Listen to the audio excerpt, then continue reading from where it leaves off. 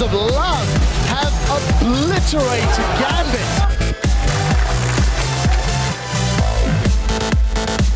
Here's the engage. Horror's gone over the wall. Red got it. Secures it. SK has Dragon number 5. Froggen gonna get played in. Whoa! So much. Wait a minute. He manages to get power of Eagle. Bridle, flash, play, dead center. Terrain over. Bromacia. Let's take down some inhibitors. GG. Fnatic is 2-0.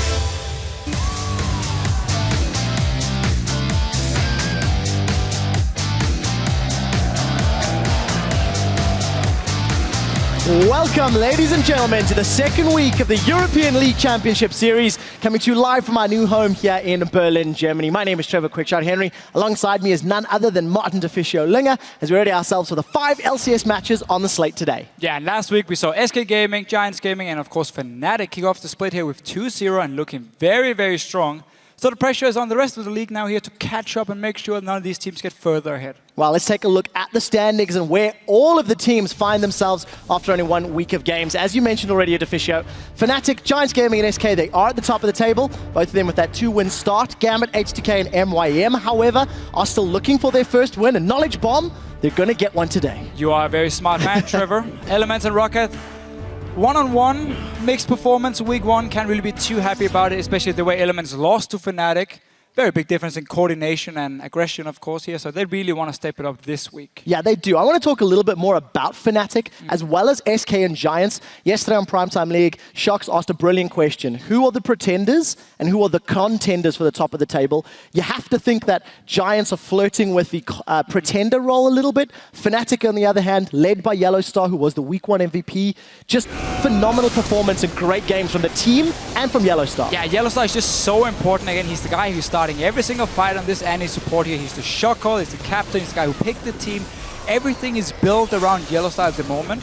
So I actually hope to see some team try and maybe target him a little bit, ban away that Annie here, see if he can play something else, or if he has the same impact on the likes of maybe a Janna. Maybe we'll see him on something like a Leon if Annie's taken away. Could be. On the other side of the spectrum, you're going to look at the bottom of the table teams, Gambit, Meteor Wakers, and H2K. They all started 0-2. There was a lot of expectation and hype for some of the guys. The one thing I want to highlight is not necessarily their performances, but how important it is for them to pick up wins this week. Because a team that goes 0-2 or 0-4 in an 18-game split is going to be so much more difficult to make playoffs. Yeah, especially again, top 6 gets into the playoff here, and if you end up as number 10 in the standings, you are down in the Challenger Series. You're not going to play relegation here. So for these teams, if you do end up being 0-4, there's so much pressure on you here. Again, you're going to start thinking about replacement and everything. Like it's a terrible situation. I was 0-9 on Copenhagen Wolves. It's never fun. So they really need to start picking up some wins. Yeah, if that were this season, that would be 50% of your games played. We'd be gone already. Next to impossible. Right, so talked about the table, we talked about the teams. Something else that stood out in my mind was the champion diversity. From week 1, we did see 40 unique champions played. 9 of them were available last year, but they weren't actually seen. The likes of Cassiopeia, Olaf, Hecarim, etc. You've also got Annie, Janna. A big one for me, the Siva and the Cassiopeia. You know, Cassio coming back. Last time she was in the meta was sort of season 2. Yeah. And Sion with the rework, obviously, in the hands of Oda1 And also like Cassiopeia here, getting a few changes to her kit as well. So there's been a lot of changes to the champions. The map, of course, is different. Dragon's no longer given the global goal. Open up for a few other champions. Right now, we see a lot of focus on like hard engage and these mid-game power spikes from certain comps. And we have a lot of different champions as well. So I quite like the current meta because you can play from Teemo to Sion in this top lane. No Teemo yet. We did see the new champions as well. Azir, Nar, Kalista, they did show. The important one for Europe, no Rek'Sai. 10 games, 10 bans. We did see him pop up in North America, but not the jungle revolution we were hoping for. No, well, at least in Europe, they still consider it to be the most OP jungler there is. And we saw also in NA, even though she had kind of mixed success, he only won 1 game. She's so strong. Her damage is great, mobility, you have a global ulti. You have so many things you add to your team as just one pick, and that's why she's so good. Yeah, and the other side, Nar plus Jarvan, the Narvan combo. 5-0 between North America and Europe. And there's a great example of how the Cataclysm acting as terrain is just so impactful for Nars Ultimate. Yeah, and again, also, you're strong early game, both damage, you're strong mid game, you're strong late game, you have a fantastic front line, engage, everything you need. Those two together should never happen. You have to either ban one of them or take it away. Yeah, 5-0. We'll see if the teams have learned to take them away today. Talking about today, let's take a look at the schedule, because as we said earlier, we can safely say that either H2K or Meet Your Makers will be picking up a win, because they square off against each other in our first match of the day. Then the 1-1 Unicorns of Love will face the undefeated Giants in what I think is going to be a battle that'll give us a taste of who's going to control the middle part of the table. Yeah, for sure. And after that, of course, we have Fnatic, who came flying out of the gates last week, 2-0, looked fantastic. They take on Rocket, a team we still have fairly high expectations for here and actually expect to be one of the top teams this year. Yeah, they definitely need to improve upon their performance from last week rather. Let's take a look at some of the players who we'll be looking at as shoutcasters, and we think you guys at home should also keep in mind. We're going to start with Fnatic's new jungler, Rainover. He got himself a 66% kill participation, 21 assists over the 2 games, and really just very aggressive, very dominant, in your face. His Olaf and his Rengar really impressed last week. Yeah, and he's also the guy translating for Huni up in the top lane here. His English is great, and he's just been a great addition to the team. And I'm talking about another Korean who sadly does not really have the best situation in terms of communication, is Rio for H2K. It's not working out so far for him in Europe. His mechanics are still great. We see him, do fairly well in the one-on-one, but he doesn't really add anything to the team game here. And H2K 0-2 already. Gotta find a way to make Rio work. Yeah, we'll have to see if he can get rolling. Somebody who got rolling last week, both games played on Jax, was Werlib, top laner for Giants. He was given basically a freebie in both of the games he was played. I want to see if he can maintain control and maintain the level of performance when teams are not going to give him that much freedom. Unicorns of Love, I think they're going to look to shut him down, either take the Jax away or camp it. They should at least make sure he doesn't have the same kind of impact we have seen beforehand. Now, next player to watch, Freeze. Coming in here as a new AD carry for Copenhagen, was replacing Woolite. He was actually the shining light for them in the first week. He looked very good on Kalista and on Draven, of course, getting these 600 stacks, completely insane numbers. I want to see if he can keep it up, because there might be a lot more focus on him and Unlimited here early on. Yeah, definitely going to be the case. And of course, one last player to look at will be another AD carry, Forgiven. 0 deaths, a 450 GPM over 2 games. Those are some scary good numbers. Yeah, the carry SK Gaming desperately needed last year. Question is if they deserve it. Ooh, we will find out, I guess, if SK can keep that performance up. Contender or pretender? I'm going to use that line because it was a brilliant one. Contender. Right, of course, keep an eye on the standings to track those roster changes or to scan the schedule for the big matches over the course of the entire spring split. Head over to lolesports.com. And of course, if you haven't already checked out the Fantasy LCS page, you should go do it now, because you still have time to draft and put together your dream team, or if you're very unlucky, a terrible team that doesn't give you any points. And speaking of terrible teams, Trevor, that's a bit loaded. How did it go in week 1? That's a bit loaded. I prefer to ignore. I'd lost really badly, so we'll move on. And we are going to take a closer look at today's game, so let's send it over to the analyst desk where Shox is standing by. Thank you very much, Quickshot. I'm Evie Shock supporter, joined here at the desk by the Unicorns of Love players, Power of Evil and Visit Chachi, as well as our guest for the week, former jungler for Fnatic and world champion, Lauri Cyanide Hapanen. Well, welcome everyone. Thank you very much for joining me. Lauri, what's it been like not being a pro player for the last couple of months? I'm very much enjoying my retirement. I have a lot of free time to do whatever I want, mostly just streaming and doing YouTube, and there's absolutely no stress, so loving it so far. Talking about stress, these two guys in the Unicorns of Love, you guys had your very first week in the LCS. Power of Evil, how do you reflect on week 1? Great Cinder performance, but Orianna didn't seem that on point. Yeah, I just think that I didn't find my game in the second game against Elements. I had a lot of pressure on me. They tried to dive me nearly the whole game. I didn't find into the game, and obviously I can't deny I had bad Orianna ult. Well, there's always next time, of course. A lot of games left to come. Visit Chachi, yesterday at Primetime League, we got to listen to your comms during a team fight. I gotta say, it was very, very chaotic. I don't know if you heard that clip, but how did that go? Because it seemed like nobody actually had a clear call, but you still made it work. Yeah, I had the pleasure to listen to it as well.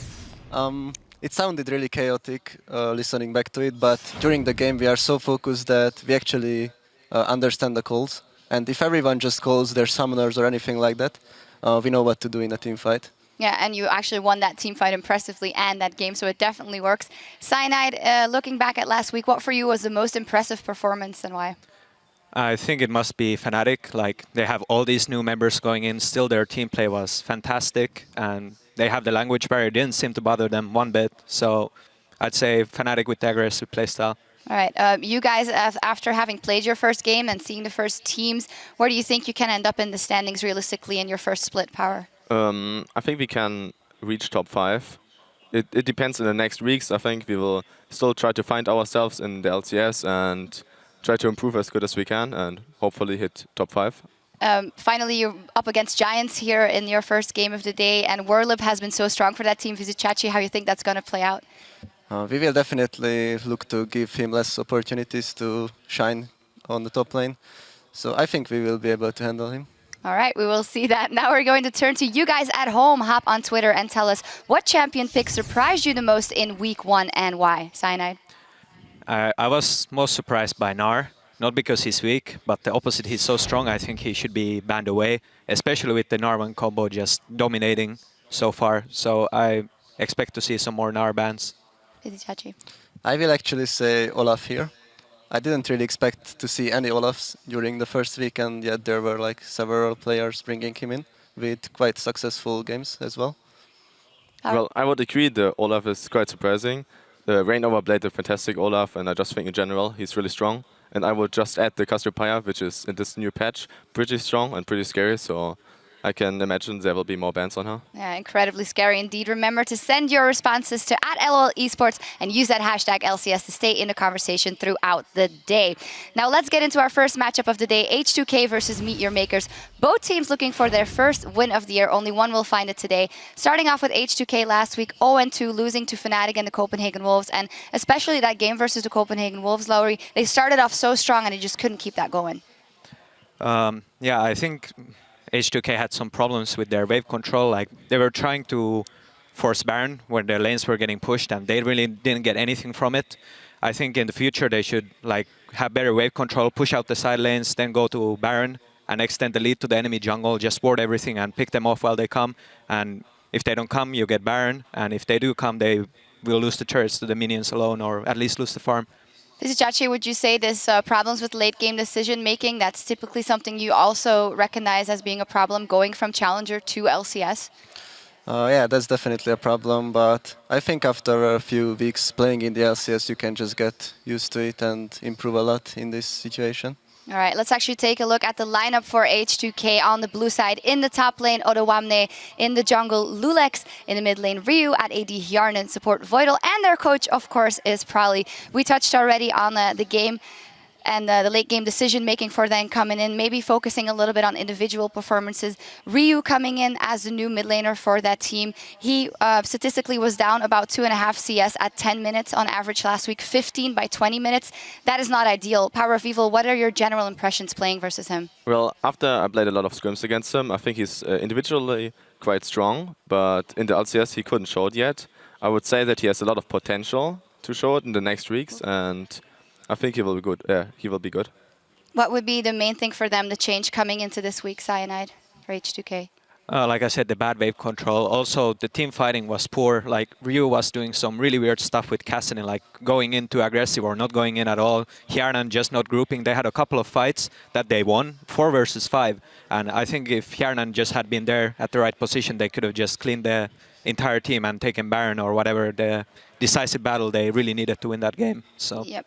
Turning to the red side of the rift, their opponents are Meet Your Makers. Let's take a look at their lineup. In the top lane, Mimer. In the jungle, Horo. At mid, Blizer. At AD, Mr. Owls. Support, Nisbet. And their coach, of course, Yamato Cannon. 0-2 the first week versus SK Gaming and Giants. They did have Blizer coming in there basically the day before the LCS started, so that must have been hard for them. What did you think about their addition, Horo, in the jungle? How did he fare? Well, when he was playing Olaf, he was very unimpressive, invisible really, but with Lee Sin he did a really great game, keeping his team in the game. Even when bot lane got completely decimated 2 versus 2, because of Horo they managed to get some lead in the top lane, and that he was the only reason why they didn't just FF at 20. Another person that we were keeping our eyes on was Mimer for MYM in that top lane. He had grown into this fantastic top laner who could carry the team. He didn't quite get going. And actually our featured matchup for the day is Mimer versus Odawamne in that top lane. Chachi, if you had to grade both of the top laners, how do you think that will play out? It really depends on their mindset, actually. Mimer was really solid last year in the LCS, so if he can just go back to that performance, he will be totally fine against Odoamne, who is a very aggressive player. So it really depends on how he approaches the game. For example, against Fnatic, he played Irelia and went really, really deep for Feb even a lot of times. So he needs to focus more on the game, and then he can maybe beat Mimer as well. All right, we will see how that one plays out. Thank you very much for joining us. And with the stage set, it's time to send it over to the caster desk as the teams load up for Champ Select. Thank you very much, Sharks, and congratulations to Unicorns of Love for a strong opening week. I'm looking forward to seeing them play later. Before we get to their game, let's remind us, everybody, it is H2K versus Meet Your Makers. We were talking about something earlier today, how Meet Your Makers are in such a difficult position. They're a team that lost their mid laner, lost arguably their star player 1 day before the spring split started. They were scrambling to find a sub. They had 1 day of practice, no practice time really, with Blizzard. And now at least they've had a week to play. But again, this is the most difficult situation any team can find themselves in. Yeah, so basically what they're doing now is you're trying to find synergy, you're trying to find the right champions for your new mid laner and for everyone involved here. Remember also Nisbet and Horo are new guys on this team here. They came in during the off season. So there's so many things they have to figure out. And that's what every single team will do the weeks leading up to the LCS, where they don't have to worry about losing important matches. And now MWM has to do it while going on stage here. I was talking to them before the game. They don't really feel too confident. It's more like, hey, we're going to just go in and do our best, see what happens. We know we are in a horrible situation, and we just got to make the best out of it. Yeah, it's such a difficult place to be in if you are a member of Meet Your Makers, considering all the changes, considering they lost Impaler in the off-season, and Mr. R's got that additional support to play with. The other side, H2K, in a sort of similar position, they lost Febiven to Fnatic, replaced him with Ryu, and they haven't looked as dominant. We'll see how these teams start to stabilize as we are into picks and bans for game 1 here of week 2. H2K on the blue side against MYM. There's that Gnar that everybody's been talking about, taken off the table instantly from H2K. Yeah, and last week MYM, they picked Ari early for Blazer in 2 games. Really wanted to make sure he had a comfort pick for himself. I don't think H2K wants to actually ban it away because he wasn't that scary on it. But if MYM has to pick it early again, you are going to give up a power pick here. We always talk about Gnar, we talk about Java and Lissandra, all these very, very strong picks here just to try and get a pick for Blazer in this mid lane, which is a problem for MYM. It really is. I'm glad you mentioned that, though, because of the fact that Blazer's Ari at least was better in game 2 than it was in game 1. Game 1, he was still trying to make plays, but missing those crucial charms and engages. At least he got some confidence after another game under his belt. So Azir, Zed, and Rek'Sai off the table. That is 11 out of 11 games. No European jungler, or Korean jungler in this case, has been able to play Rek'Sai in the EU LCS. No, and I actually think she's going to remain banned throughout the day. When you talk to the teams, they don't seem to have changed their mind on her, even though NA had some mixed performances on Rek'Sai. But for now, again, we always talk about all these power picks. Jarvan is going to be left open, but because Gnar is already banned away, you don't care too much about him. He's still considered the strongest jungler open with Lee Sin and Rek'Sai. So H2K could set up for first pick here due to the Lee Sin ban coming in against Horo.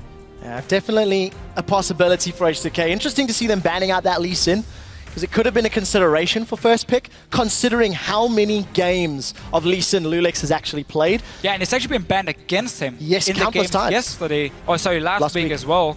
But Prolly and company here, the coach of course. Let's see what they want to first pick. I mean, again, Janna would be open as the #1 support if you want her. Jarvan, because of the 2 jungle bans coming in. And obviously Lissandra, Kassadin. We saw Kassadin first picked a few times. There's so many strong picks up in the air, so MYM will be able to get 2 of them. I really like the shots at the moment because you can see how involved the discussion is with Prolly. We've heard from multiple sources that during the pick and ban phase, part of the reason H2K takes such a long time is because of Prolly's input, because of his, decision making and team comping. So much info. Oh, everyone's got a notebook now, so I'm not impressed by that. Not that big of a notebook. Oh, not that big. It's the size that matters. Let's see if it works out, because last week that Psy on top did not. Gotta call it out. It worked in the early game, but H2K ran out of steam.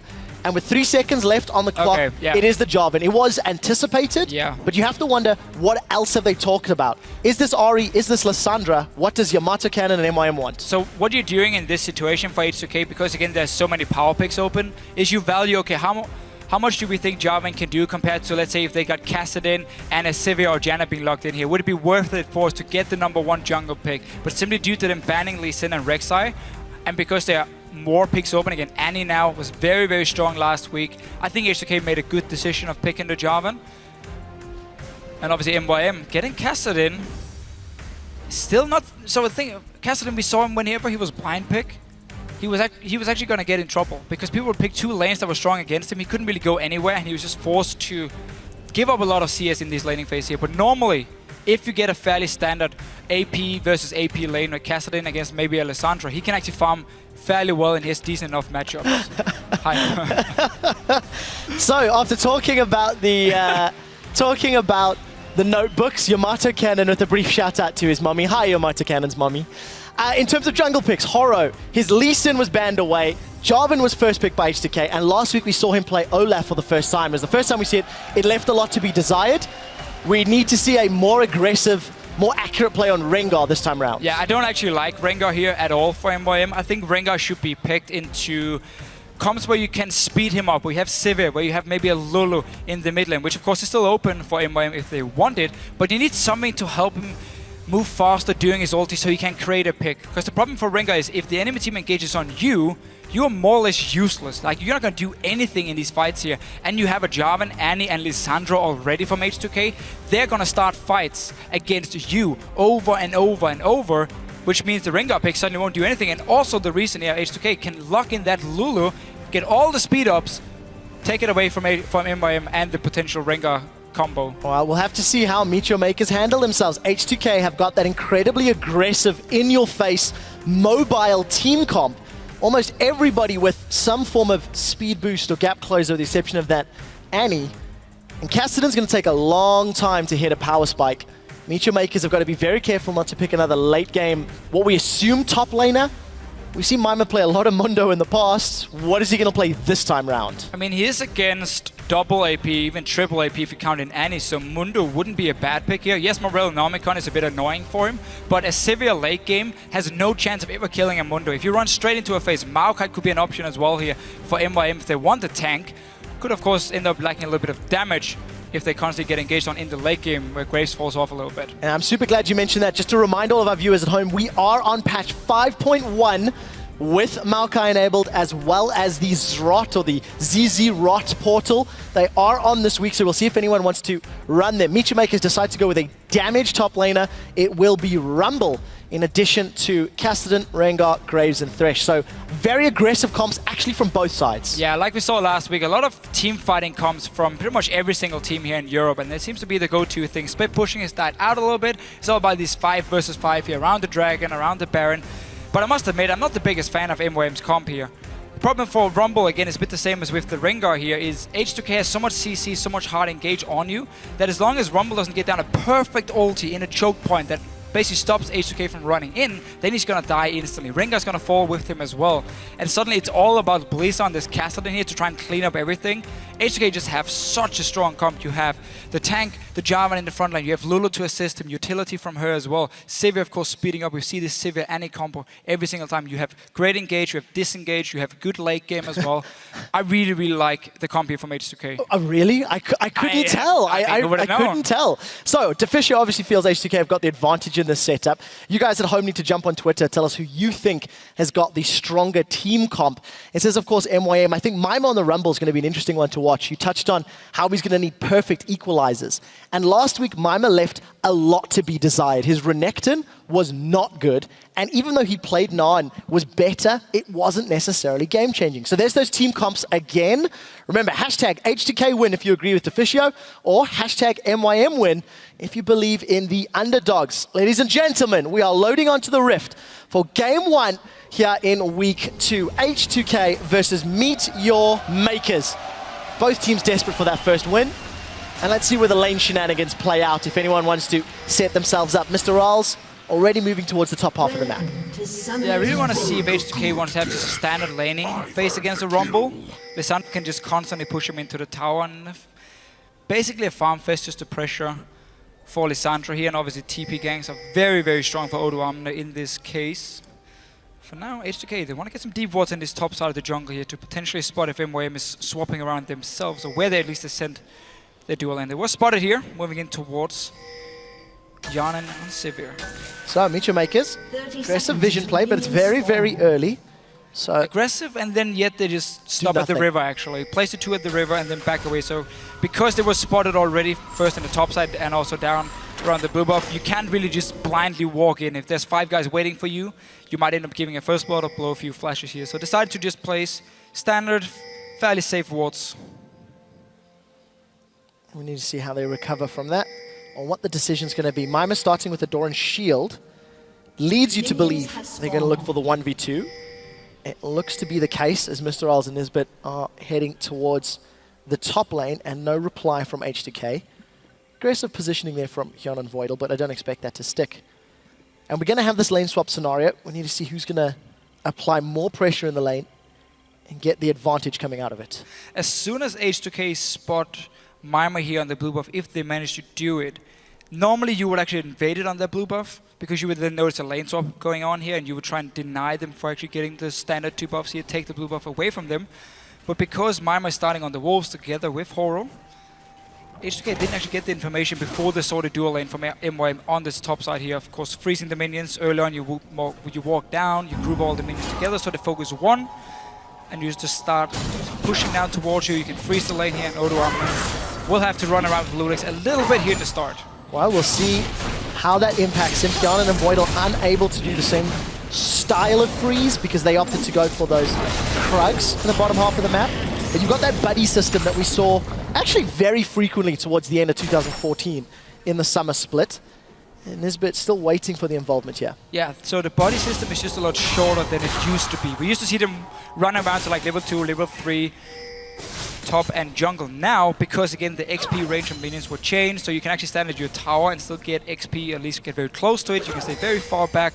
It's a lot better to actually send down your top laner here, try and soak up as much XP as possible in this lane swap than just running with your jungler over and over. So just the first few camps are being done together, and then once you decide, okay, do we want to go dive a lane, do we want to maybe send up Odoamne to the top side, joined by Volt to push it out, whatever the decision is, will make them split up and not run together anymore. Well, it's interesting to see the difference in approaches. Mima has already left Horo's assistance from Micho Maker's side and heading to lane, whereas Odoamne, they stuck around for a full clear of the bottom half of that map, actually setting themselves up for a potential dive here. Let's see how aggressive Odoamne and Lulax actually play this one out, because it is going to be against 2 members of Micho Makers under the tower. Yeah, and a ward placed by Nisbet here, very, very smart. They haven't seen anyone in the top lane. They see Voidal stay in the bottom side, so they know he hasn't recalled to join Odoamne. If they are going in, they are spotted as well. Well, let's see how the CC can land. Odoamne is going to throw out their clutch. That's a flash stun! My man Nisbet knocked up in the air. First blood goes to H2K as Voidal takes another shot. They get the second kill, and Summon a Heal saves Lulex. 2-0, H2K are flying. So because H2K couldn't get the freeze in the bottom lane, they didn't know there was going to be a lane swap here. They did the camps at level 1. They say, okay, we cannot give all this farm over to Mima, so we're going to send our top laner and our jungler down here, dive them. Such a nice setup here, beautiful coordination, tanking the tower between 2 guys as well, and everyone staying alive. Perfect. Very, very well executed. 68% of you guys at home are jumping for joy after celebrating that hashtag H2K win. Team comp votes, and you know that buddy system we're talking about to Fisher, that's the first time in a while we've seen a 4-man dive at 4 minutes that early on. And you were talking about this earlier today as well. Why are we not seeing it as frequently? Look at that tower's HP. Yeah, almost dead here, but there's just been so many buffs to the towers, and it's become harder and harder again. Remember, there was the change here where the tower needs less shots before it does the full damage, so it's harder to dive them, it's more risky. But because there's so much CC, because there were 5 guys as well, they just locked them down and killed them instantly. Oh, let's see if Horo can turn this one around. Remember, there's no flash on Voidal. Here comes Horo, he roots Voidal in place. Voidal's got the stun down. The play from Nisbet's going to hold him down. Horo instantly forced to back away. Here comes a teleport from Odoamne. Micho Makers are on the board. They've got 1. Mima's rooted in place. Death Sentence connects onto Hyun. He gets pulled in for a turret shot. Forced to flash before he gets away. Boomerang Blade does not connect. And it ends with Micho Makers getting a kill and a teleport from H2K. Very important with the teleport here. Let's see, Blazer in trouble. Oh, there's no mana, but he does have flash available. Blazer's trying to get as much distance. That's a flash ignite. Glitzerlance does not connect, but Ryu looking for a kill. Doesn't work out this time. Oh, trading summoners in the mid lane here, but very, very important for MYM. They forced out the teleport from Odoamne because look at this big wave here that's been hitting the tower. All that farm could have gone over to him. He should actually just have stayed, no matter what. Even if he picked up a kill on the bottom side, I think he should have stayed up here, picked up 3, 4, maybe 5 waves, stopped Mr. Riles as well from actually hitting the tower, and that would have given him so much farm. Instead though, because the tower is very low, they sent the Sivir in the top side. So Sivir's going to go try to defend that tower up top. I want to go back to that sort of Ryu play in the mid lane.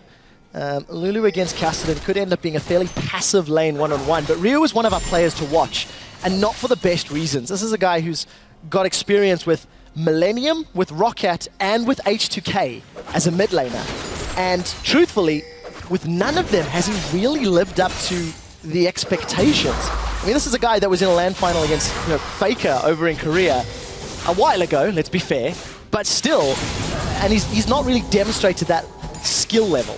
No, but as Power of Evil said on the analyst desk, when you play against Rio, he realizes this is a good player, good mechanics, he's solid in the laning phase. The problem comes again when in terms of communication, synergy with his team here. That's where we see all the problems for Rio on every single team he plays on in Europe. He doesn't have a translator like Huni has over on Fnatic in Reignover. So he's left all alone at the moment. Lulex managed to get a pink wall, might smack the Scuttler around a little bit here, get the 80 gold. Again, this is what we see from junglers a lot on 5.1. You do the Scuttler as part of your rotation because it gives you 80 gold, 50 from the Scuttler, 30 of course from your upgraded jungle item. Yeah, and what we've definitely seen from week 1, junglers in the early game that have got control of both crabs really accelerate their item growth. They get to that 1, 2, 3 item breakpoint, several minutes earlier at times.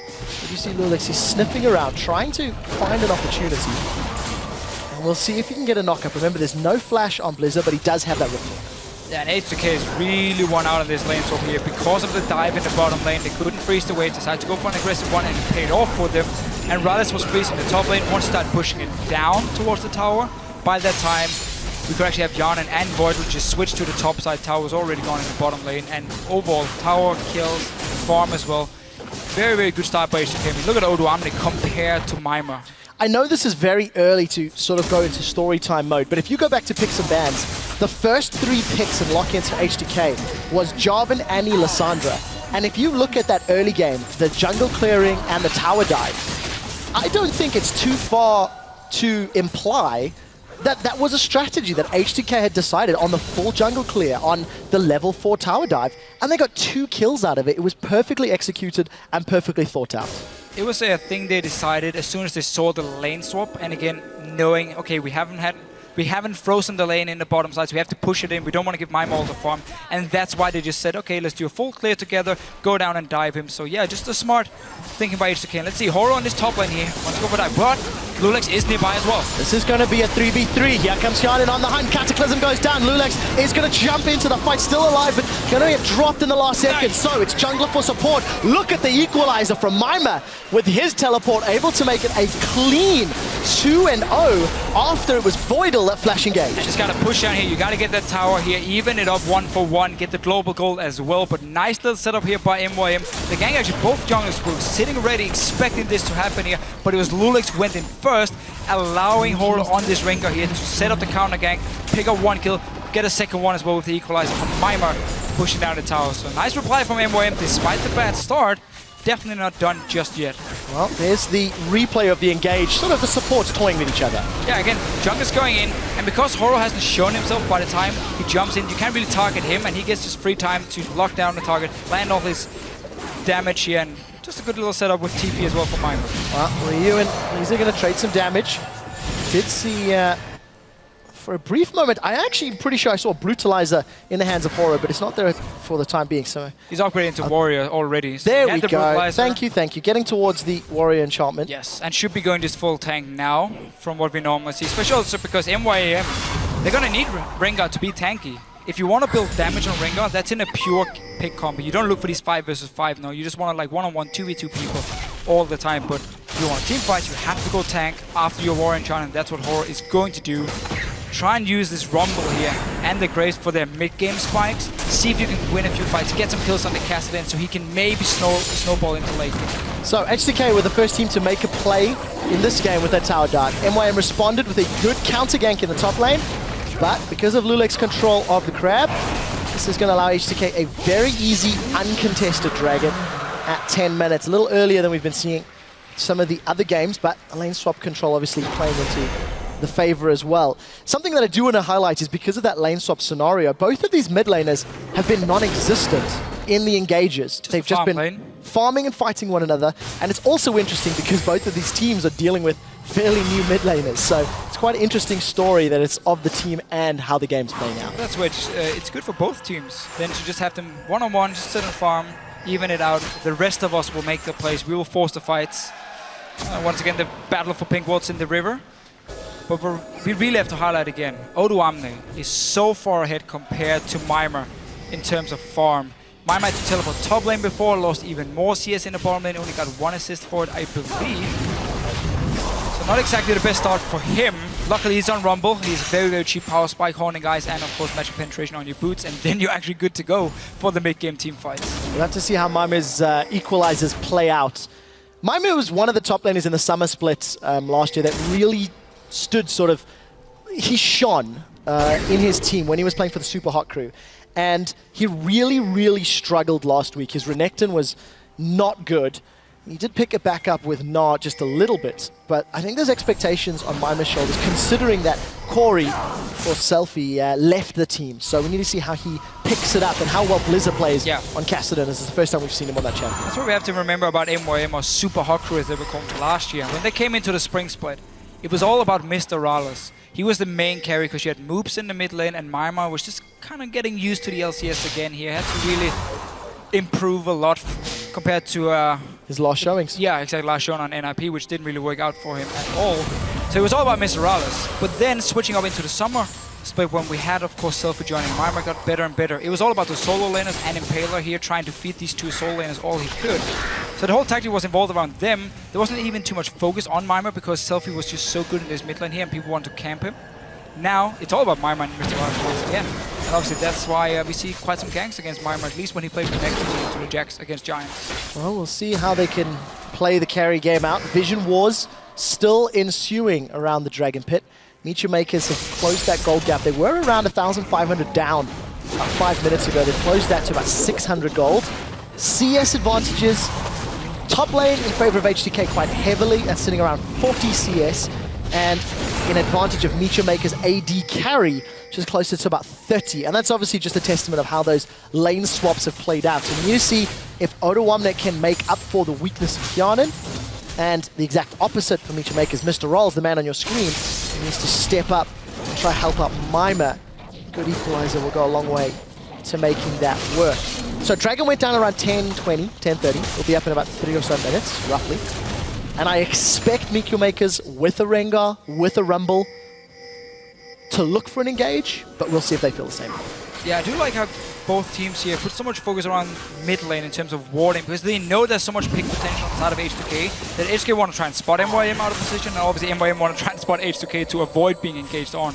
Instead though, because Kassadin is sitting in here with his lack of wave clear, H2K keep putting pressure on it, keep pushing it in just a little bit.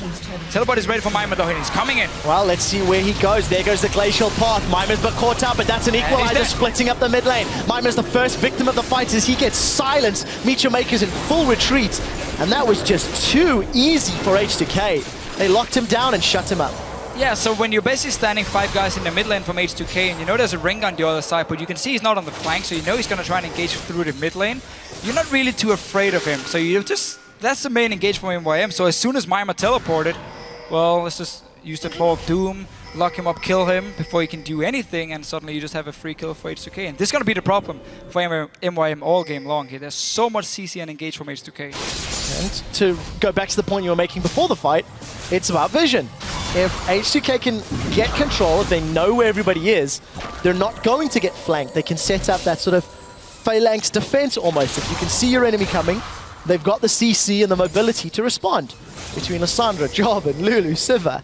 In theory, as long as H2K are aware, they should always be safe. They've grouped up and they're pushing top lane, looking to secure their third tower, and there's no one for MYM to defend. Yeah, they know there's no ulti for Horo, so he won't be able to do anything against them, so they can just freely move around the lanes here, push down the towers. Last outer turret gone as well. Yana been part of every single one, I believe, actually, on the Sivir hand. We see a lot of European teams really use Sivir as a fast pusher in the early game, where, okay, you start in the bottom lane, take a tower, go mid lane, go top lane, and you basically just swap around the lanes, push them in very, very fast, chip away on the tower, and once it's low enough, you go for the final push, get the gold here. MYM, of course, wants to respond. TP coming in from Odoamne. Well, let's see how Mr. Isles and Nisbet do respond. Moby Boots Annie, being played by Voidal, was coming down the river, but he's not going to get there quickly enough. So, Meteormaker's unable to reply the top tower. It's 3 towers to 1. HTK have got themselves another small gold lead. If you look at your item breakpoints, Odoamne starting with an Abyssal Scepter against the AP. That's not too surprising. And the rest of the itemization is fairly standard. Nothing's jumping out at me at the moment. I actually quite like the pickup here. Once he gets his hourglass, you have armor and MR against the damage dealers from MYM, and now they just need to go in and actually set up a few deep wards from H2K's side, so you can look for that engage onto MYM and make sure you don't get flanked around at all, because again, if they run straight in your face, Lolo, Lisandro's going to make it impossible for you to ever get close enough, and first guy jumping in, Lisandro ulti in his face, he dies. Well, that's the theory. H2K have demonstrated they've done it a few times already. And Dragon has respawned. Everybody's around this mid lane, as we talked Horo's about. going in. Here goes Horo on Rengar. Look for the equalizer. It needs to be got. Like Voidal's caught up. He's going to stun Horo in place. Horo's going to flash away. There's the collateral damage on the sideline. Now Lulex is trying to play a distraction game. Cataclysm's up in the back, but MYM, they're in full retreat. Flash over the wall from Mima. We do see Riftwalk from Blizzard just to stay alive, and Lulex is running them down. He does not care. Aegis is zipping him up. Gonna snipe Mr. Isles in 2 relatively easy kills. H2K re-engage flawlessly. So Horo actually managed to get at least a chance to engage here, because there was a good pink ward placed by MYM, so H2K didn't see him pop his ulti. But he only had to jump on Voidal, the support. He couldn't really find any other targets, and that's why H2K also could just turn it around. Let's see a Blizzard going aggressive. Oh, that was a little bit close. Took a lot of damage. We did see the support for H2K in the mid lane, so they grabbed themselves a dragon. They're also going to grab themselves an inner turret and extend that gold lead to around 5,000. And that poor minion is going to eat a death sentence to defend H2K. So 2 dragons rather, 4 towers. H2K in a great position. We just see it once again. I mean, and when they go in, let's just see. So Horo had noticed the pink ward he uses actually to pop his ulti. Finds out Voidal and Ryu. Goes on Voidal in the very end, but Jan is down here on the bottom side. He wasn't going to be the target. Odoamne as well. Mr. Rod is actually caught out of position, so they can get him very low. And H2K, because they have so much CC and so much damage already, can just run over MYM unless MYM gets a straight up pick. The first target they jump with the Rengar, kill him instantly, then they don't have a chance. You have to ask yourself, even if they did blow Annie up, with how split up Meteormakers were, and the fact that H2K's carries were on the sidelines, you need to blow up a carry. You need to get rid of a Siva or a Lissandra before they can react to really get an advantageous position. And he's just going to be a stun bot for the most part in those team fights. So MYM just falling further and further behind. Both Sivir and Lissandra are actually going to be pretty tough targets to get to. Lissandra can obviously ult herself and will outlast later on if you see the Rengar jumping towards you. And Sivir has a spell shield, because you know Rengar's going to throw his bowler strike when he's in the air jumping towards you here. So as soon as you see the mark above you and you see him flying, just kind of pop that spell shield here. No, obviously not that easy, but Yanin does have a tool to avoid it here. And if someone gets caught out, you have Ryu with the wild growth here, with his shield, to make sure you don't actually die. Really like the itemization from HDK. You've got that very early locket from Lulex, that Abyssal Scepter that Odoamne's Lissandra is setting on for a little while. And just really going to help survive the damage dealers of MYM. Yes, Mr. Rolls has got himself an eye edge in the Zeal, but he's not really been impactful because he hasn't had the time to stand an auto attack. MYM's comp is really going to be looking to use his collateral damage to blow somebody up, and even in that case, it still wasn't enough to kill Voidal's Annie. Yeah, and he has to be very careful, because when you build all this magic resistance here, it means for H2K they can actually focus Mr. Rales, because if you kill him first, there's no physical damage left, because we don't really count Horo here on Rengar once he's already used his ulti, in terms of the damage he can do in a straight up fight. So it just simply means target up Mr. Rales, make it impossible for him to do anything in these fights here, because Jarvan is going to jump in, Sandra's going to go for him. And then you don't have to care about these two AP champions with all this early magic resist. So let's take a look at how Makers tried to defend this one out. H2K last week against the Copenhagen Wolves had a commanding lead, and they managed to botch that game and give up a win against the Wolves. They need to make sure they can close the game out. We do see Makers. They're grouped up in the mid lane. They've got no minions to play with, though. One going to stick Blizzard down. Now they've caught him up. He's knocked up. He's down. Blizzard's out. Now Horo jumps on top of Lulex. Lulex will be the next victim of the fight as Mima is going to overheat. It's not going to matter. Box comes out from Nisbet and Voidal is dancing around the outskirts. It ends up being a 3-for-1. And Makers just stuck around in the mid lane too long. They get punished for it. It almost seemed like H2K actually didn't want to fight here. Odo Amne with his claw pretty far back and was like, okay, Kassadin is here. I'm going to try and lock him down. And then, of course, Chain CC, beautifully done once again. Managed to get the kill on Blazer. And MYM, I mean, they're trying to get some farm. You want to get that 2-item power spike on a Kassadin before he can really start racking up some kills, so we can see Blazer going towards this hourglass. But let's just see it again. Telework coming in, and as soon as we see the disengage from MYM, it looks like Odo Amne's like, okay, fair enough. We don't necessarily have to go in too aggressive, but because Blazer's being caught by the first CC, H2K can then take it and just start cleaning up kills once again. Nice stuff coming from Voidal, of course, just the flip. That's a point and click on this, but 3 kills for 1. Just so easy for H2K. The response that they can get in with Lulu's speed, Sivers on the hunt, they're just there in a second. So Ryu putting the hurt down onto Blazer's Kassadin. 0-1-0. First death in the game after that previous engage. And truthfully, not in a great position. We do see Ryu, and he's caught out. Does he have the support of his team? Wild Growth is out. Nisbet's the first target, gets knocked up. Ryu still with over 1,000 life. Is turning the hurt onto Horror. Now Rengar's in trouble. Smokescreen comes up for Mr. Riles, and Lulux slam dunks to force the flash.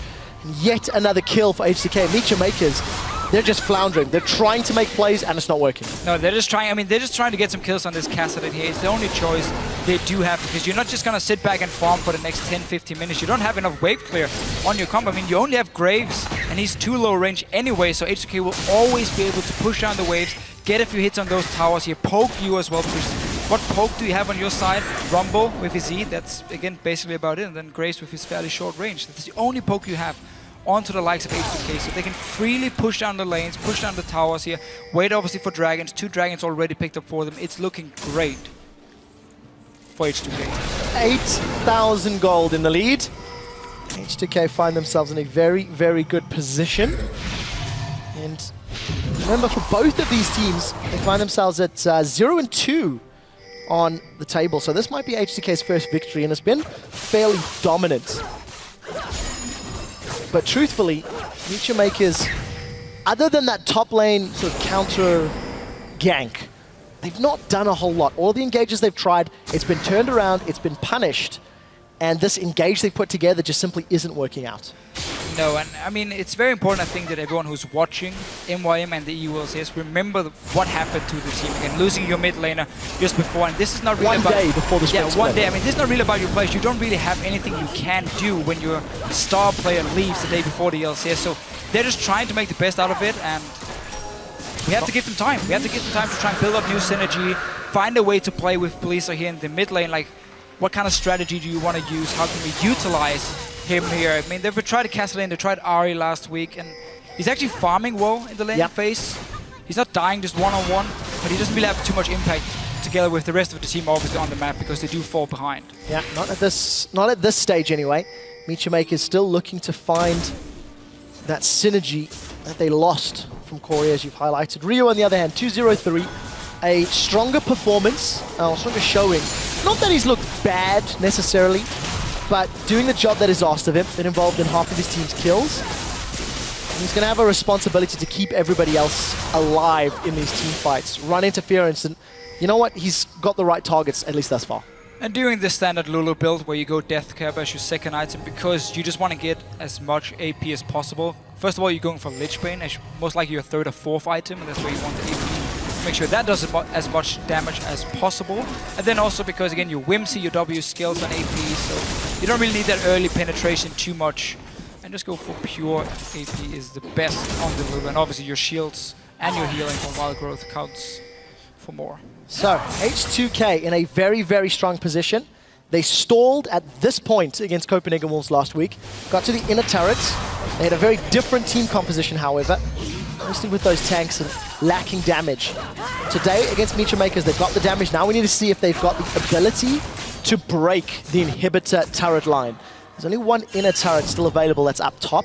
Look at H2K's positioning and warding, setting up both, obviously, for Baron, as well as that top inner turrets. And this is something H2K actually did fairly well if you look towards the Copenhagen Wolves game last week. The first 30 minutes, they managed to consistently start slow pushing in the side lanes, build up these very big waves you see in the minimap now, and then just move between them, taking down towers. They stopped doing it, though, after 30 minutes and just focused on the Baron itself. Now they've learned from it. They're still keeping the side lanes pushing while they're getting all the pressure here and the wards down in the jungle to potentially set up for Baron as well. So clearly been looking at the game from last week and knowing, okay, this is what we did wrong, let's fix it. Well, Deficio did not care about that death sentence, and neither did H2K. Well aware of the big item advantage they've got, MYM need to catch someone off guard to engage. Turret dropped to 30% HP as the minions are taken away. Odoamne is tanking it up. Lulex from the sideline. Voidal's looking for the stun. He's going to drop Nisbet where he stands. Didn't even use anything important. On the hunt is down for Sivir. They're going in. Odoamne is going to lock him down with that Glacial Tomb. Horo's trying to run for Dudger. Mr. Rolls is out. H2K, this is too simple. Mimer's overheating. It's not going to matter.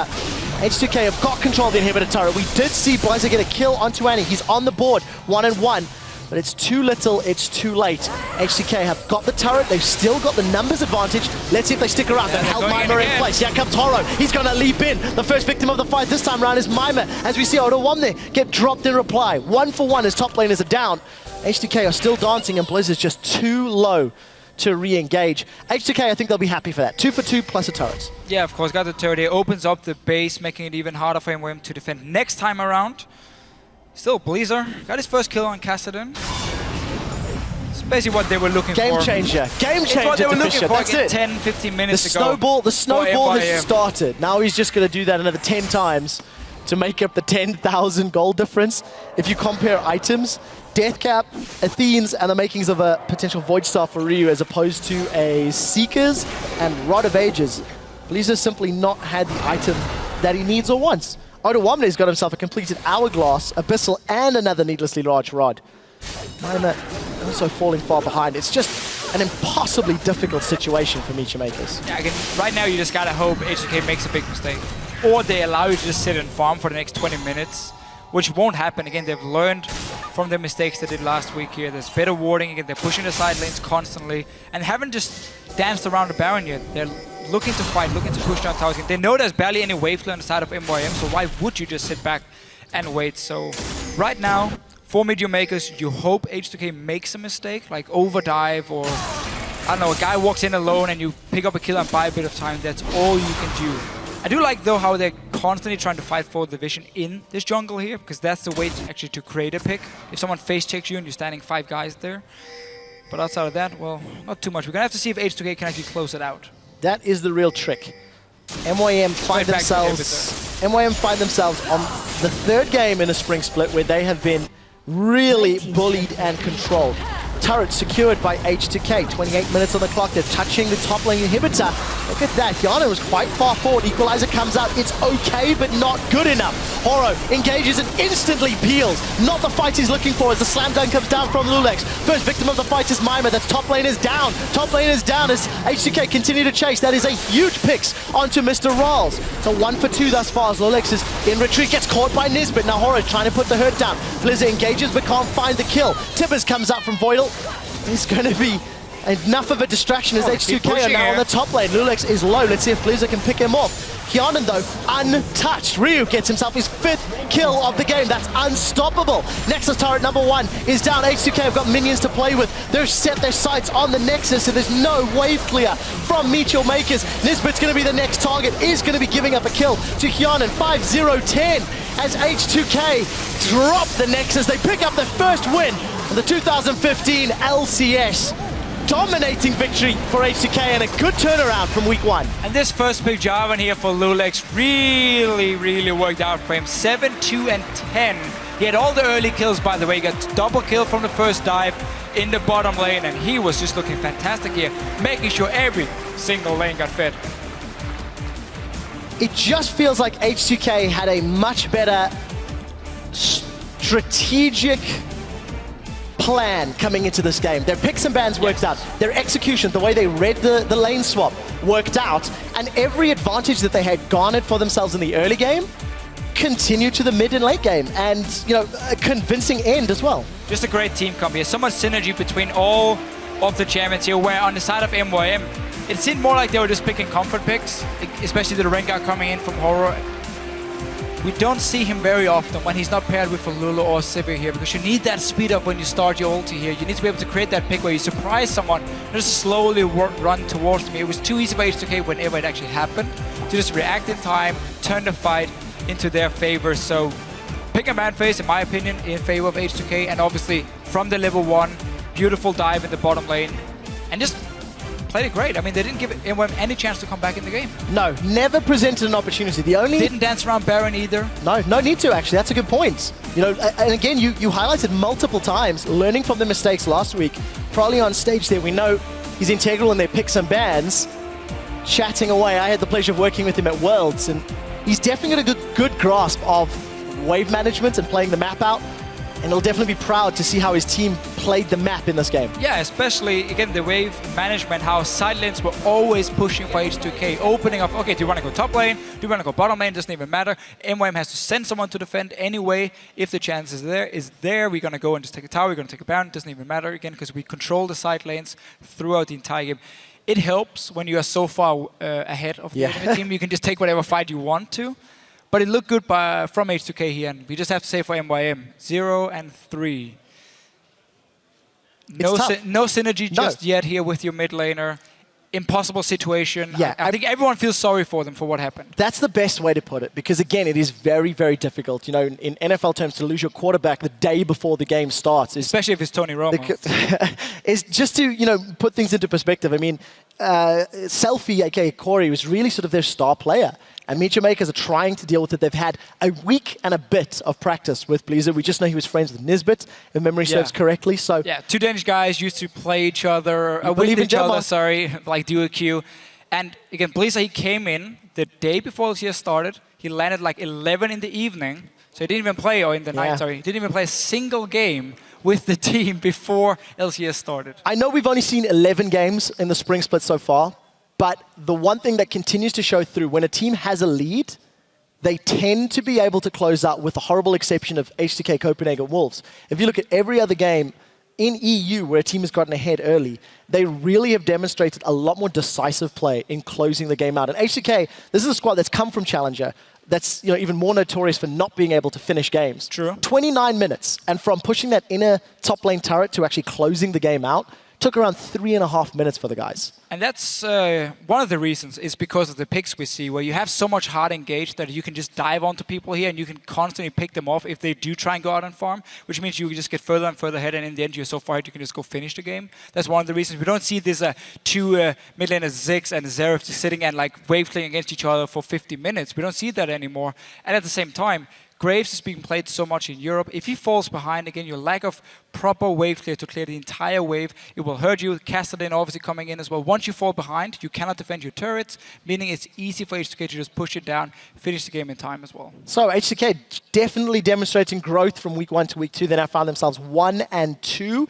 Confident start. I think I'm very interested to see how they handle themselves, how they continue to grow, because this was a team that was very highly touted, very highly respected coming into the LCS, despite the fact that they lost Febiven. And that was the first time that we've really seen, truthfully, what we expected from H2K. They had a bit more hype coming into week 1, and this is the first time that they've lived up to it. Yeah, for sure. But again, we have to remember they're playing MYM, who looks to be the weakest team in the EU LCS right now. But still, good performance, good early game again from H2K, and Lulex. He's actually been looking good in all the games he's played. Lee Sin is often being banned against him. He showed Jarvan here again, was the first pick with 2 jungle bans coming in this game here. And overall, they seem to know, at least from this game, they know what to do once they're ahead, and the pick and ban phase was great. Yeah, completely agree with you. We heard it in the pre-game. Defisho absolutely loving H2K's team comp. So for a closer look at that game, let's check in with the analyst desk, where Shox is joined by H2K's Lulex. Thank you very much, Quick Shot. And Lulex, congratulations on that win over MYM, the very first win here coming in for you guys in H2K. Talk me through your team comp, a lot of confidence we saw in Fnatic as well last week. You guys just wanted to go in. What was the perceived plan? Well, we wanted to have a good team fight comp, so we went for some like really go-in champions like Lissandra, like Jarvan, just to hard engage if we wanted to, and that's it. Yeah. Yeah, let's actually take a look at it, engage from very early on in the game to our very first replay. Let's get that up on the screen. When you guys decided to dive the bottom lane, Laurie, take us through it. So here, I have no idea why MIM wanted to lane swap this game, but it counter fires pretty hard because yeah, there's the dive. Voidal doing a really good flash in, Lulex just stunning both of them and they just get totally destroyed here. I don't know what is the Rengar doing, why is he not covering his lane? They thought they were safe as two, but yeah, very that was well not the case. executed. Yeah, well executed by you guys. How much of a plan was this that was perceived beforehand that you knew we were going to go there for that dive a couple of minutes in? Oh, as soon as we saw them lane swapping, we already knew we would go for bot lane. Because with Aniston, Jarvan, EQ and Lissandra stun, it's super easy to dive. So even if there were 3, we would have still dove, I think. But since there were only 2, it was just 2 free kills, like no problem. I don't know why there were only 2. Like Rengar should have been there, I think, but yeah. After that replay, you guys were ahead again like you were versus Copenhagen Wolves last week, which was a pain point. Did anything click inside you guys from last week knowing that you had lost later on in that game? You knew you had to play differently? We were not really worried about it because last week our team comp was pretty terrible against Copenhagen Wolves since we were running double tank and they had some hyper carries that deals damage over time, like Cassiopeia. So we have no way of killing them, so they just go through our front line super fast and there's nothing we can do. Whereas here, we just go in with Lissandra, Jarvan, and that's it. Laurie, you were actually mentioning when we were watching the game that you felt that H2K really listened to maybe what you had to say in the pregame, but I'm going to think it was probably in the coach and just the team talking about it. What did they do better in this one? Yeah, you guys had way better wave control this game. This is actually like something you worked on. Like when you went to push top, you made sure that bottom was pushing. Unlike against Wolves last week, you were trying to force Baron, and all your lanes were just getting pushed, and then you eventually had to back because you had to defend the lanes. Yeah, well, probably helps us a lot about all those kind of things, vision control, wave control, and also Ryu actually is super smart about the game. And since we got him here, we learned a lot as well. Like we just take time with him to speak English clearly, and he's super smart, and we learn a lot from him as well. Yeah, it definitely showed in this one. Congratulations, the first win on the books for H2K. We're going to take a quick break, but when we return, the Unicorns of Love will take on the undefeated Giants Gaming. Stick around, we'll see you in 3.5.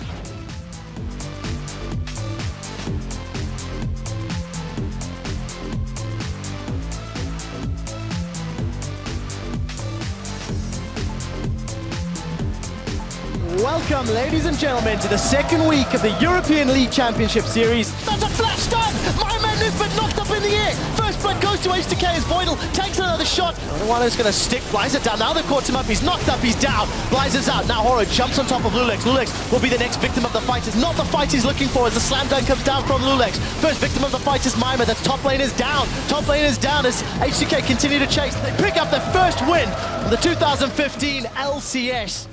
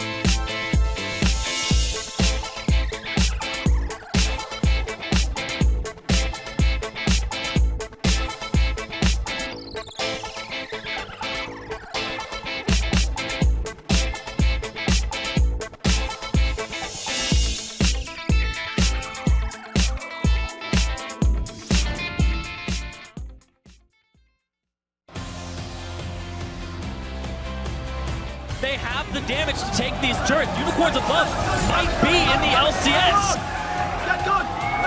In July, we weren't even thinking about LCS. Like, there wasn't even the possibility that we will have the chance to try to even qualify for it. Unicorns of Love, welcome to the LCS! I would say joining an organization is like the easier way, I would call it, because you don't need to organize that much from your own. So we decided for Unicorns of Love just because we wanted to hold on the name, we wanted to become an organization. Setting up the organization was a task. I wanted the best for the people, so I actually asked my father, who had a company himself. I went to my bank and I said, okay, I need a bank account. And they say, okay, we can open it. What's the name? I say, of the bank account. I say, Unicorns of Love. And the people they were professionals, so they only hesitate for a second or two. That my family is so supportive is an incredible feeling, just for me personally. I think it's something we both were interested when, on the moment we saw the streams. This is because it's a team, they're smart, they're very good, and I think this is the difference why we said, okay. And I think this is a very good school to go through for later careers. We are an older generation and you sometimes don't know what your kids are doing, but when you are interested in that, you'll be surprised. It's interesting and you should support them.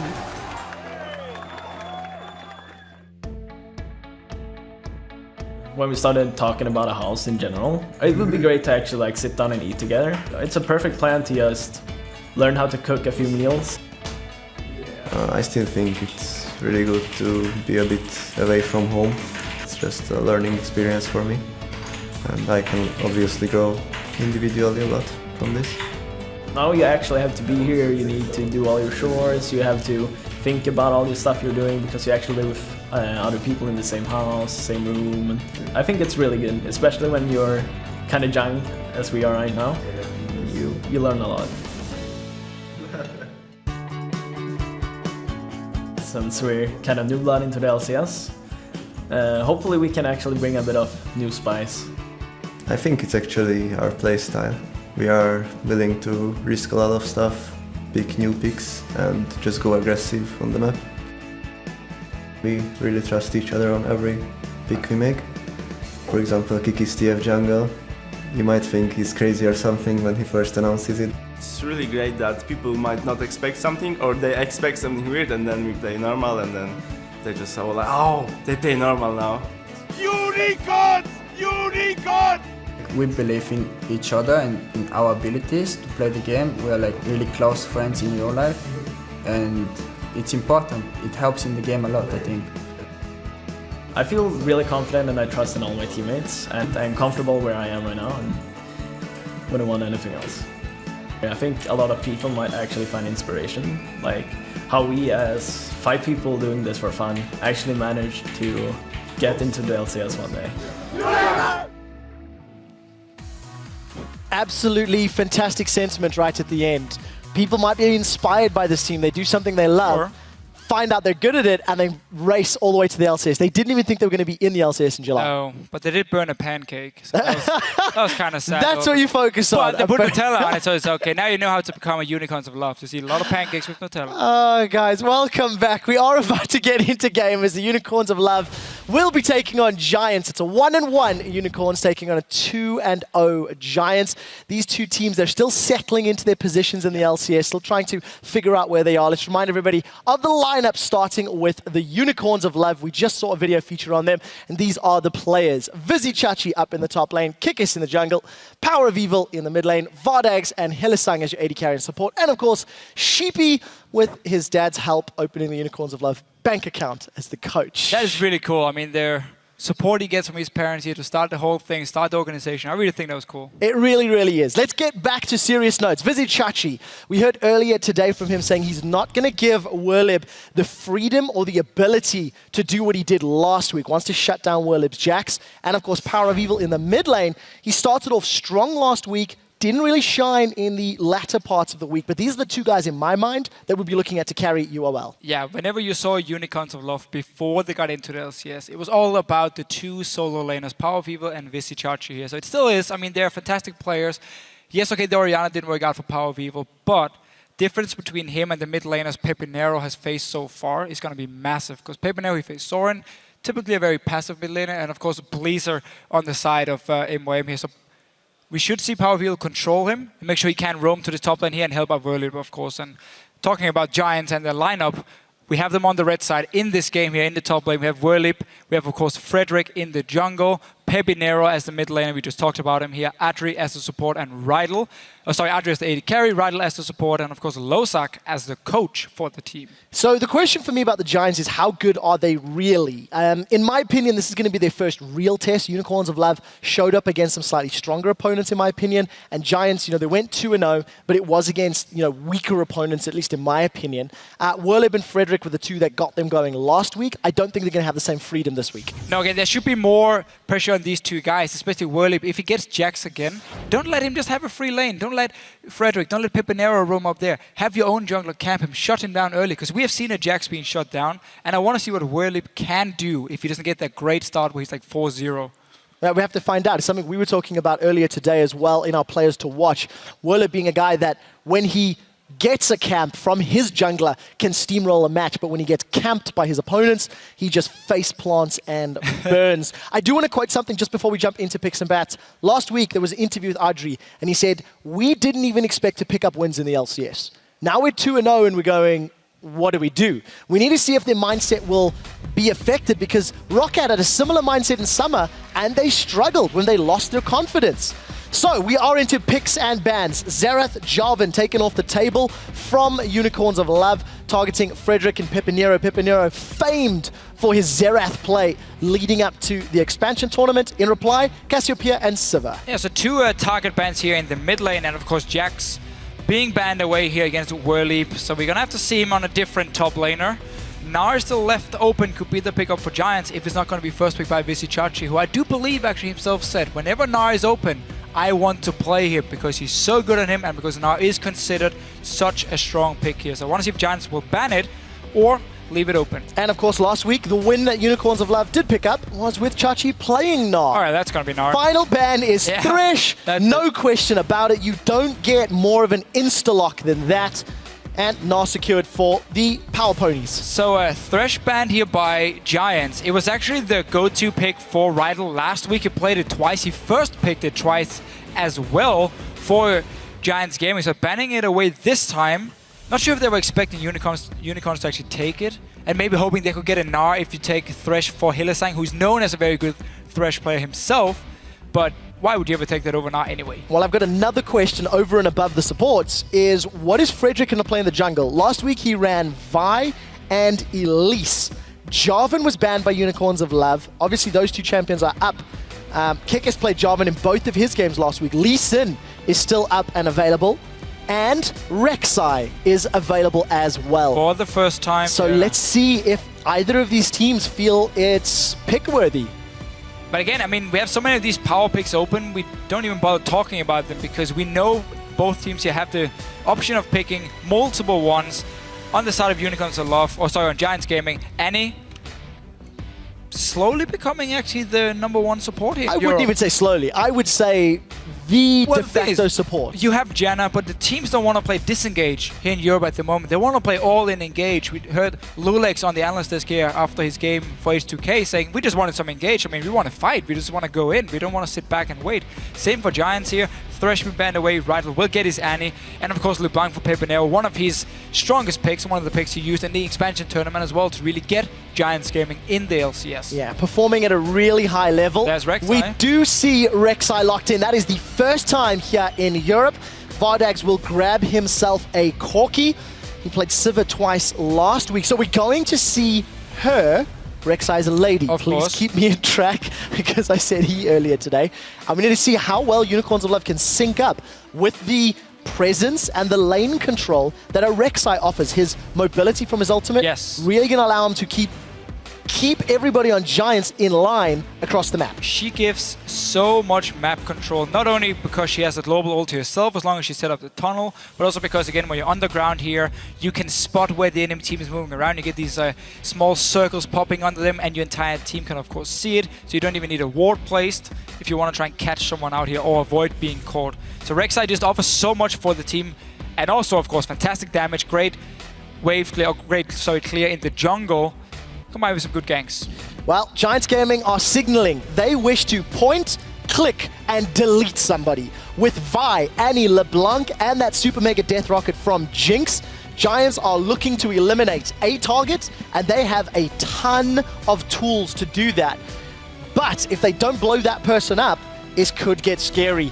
Power of Evil maybe going something like a Lulu to help balance that. We'll find out shortly. You don't have much defense on the side of Giants Gaming here, not much disengage. It's either go all in or just end up dying here. So it's, once again, we're going to have these setups where it's who can engage first and who can lock down a carry and just blow him up before the fight even starts, and then you're going to win it. Because Giants, on their side again, it's comfort picks for the carries. Atri, he's a great Jinx player, used to play it so much as well back in the Challenger series, and getting it once again, and you have this burst combination, you land the ulti of course, and then you get your reset or you get your passive proc, and you can just keep chasing down these kills. So very, very all in by Giants so far.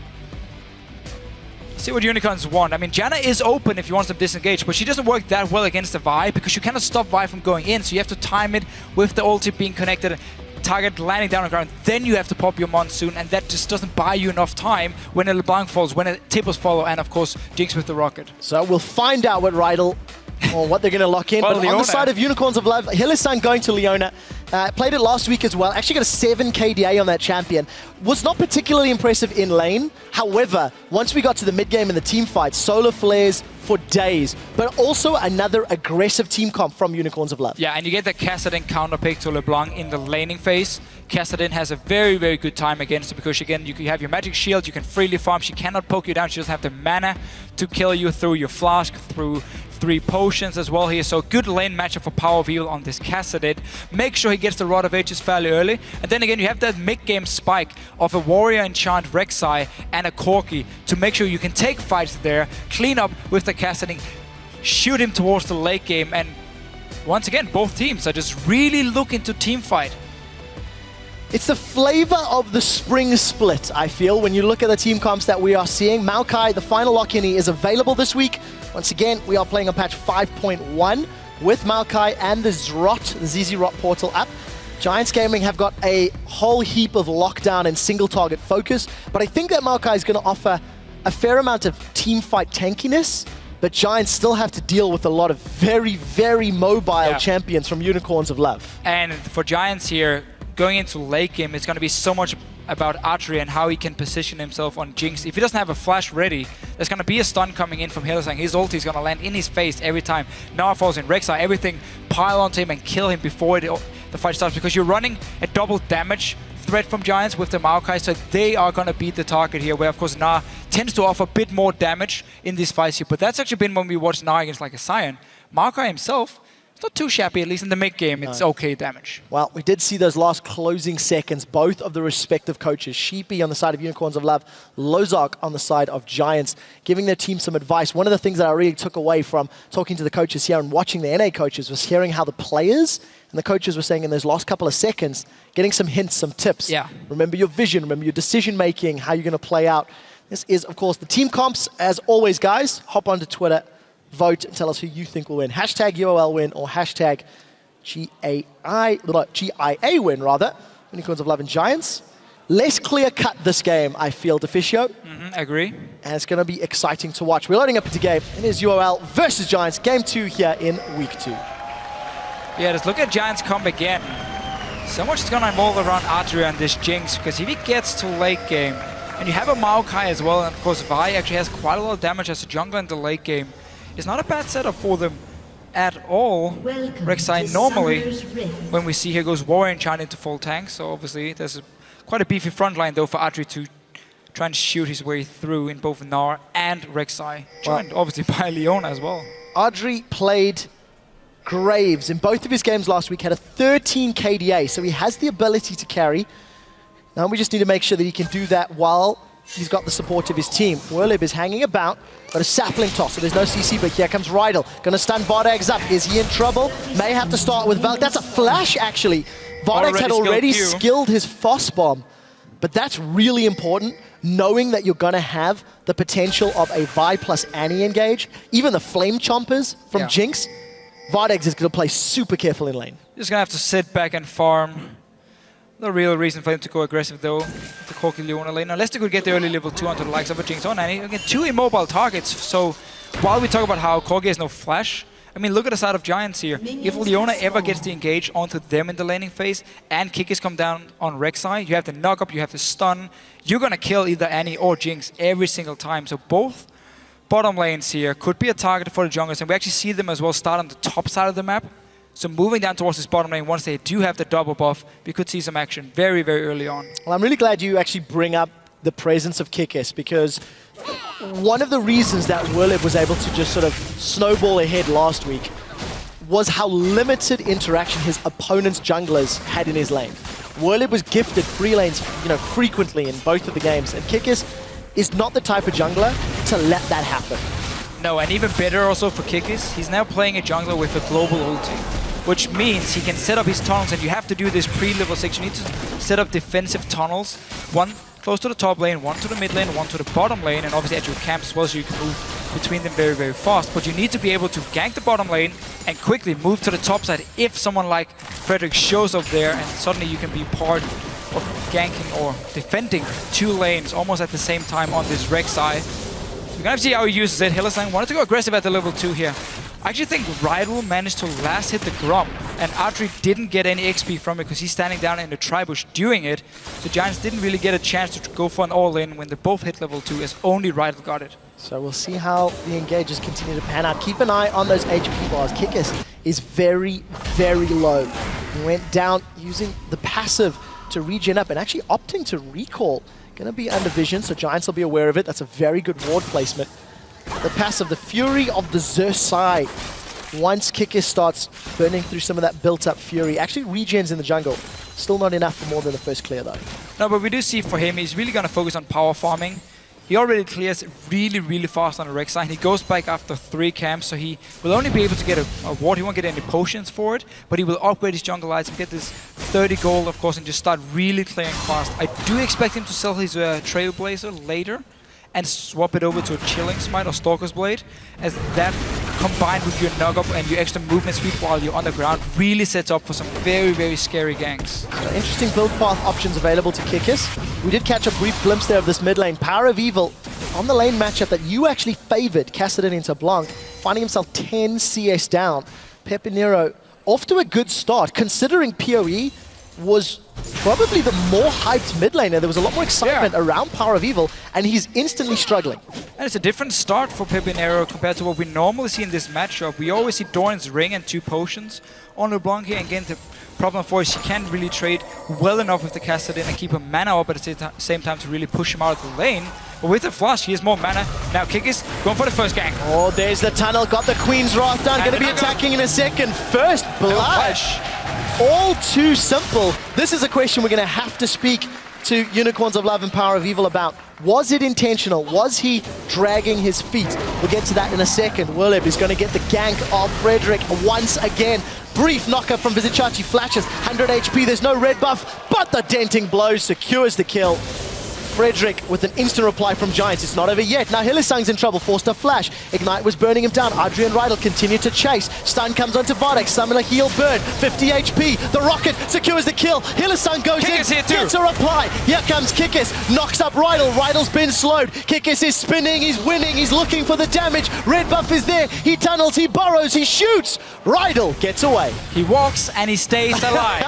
I got a bit excited there, Deficio. First Rek'Sai game for a me. lot of kills here. Again, the junglers, they're involved with everything. We keep talking about Frederick and Kikis. They're so active in the early game. Gank in mid lane from Kikis got the kill here. Pepinero didn't use his flash at all. I believe he got hit by the slow from Power of Evil and figured, okay, if Rek'Sai's gonna flash on me here, I'm not gonna get away anyway because I was dropping fairly low.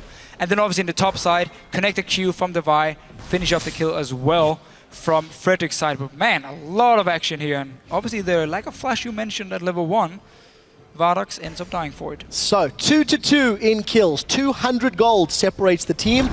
Kikis with some successful ganks. He's looking to get control of the crab. Frederick wants to play with him. We've got two junglers, both sporting range trailblazers. Look at the support. Kikis does not have flash. Keep that in mind. He throws out the Prey Seeker. Still going to be unburrowed, or rather burrowed. And he's going to actually use the tunnel to get away. So Giants looking to set something up, but nothing yet. Now Hylissang trying to set up on Pepinero. Remember, Pepe's still got his flash. Not needed, because that went wide. My word, it's not over yet. Werlib, level 6, going aggressive on Chachi. Chachi's got mega Gnar form, but he doesn't have access. Throws down a giant boulder.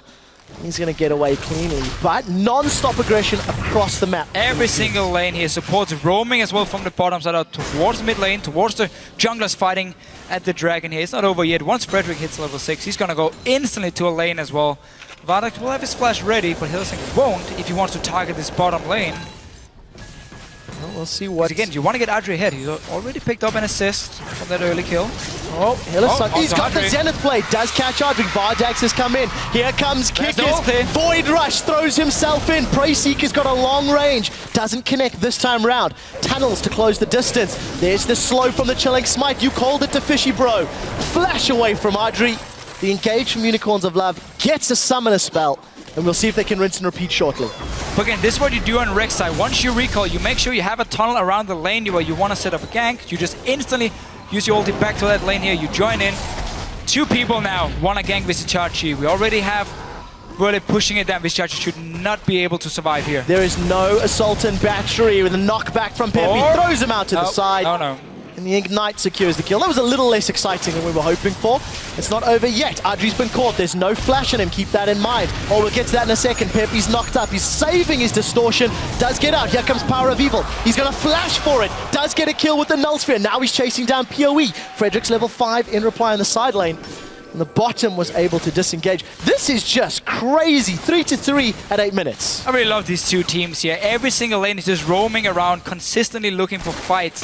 I mean, Pepinero last week, we could said, you know, Zoran and Belisa couldn't really keep him in lane. Now against Power of Evil as well. He's just roaming here, pushing the wave against the Kassadin. Got the kill in the top lane, ended up dying for it as well as the response come. But so much action here. And this is really gonna now be a game where if you manage to use the first few kills you get to get a few defensive pink wards and obviously a few green wards here, and you just light up the river here so you can see every single roam happening, you can predict what's about to happen and you can counter gank it and suddenly turn it into your advantage. Something that you definitely get the vibe when you watch both of these games is Unicorns of Love and Giants have something to prove. They are both playing very aggressively. They've got team compositions that complement an in-your-face play style. Yeah, you have no kiting or disengage from anyone. Like, this is just all in for every single team. Go ham or go home. That's the way it works for these guys. A lot of faith in Unicorns of Love, though. Won out their fan vote last week against Gambit as well, which quite surprised me, really. This is a new team to the scene, but they've got a lot of support. Take a look at the tunnel coverage. I do want to highlight that Kikis on this Rek'Sai. She has got her tunnel options, top, middle, and bottom. Yes, sir. Deeper in the bottom lane, and not too surprising because truthfully, Vardax and Hylissang are the two guys who are a little bit weaker than the rest of Unicorns of Love. I think you feel that UOL is about their solo lanes more than the duo, but they're holding even, 0-1-1, both supports with the kill, both with options to play with. Yeah, talking about holding even here, Power of Evil has now caught up in farm. Pepinero sitting in. Helps when he's gifted first blood. I mean, sure, it's a bonus, but had a bit of trouble in the start with Pepinero push him down, but could have just been a bait from Unicorns of Love, and now we can really see the trade from Kassadin he can do over and over to LeBlanc. Frederick down his bottom lane. We talk about how engage onto the likes of Leona here. She won't be able to dodge away from it, and she will end up dying for it. Adri's baited in. The solar flare comes down. First victim is Jinx. Can Vardax get away? He's flashed, he's valked, he's healed, he's alive. Frederick is going to think about the dive. Here comes the Void Rush. Kikis is looking to fight. This is now a 2-on-2. Teleport from Werlib in the background. Hylissang is still in. That was a flash knocker from Kikis. He's got one. He's got two. Now he's looking for Werlib. Chachi, he's going to bounce. He gets the stun. Does have Gnar. Gnar's Werlib into the wall, and Unicorns of Love come out. 4-for-1, I believe, 4-for-0. And every single Unicorns of Love player just went straight to the bottom lane. roaming from Power of Evil. Of course, Kickers with this global ulti. This is why teams ban Rek'Sai, because she's so strong at her map pressure, map control. She can be everywhere. And he's just really been off to a good start. 3-0-3. Only one kill he wasn't part of. Great play. Crowd erupts with the Unicorns chant. And 11 minutes. He, as Kickers, not as Rek'Sai, because everyone knows right. it's a she. You were right. You were right. You said Kickers she. is okay. He's a guy. You He's said a boy. she. We're just getting a bit obsessed because he yelled at on Twitter. So this was the counter engage from Frederick. So I understand why Giants is going for Vardax here, because he's on the Corgi, he's the damage dealer, but he does have Valk, he does have Flash, he can actually escape if you don't burst him down instantly, where Hylissang would be stuck, and just try and get for the one kill, at least see if you can get him low enough, and then be ready to disengage in case this happens. You should always respect the Rek'Sai ulti. Whenever you're fighting, if you haven't seen Kiki's ulti in a while, you know there's a high chance he's gonna come down and join, and of course, teleport from Visichachi. You just want to be part of it and get one kill at least. Absolutely no deaths on the side of Unicorns of Love. Now they're going to try set something up. Frederick has been a little bit caught out. Assault and Battery's not available, but look at the damage onto Power of Evil. It's going to force him to run away. While we've got a brief second, also look at the itemization of Werlib's Maokai. Got himself that Righteous Glory as a first item. Oh, they've caught Adri out. He's stunned in place. Power of Evil trying to set something up. Hylissang is alone amongst three, but now he's got the support. Victim is going to be Hylissang as Adri gets the super mega death rocket down. They'll be forced to back away, and Power of Evil went in reverse while Hylissang was going forward. Yeah, but still, it's the same everywhere, every time in this game. Oh, is there an option for me to go in? I'm gonna go in. And in this case, Hylissang just a little bit too aggressive. Didn't actually see how many guys from Giants were nearby this mid lane. And Righteous Glory, we don't see it too often on Maokai, because Rod of Ages has kind of become, or been for a long time, the thing to get at him. You want that extra tank, and you want that AP as well, just to have a bit more damage on Maokai in these fights. Lane pressure, because Righteous Glory doesn't really give you anything in the laning phase itself, but it's not about the laning anymore. It's about the team fights, and once again, it's about engaging. It's about going all in. Keep in mind, Annie doesn't have the same kind of engage as a Leona here. You need flash, you need some kind of speed up to get in range with the Tippers for a side where Leona has a lot longer range on her ulti to start a fight. So we'll see if it works out. Werlib, of course, needs to be with his team for that Righteous Glory to work out. But I like the theory, and it also just keeps playing into the style of team comp that both of these squads have put together. I think I would prefer maybe a Talisman coming from Rydell instead, and you just try and get as tanky on this Maokai as possible, because it's going to be your job to sit on Vardax all game long here and just keep him busy. But we're going to have to see if we're actually going to get a Talisman coming from Rydell. Okay, let me theorize here. You've got HP and mana from the Righteous Glory. So you've got the hit points, you've got some natural tank juice from Maokai. I'm going to say this, and I'm going to regret it, but you can get armor and MR from the ZZ Rot portal, maybe second item. Maybe I'm getting too excited because it's available. ZZ Rot portal is an item you build if you want to siege. These teams don't want to siege, they want to fight. Kickers is going to tunnel. Solar Flare comes down. Rydell's caught out. He's going to be the first one to go down. Not before he's thrown out Tibbers. Doesn't matter though. Support for support as Frederick is going to get dropped. Now Pepe's in trouble. Forced to flash out from the side lane. Hydra gets shut down by Vardax. Vardax has got red buff ticking, and once again, Unicorns of Love come out ahead. 1 for 3 after an aggressive engage. This is the thing we talked about in champs, like how for Giants, again, you have 2 damage dealers. So if Adri goes down early on, he's denied or been unable to actually hit anyone because he has to constantly run away. Giants will lack some damage compared to Unicorns of Love. We're just going to see it again here. Pepinero treading on Hylissang a little bit. Notice how everyone is moving except for Werlib, who's actually on Maokai, sitting in lane. Oh, we come back to live. More kills. Who needs replays anyway? Yeah, not this time around. We did see that Void Rush from Kikis, instrumental. 4-0-5. The first Rek'Sai in Europe, and now you see why it's permabanned in this side of the pond. And this has been the perfect game to have Rek'Sai in, because there's been action in every single lane, and again, she can be in one lane, then instantly swap over to the next one, join that fight as well, and because all the comps are just purely all in, the damage from a Rek'Sai, especially now in this mid-game, War Enchant Hexdrinker as well, because Kikis picked up all these early kills. If he finds Adri one-on-one, Kikis will destroy him. So keep in mind we are on 5.1, so even though Rek'Sai, she took some hits this patch, not 5.2 live, which is taking even further. Look how quickly Kikis can burn through that red Brambleback. Got himself a Giant's Belt, got 2 Hex Drinkers. Unicorns of Love find themselves nearly 5,000 gold in the lead. They've got 2 towers to 0. They've got the first dragon. Drake is spawning in a minute. Let's see if Bardox can hold this tower. Got pretty good wave clear. Basically 1v2. That was a very good defense. A nice little defense here. Frederick didn't actually show himself in this bottom. He's hiding in the bush, waiting for either Kikis to come in for a gank and then try and kill him, or maybe go straight for Bardox. Oh, spotted out. Yeah, Prey Seeker is going to give Frederick's position away. Yeah, another good thing about Rek'Sai. In the top lane, Chachi, Power of Evil, Hylissang, they're looking to chop down the tree that is Whirlib, and that's going to be all too easy. 1, 2, 3, and that's going to be a dead Maokai. A little longer than expected, but they got him done eventually. So Giant sent 3 guys to the bottom lane.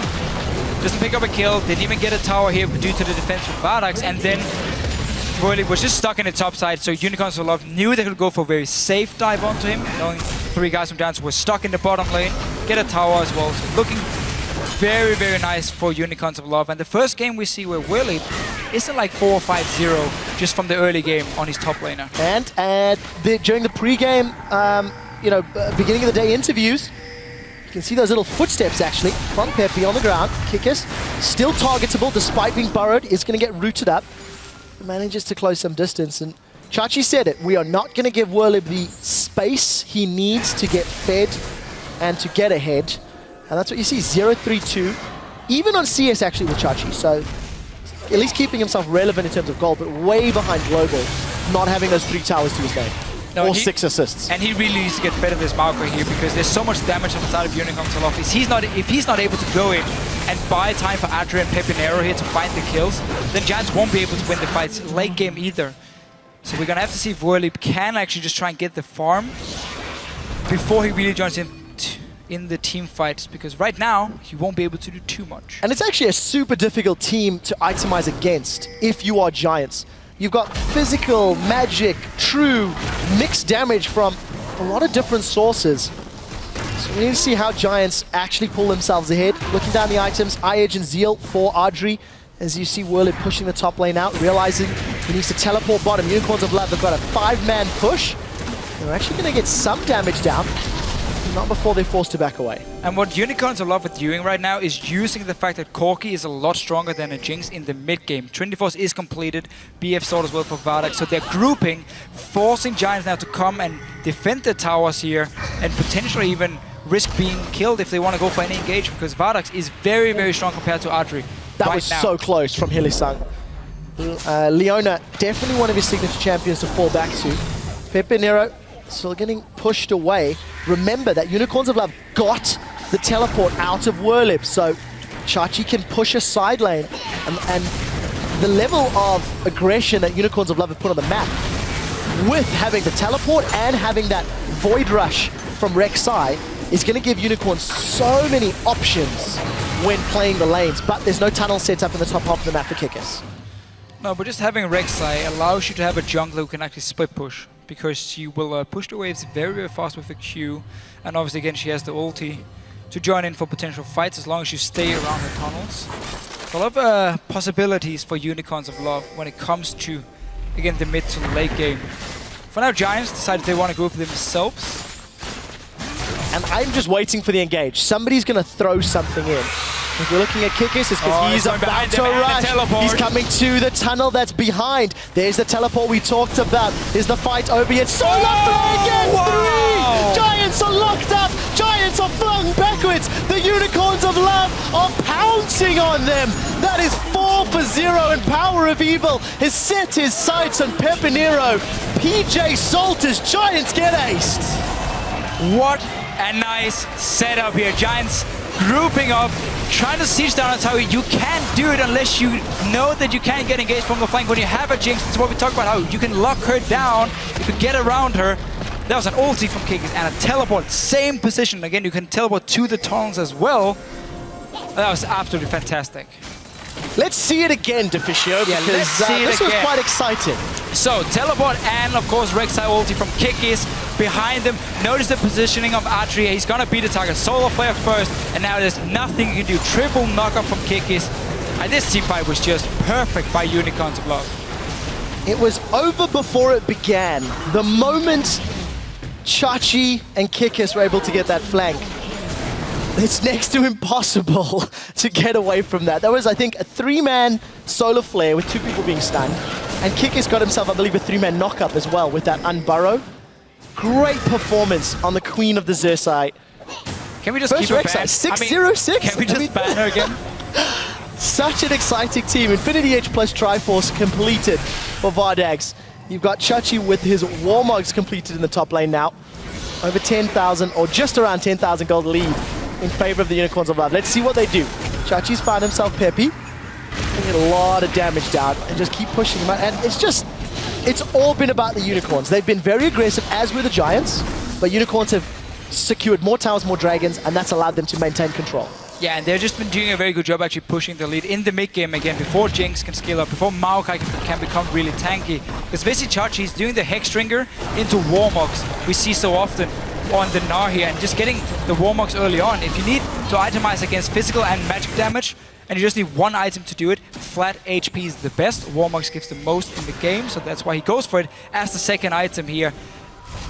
And Unicorns are really just pushing this mid-game lead with the Corki, with the, again, the Rifted Rek'Sai getting all these early kills, and Giants simply don't have enough time to do anything. And I want to go back to questions that we've posed. I know I've said it a whole bunch, but Giants were 2-0 coming into the week. Giants really needed to step up against the Unicorns of Love to prove that they could challenge for those top spots. I mean, the Unicorns really put on a great showing at IEM, and last week they were okay in many of their games, but they weren't quite as dominant. This time around, Unicorns are clearly displaying that in this matchup, they're several levels above that of Giants. At least knowing again how to abuse your power spikes and how to abuse your fed carries here with Giants beforehand. Again, we actually saw Kikis and Visichachi split up in like a 1-3-1 beforehand and just use again the teleport and the ulti from Rek'Sai to then start a fight in the mid lane. Now setting up for a fairly early Baron, only 23 minutes in. Not enough deep ward coverage for them to really do this here. They just want to try and see if Giants want to face check them here and start a fight, even though Power People is actually sitting in the mid lane or in the top lane, pushing it in. So for now, Unicorns should wait around just a little bit. Look how powerful those little footstep pings are for Kikis. Really giving vision of all of the Giants. And of course throwing out those Prey Seekers while in burrow form. There's a long range on that Q. I always feel like it should slow, but it doesn't. But that's an aside. You want to make her strong? Dragon spawning. The animation makes me think it, that's I think E should also stun for like 5 seconds. Why not? I mean, is a knockup not better than a stun? So Dragon number 3 goes the way of Unicorns of Love. They have that 10,000 gold lead. Unicorns were sniffing around Baron, but realize they don't need it at the moment. And the Giants face a gigantic hill to climb because they are in such a difficult position against this very aggressive UOL team. Yeah, and again, it all falls on Archery in these team fights now. He has Phantom Dancer completed, so going for the optimal single target damage build. The best damage possible for him on 2 items. However, he's still a Jinx, who's immobile, who has no help from his team. There's 0 peel on the side of Giants here. I'm not even sure Rydell wants to build a Mikhails, even though it's what you normally do against Leona. It was one of the reasons she fell out of favor, because you would go Mikhails and you would just cleanse her ulti when she tried to engage on your squishies in the back line. But I want to see what Rydell, I mean, I think it is the best option when you have Righteous Glory already completed, so you do have that speed up for your team. But I wouldn't be surprised to see him actually invest his money into getting a Talisman, selling his current gold item and switch it over to a Talisman. So Deficio for the second time today, the top inner turret is the last turret remaining. Peppy's playing with fire. That's very brave. Look at the damage there from one Null Sphere. Point being, Unicorns of Love have a high, massive lead, and they are pushing this top inner turret, much like HTK were in our previous game of the day. Let's see where Hillisang goes. Where does he want to push? Peppy is, again, really playing with fire. Pushing forward, and he's been poked away. There has to be the ghost signal for the tower. Look at Hillisang's position. That's going to keep Giants back. Yeah, the Unicorns can just keep Giants around this top lane, because look at the bottom lane here. Massive wave has already been built up. It's slow pushing towards forcing someone down to defend it. And even if you send the Maokai who has teleport, he might not be able to come and join the fight in time when there's so much burst coming in from Unicorns of Love and so many engage options. Right, let's see. Frederick, Desperation, Assault and Battery. Is he going to go in? That is the question. Got that red buff ticking. Peppy again going aggressive, pushing forward. You have to feel if Giants are going to have any chance of coming back, they need to try and punish. Flash Tibbers plus stun is available for Idol. But Unicorns have just got actually surprisingly good poke with that Corki. There it is. There's the flash, the Tibbers. Power of Evil's caught up, and Pepinero instantly forced away. Arjun's been caught up by the solar flares. You see Rydell is the first to fall. Instant reply from Vardex, taking down Whirlim with no tree to hold them back. Unicorns of Love get the inhibitor. Vardex was just sitting ready here, waiting for that flash engage from Rydell. And as soon as it happened, he just jumped away, got stunned by the Tibbers, but he was far away from everyone, so they couldn't actually kill him. And right now, Unicorns of Love, we're gonna get 2 games ending in under 30 minutes. That was pretty crazy. Let's see what Frederick can do. Assault and Battery goes in, but you can see Unicorns have split. They've taken down Audrey. Frederick is still alive, but not for much longer as it's Kikis that takes him out. Unicorns get 2 more kills and another inhibitor. Gonna back away, happy with absolute map control that they've built up for themselves. A few more minutes before they can actually push down the Nexus. But again, just that desperation play from Frederick. Oh, it's not over yet. Peppy eats a boomerang before he's forced back. So, Kikis right now on Rek's side. He's the guy with the 2nd most goal in the game as a jungler. Obviously 8-0-8, so that's been absolutely fantastic, but we typically don't see the jungler sit on that much gold, and he's just been so fed and pretty much through the entire game, from the early double kill he picks up in the bottom lane, how he was managed to join in for every single fight, and really showing why the teams respect Rek'Sai so much and normally ban it in every game. Again, this is the first game it's open in Europe. And we see why. Yeah, you see why. I mean, you see why. Right at the beginning of the day, you said Whirlib was one of our players to watch. What will Whirlib do when he's not given a free lane? When his opponent's strategy is not feed Whirlib and hope to win? 0-5-2, Unicorns of Love have demonstrated they can play around the Maokai. They can play around this very aggressive comp from Giants. And they've just picked really intelligent engages. So Unicorns, again, holding on to this massive lead. I'm not going to try math, but it's many thousand gold. Frozen Mallet picked up by Chachi. Baron being started. And if Giants even try to interrupt this, Unicorns surely are going to take them out. No chance. You have super minions pushing in 2 lanes, so you just have to sit back in your base, try and pick up some farm. But it really, I mean, looking at the pick and ban phase, Giants wanted the LeBlanc pick for Pepinero. And I remember back in the expansion tournament how they first picked it, when they gave over, at that time, Java and Lissandra, who was considered like 2, still are, of course, but really back in the expansion tournament, it was like the 2 main picks, strongest picks you could get close to it. They took LeBlanc instead as the first pick. This time around, again, they early picked the LeBlanc, first rotation from Giants, giving over Rek'Sai to Unicorns of Love, who of course first picked the Nard themselves. And now they're going on Adri, and he's dead. Adri is dead. The Unicorns of Love proving Unicorns are not mythically powerful. 3 kills for Power of Evil. Deficio, I just want to wrap up that point you were saying. That's PoE going in for the flash, trying to make it a quadra. First pick LeBlanc, 1-3-2. First pick Annie, 1-5-2. Giving up the Gnar at 2-2-11 and giving up the Rek'Sai at 8-0-10. Unicorns of Love dominate Giants. Absolutely fantastic. Kikis just dug them an early grave. There's no way else to say it. But this fantastic game, I mean, 5 minutes into this game, every single lane, someone had died in like a 1-on-1 or 2v2. There were fights everywhere. And it just went in favor of Unicorns of Love here. They had the earlier power spikes with the Corki. Gnar became extremely tanky early on. Of course, Rek'Sai picking up all these kills for herself simply meant that Unicorns of Love could abuse that power spike and keep forcing fights around against Giants here. Adri on Jinx. Not a fun game to play the AD carry when you know every single one wants to jump you and kill you, and nobody from your team can help you. They can just look at you die, and that's it. A lot of fan support here. Viewers in the studio chanting Unicorns, Unicorns all the way through. Just for some interest's sake, really quickly, most of the members of Giants were around 9,000 damage done to champions. They were carries. For the side of Unicorns of Love, they were closer to around 14,000, with the jungler of Kikis' Rek'Sai dealing 12,000 damage. Only 2k behind his carries. To contrast it, that's more than double the amount of damage Frederick put down. You know, when you're playing a damage dealer Rek'Sai, I feel that in playstyle and execution, Rek'Sai is similar to Nocturne in some ways. You have to be on a carry, you have to be getting kills to be effective, and Kikis demonstrated that. 8-0-10. Yeah. Great performance. And really also, I mean, a difference between Rek'Sai and Nocturne, again, the early pressure you can have as a Rek'Sai, your ganks are great. Keep in mind, when you tunnel in, you don't actually use any ability you need for the gank itself. It's not like a Jarvan doing an EQ combo over a wall and has to wait for it to be ready. No, you just tunnel over, you walk straight in here, you have your knock-up.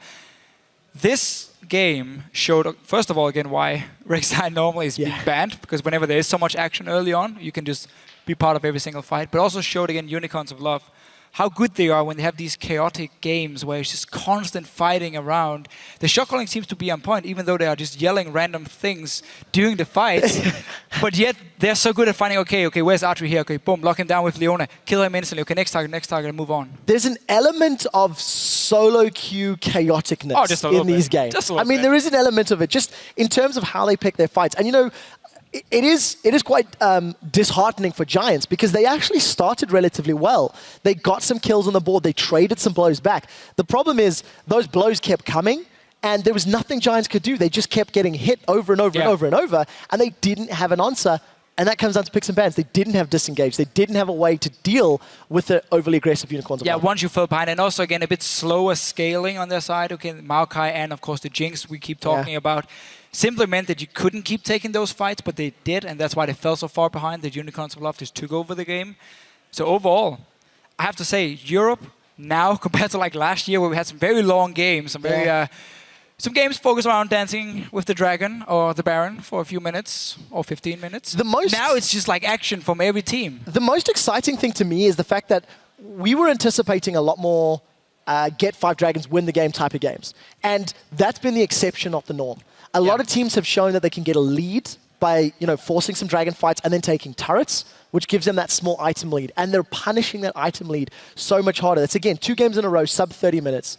Closed out convincingly and decisively. You think of Fnatic's wins last week. Again, convincing, decisive. And they play next game. And well, who would have guessed? Giants as well. You know, even in Giants' wins last week, albeit not in 30 minutes, it took in 35, it was still decisive. Even when Giants get a lead, they crush as well.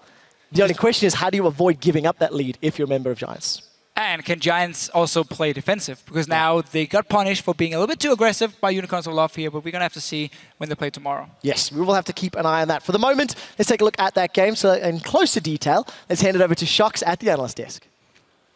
Thank you very much, Quick Shot. We're here with Kikis after that stellar showing, the very first Rek'Sai in the European LCS. Congratulations, Kikis. After the 1-on-1 record and your first experience in the LCS, what was the main thing that you took from that in order to secure your win here?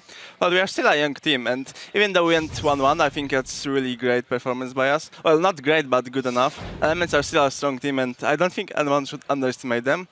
And I think winning now is like really great for us, and well, not maybe relieved, but we are really happy. So you first picked Gnar, and you left both Rek'Sai and Lee Sin open. Was that your plan, that you'd get either Rek'Sai or Lee Sin, or did you know that Frederick doesn't play Rek'Sai? To be honest, we expect them to pick Rek'Sai. Like, we prioritize Gnar more than Rek'Sai, and we are really surprised to get both. And I think we just win Champion Select and then snowball from there. Yeah, indeed, you won Champion Select pretty hard. You got all the OP champions, Gnar, Rek'Sai, Kassadin for their roles, and then Corki Leon as well, fitting the combo really well. So you must have felt really confident going into that game. Yeah, definitely. Yeah, and it showed. Let's actually get a replay up on the screen of one of the early phases of the game where you guys decide to go bottom and you showcase exactly what Rek'Sai can do. We can roll the clip and you can talk us through what happens here, Kikis. I think it's a situation that I just tell my team that I can ulti if they engage on them. And if I comes, I just ulti there, and they're really over-chasing. They're tunnel visioning on the kills. They don't even like notice my ulti fast enough. I just go there and clean up the kills for like easy double kill. Yeah, very impressive here. By now, your AD carry almost died though, so you still made it in time. Yeah. And then there's both TPs from top laners, but we are outnumbering them all 5v1, so not much he can do. Not much he can do. And Laurie, at this point in the game, you were also saying, well, for this, with the double kill on the Rek'Sai and that move, it's pretty much game over for Giants.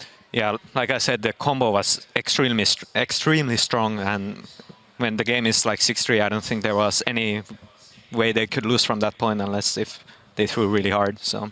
Yeah, you guys were keeping the play very aggressive. One thing we know is that Giants always likes to focus their attention on the top lane, and they actually did get a couple of ganks off. Were you ever worried that you were maybe giving too much attention to that bottom lane and the mid lane, and they would still get ahead? I think it's fine. It's definitely not that good to go autoplaner 0-2, but he's still gonna be useful in teamfights. It's not after all, and we can just snowball other lanes and don't worry about that too much. Yeah, let's actually get another replay up on the screen. It's just beautiful. We have to look at it again. It is fantastic. Kikis, talk me through the game plan, because that flank is so beautiful. We just knew that they're pushing 5 in mid lane, and they didn't care too much. Maybe like they had no vision on the tunnels. They didn't expect me from behind. And me and Chachi are just like, we're gonna TP, we're gonna flank them from behind, and that's all. Like, we just went with the flow, and that went really good for us. Yeah, let's roll the clip and see the magic happen for you guys. You're just chilling bottom lane, and then it's on. Yeah, I was like, I'm gonna go bottom in case we can engage mid. I'm just gonna ulti instantly. Like, we TP at the same time, and they're split like beautifully. Leona ult knock them into 3 people, and we just clean up the teamfight. Yep. Fantastic just to play it out. I mean, you guys were ahead a lot before that, but that definitely sealed the deal for you guys. You were saying in the beginning you thought it was a good result going 1-1 in that first week. How much work do you think you have to go if you want to beat those teams like Elements, like Fnatic, like SK at the top of the table? Well, as I said, like, we are still a new team, young team. Like, it's first split of the LCS, and we have a lot of things to repair or learn, because we like know the standard play, like go in, just engage with everything we have, but now we need to think more and prepare more for the matches every week. Yeah, how much, that was something that we talked about before you guys started playing LCS. We love your aggressive style and the way you come out with new picks. How much has your way of preparing changed, knowing that you play the same teams and you scrim versus the same teams? It didn't change that much, but now we have coach in the house. We are like 6 people, and we can communicate more properly than just through online. We can talk face to face. I think it helps really much. Like, we watch some of the replays, we have our picks prepared, and we just train them in the scrims. So you guys in the past played like Poppy top, TF jungle. Can we expect more this kind of picks coming from in the future, or it's too top secret to reveal We here? definitely have some picks like in our pocket, but it's kind of hard to practice, because sometimes when we go like a weird pick and we lost not because of the pick but something else, like some team refused to scream, but that's just all. You got to keep that secret and try it on the Rift. Congratulations, Kikis. Fantastic game. We need to step away for a moment, but coming up is a clash between Fnatic and Roccat. As we go, let's hear from H2K's Odowamne on Fnatic's playstyle and how the league will have to adapt to slow them down. Fnatic definitely impressed me. Like, they were considered underdogs by almost everyone in Europe, and they just showed up with a really good team that has a very unique playstyle, and I think that's the reason they won these 2 games, because they have a style that they just force chaotic fights. They just get fights out of nowhere and they just throw it in your face, and they just catch you off guard with lots and lots of fights. So when people will start figuring them out, it's gonna get a lot easier for other teams, and they're not gonna be bad, they're still gonna be good, but they're having this unique playstyle right now.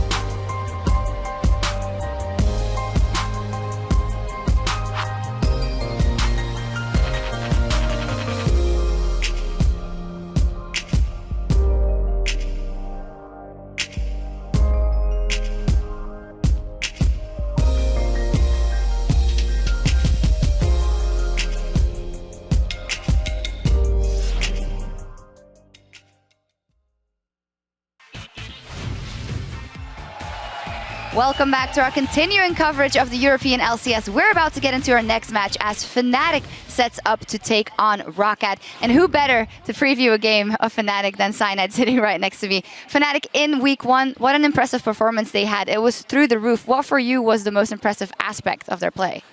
I think it's the fact that Yellowstar is taking Fnatic back to the Season 3 roots when we were the most successful, like playing these pickup comps. Granted, they are not split pushing just because split pushing is not really in the meta right now, but playing the same style of champions picks and just very aggressive overall. As you mentioned, Yellowstar is leading them. Let's take a look at that refreshed Fnatic lineup and at the same time also at their stats from last week because they're very impressive. First up in that top lane, Huni 6 KDA, very impressive play on Rumble. Second up in the jungle, Reignover also just doing fantastic last week. Yes, Reignover much better than that old scrub of a Fnatic jungler. Well, not too harsh, but he did fantastic indeed. In the mid lane, Febiven, he had some big shoes to fill coming in for FLICKR. An 18 KDA over his first 2 games. There's not much more that you could want from your mid laner. Then in the bottom lane, the duo of Steelback coming in. Well, it was Reckless before him, also big shoes to fill, and also performing 37 KDA. And finally, you said it already on support, Yellowstar. Yellowstar, the playmaker of the team indeed. Hope we are going to see him on Annie or maybe Leona again to make those initiates. Yeah, those indeed were very good. Who individually else stood out for you? We saw all their stat lines. They're all great. Yeah, to be honest, everyone did great. Reignover and Febiven both did very, very good in all of the games. Huni, very impressive on Rumble, and Yellowstar just making the plays and the calls. Yeah, talking about making those plays and the calls, it definitely seems like he's leading that ship. Those qualities of a leader, is that something that you recognize from playing with him the seasons before? Yeah, Yellowstar was always the guy who was calling the most in the team, but in the past it was kind of everyone making a bit of calls. Might result in some confusion sometimes. I'm sure now he's like completely leading the team in a way he finds most comfortable. Yeah, he had a kill participation of only, I want to say, almost 73%. That is massive. Last week, he also mentioned in the post-game interview, we have room to grow. Also, we don't have any egos in the team, so it's better, it's easier for us to just play. How do you react to that statement? Oh, I admit we had some egos in the team before, and it can cause some trouble. Like, if you tell a player that I think you should play this champion, then he's like, well, screw you, I don't think it's good, and then he just plays whatever he wants. But if Fnatic keeps having success like this, then maybe those egos will develop once again. You were mentioning, It's a good point. You were mentioning that it reminded you of the Season 3 playstyle. Are there any other resemblances in the way they play? Because the aggressiveness and the pick-ups definitely make me think of the way you guys used to play as well. Yeah, mostly the champions as well, like playing Lissandra and mostly Lissandra Annie, stuff like that. Just heavy initiating and going in, no fear. They absolutely love to go in. Turning to Roccat, who will be on the red side this game. Their lineup in the top lane, Overpow. In the jungler, Lyankos. In the mid lane, Yukduk at AD, Woolite support Vander, and their coach, Ducky. Now, they had huge expectations coming into the season, as where last season they would say, well, this is our first season, we'll see what happens, and still almost made it to Worlds. This time, they stepped up and said, you know what, we are going for that top 3 spot. With that in mind, 1-1 is not the perfect result in week 1, also not bad, of course, but what do you think could have gone better? I think in the game they lost against SK, they got outpicked pretty hard. Their comp was inferior, and when you lose the early with an inferior comp, the game is just over. Yeah, it's strange sometimes that we mention the pick and ban phase for a lot of teams when now the coaches are coming in. You guys didn't have that you had those coaches in your ear during picks and bans. Do you think maybe it could also throw teams off because now they have to listen to someone else? I think it can be just helpful, to be honest. Like, a lot of the times when we were preparing for games, we ended up picking something totally different. We're like, oh, I think Yorick is very good here, so assess, and then it's like, we hated when that happened. Then he picks Yorick, but it works sometimes it didn't. But having like the coach there telling you what to do, then makes more solid champion selects. Yeah, we see Ducky there preparing his team as well on the screen. We talked about picks and bans and help from the coach. Individual performances-wise, Nukeduck said that he felt a little nervous after their first game. He also picked LeBlanc into Kassadin. He had Overpow coming down. He had Jankos helping in his lane, but he didn't do that well in the very first game. What do you think generally of that addition for the team? I think Nukeduck is a pretty overhyped player. Like, there is absolutely no mid lane talent in solo queue in Europe right now, which is weird because people keep saying that Europe has the best mid laners, but people, yes, also say Nukeduck is at the top, at the same level as FLICKR, Frog, and these mid laners, but I don't think that's the case. He's pretty mid tier, So it wasn't that big of a change. And also Xaxus, I always found him a pretty solid top laner, so I don't really see the reasoning putting over Pau top and just kicking him off the team. We'll see how that goes on for Roccat. Another change they made, Woolite in the bottom lane. What did you think of his week 1 performance? His week 1 performance was not really that impressive, but I think it was the best upgrade they made to the team. He's a solid player, as we've seen in the past, even if he had some weaker games. So I'm really expecting good things about him. Was Roccat a team last year when you used to play them that you were afraid of going in a matchup with them, especially Jankos, who we know is so aggressive early on and always finds those first bloods? Yeah, I think Jankos was the best jungler in Europe last split. Now I don't know anymore. There's only been 2 games, so it's hard to tell. But I was definitely always a bit afraid of going against him. The first blood king, they call him. So yeah. Why did you never become a first blood king? I don't know. I guess I just wasn't good enough, you know. You were the Smite Seal king, though. That was I already had a title. I don't want to take them all. You don't want to take all the titles. Looking at this game, Roccat versus Fnatic, what are we expecting to see coming in here? Very early aggression again? I suppose Fnatic should keep going with the same playstyle, making those picks. Yellow Star roaming went very well last time. If they play as well as they did in week 1, they should be pretty okay, I think. So. Looking at the other side, Roccat, you could call it. Do you think Fnatic is going to take it, or is it going to be Roccat? I think Fnatic will win if they keep playing in the same way. However, the lineup is pretty new, so maybe they just had good luck last week. I don't know. Yeah, maybe. We will see. The teams are just about ready on stage, but before we kick it to the casters, Fnatic's new lineup tells us about working with one of the most seasoned players in the LCS.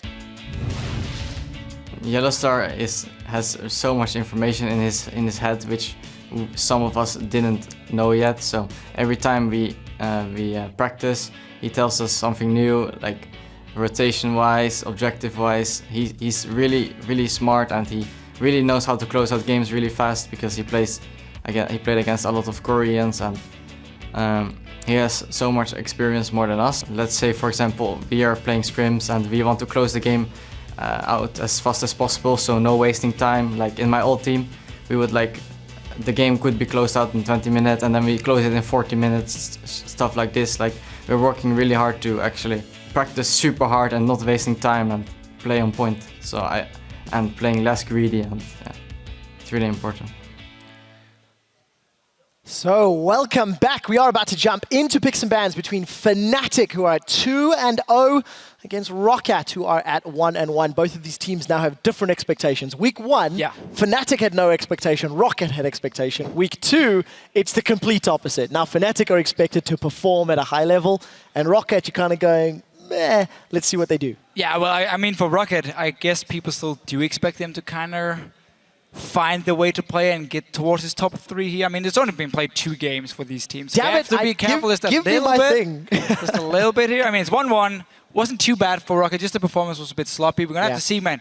I mean, looking at Fnatic and the way they play, I think if you're Roccat here, and if you want to pick the same kind of comp you did against Gambit, like the slow sieging comp here, you have to play so safe, because otherwise Fnatic are just going to roll right over you. The biggest thing that steps out for me from Rockat's performances last week was how they really tried to get Nuke Duck rolling, but failed to make it work. And they did it in both of their games. So we need to see what their decision-making will be today and tomorrow. Just so you guys are aware, we are going to be updating the bans just a little slowly. We have some technical glitches. On the side of Fnatic, Lee Sin and Azir are off the table. On the side of Roccat, Zed and Kassadin are off the table. I really like the Azir ban from Fnatic. I think Overpower is a fantastic Azir player. I know Nuke Dog can play it as well.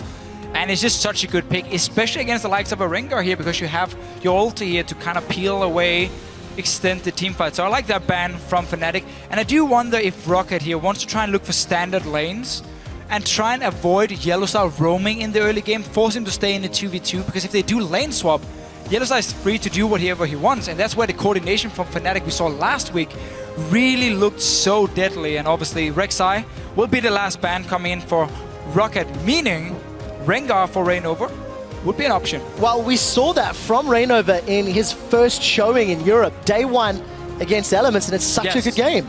Yeah, but do you want to first pick it? Because Jankos has never been a player who I don't even recall seeing him actually play Rengar. I'm sure he's picked up here in the off-season, but I'm not sure if Rocket actually wants to pick a Rengar that early. Elise has been his go-to champion when Jarvan and Lee Sin is gone, and obviously there are 3 jungle bans on the table here, so could be the first pick Rengar for Fnatic. Would leave, again, the Gnar open. Janna, the hard disengage against the likes of Fnatic, could be a good option for Rocket. Lulu would be a good pick against the Rengar as well. Sivir, you can't. So what you're telling me, Deficio, there are many picks there are open. so many things available. If Rengar gets locked in. Keep in mind Gnar as well. Damn it. That was the point. You talked so long, we didn't get there. So, Rengar available. Jankos, we know he does fall back. Gnar. So are they giving up Gnar? Right, there is so much to talk about because with the focus on jungle bans, there are a ton of power picks up. Lissandra could also go mid lane with a Rumble top lane, which we've seen Huni play and do very well with. Olaf plus Rumble, they did a great job last week. I believe it was against H2K. Yeah. What does Rocket want to play in reply? Rocket should take the Gnar here. You don't want to give Gnar Lissandra over to Fnatic, so they should lock that one in.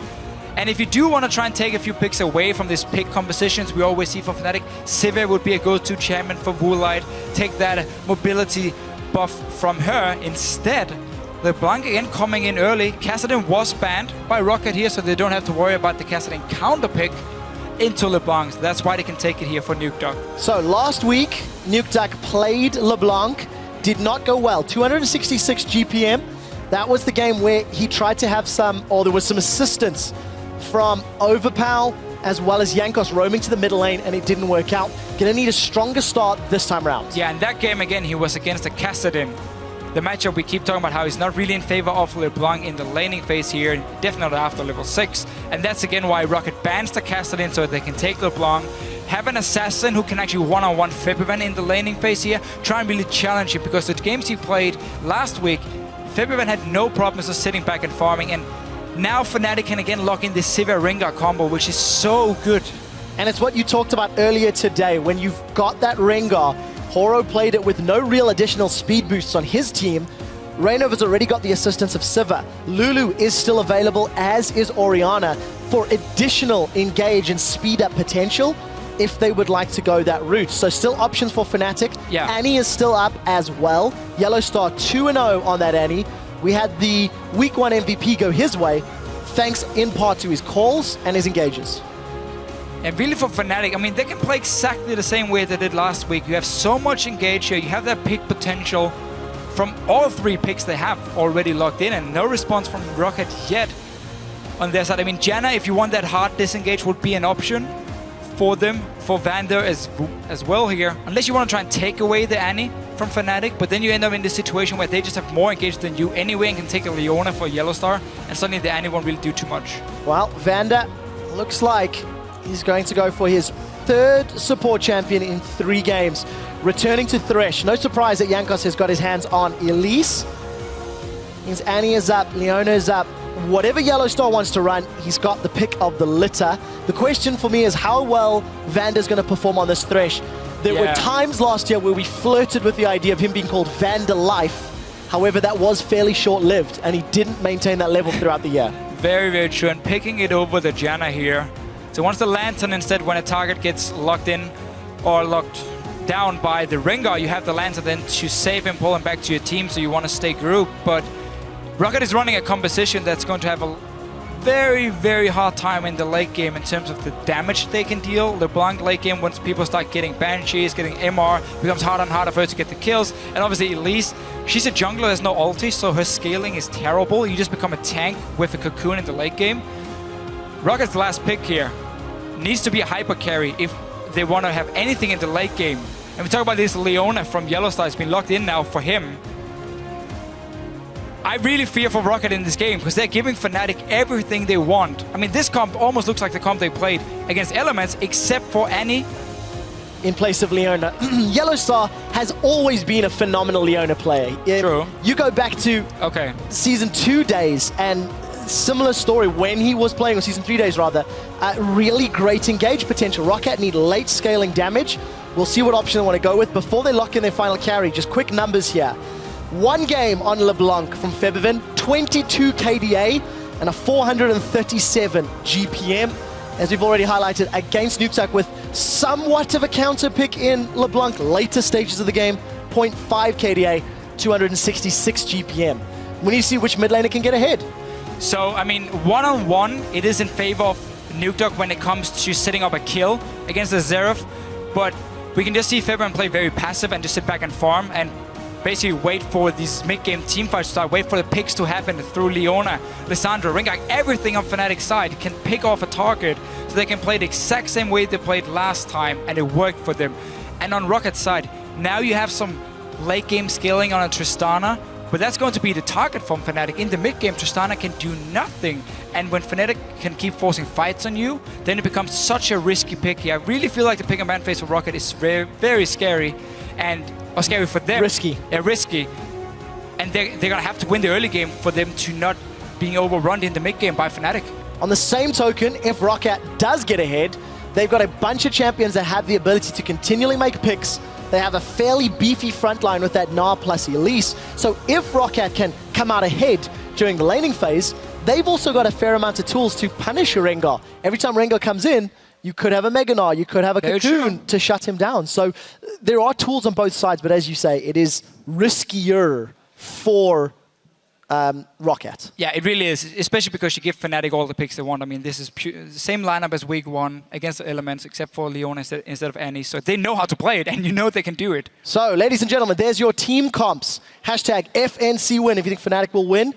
And if you're a fan of Rocket, thank you to Luke at Look for this one, but prepare for trouble. Make it double to protect the teams from relegation, to unite all fans in the Rockets nation, to denounce the evils of Drakes and Wards, and to extend their reach to playoffs and worlds. Yakos, Vander, Nukeduck, they're going to look to carry. That's right, it's Fnatic versus Rocket. Beautiful. Absolutely beautiful. For any fans of Pokemon and, of course, the Trash Talk threads on Reddit, that was a personal favorite. Hashtag word. So, we're into game. Fnatic looking to make it 3-0.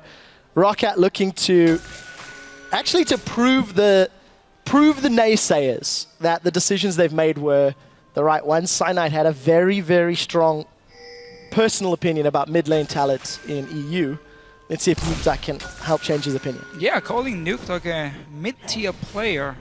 It's a bit harsh for a guy who's by many being rated as one of the best mid laners here, but it did have a point. We haven't seen a mid laner really join Froggen, Xpeke and Alex Ish in like the elite mid laners in Europe that we often talk about. Ever since Season 2, when they really started showing how good they were. I want to actually put a challenge to that, because last week we mentioned it, and Bjergsen's name came up, and you're kind of on the iffy side. Ooh, maybe. After seeing week 1 and watching Bjergsen play, I think you have to give some props that he has reached a similar level. Yeah, but it doesn't matter because he's an NA. So well, okay, he's not in Europe anymore. So that's it. Just give up the passport, not welcome home anymore.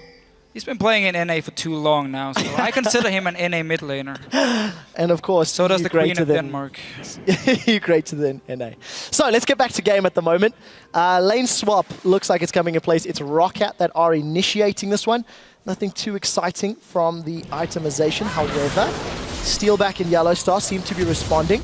Interesting new start here in the jungle. Huni and Steelback on Gromp while Rainover's on blue. So Fnatic right now is actually expecting the bottom lane from Rocket to be on the bottom side, and that's why they give this Gromp over to Huni, so he gets a level 2 for himself, and then he can teleport down to the bottom. Oh! Whoa! That just happened. Oh, Huni is as cold as ice, and he was sacrificed for that one. 0-1, not quite as fun as seeing a Scion do it. And Overpower managed to get level 2 himself from doing a camp at level 1, teleport down to this bottom lane as well. Now actually a small advantage for him in the laning phase. Huni should be able to just push it a bit from range and get his own level 2. But the whole plan from Rocket here was, again, get the Gromp to Huni so he gets level 2 and he teleports to the bottom lane. Had it been a 1v2, it would have actually been very strong because the Sander could have sit and farm from range. It would have been hard to kill her. Instead, though, standard lanes just swapped around. So let's see how these 2v2s and 1v1s play out with that misplay from Huni.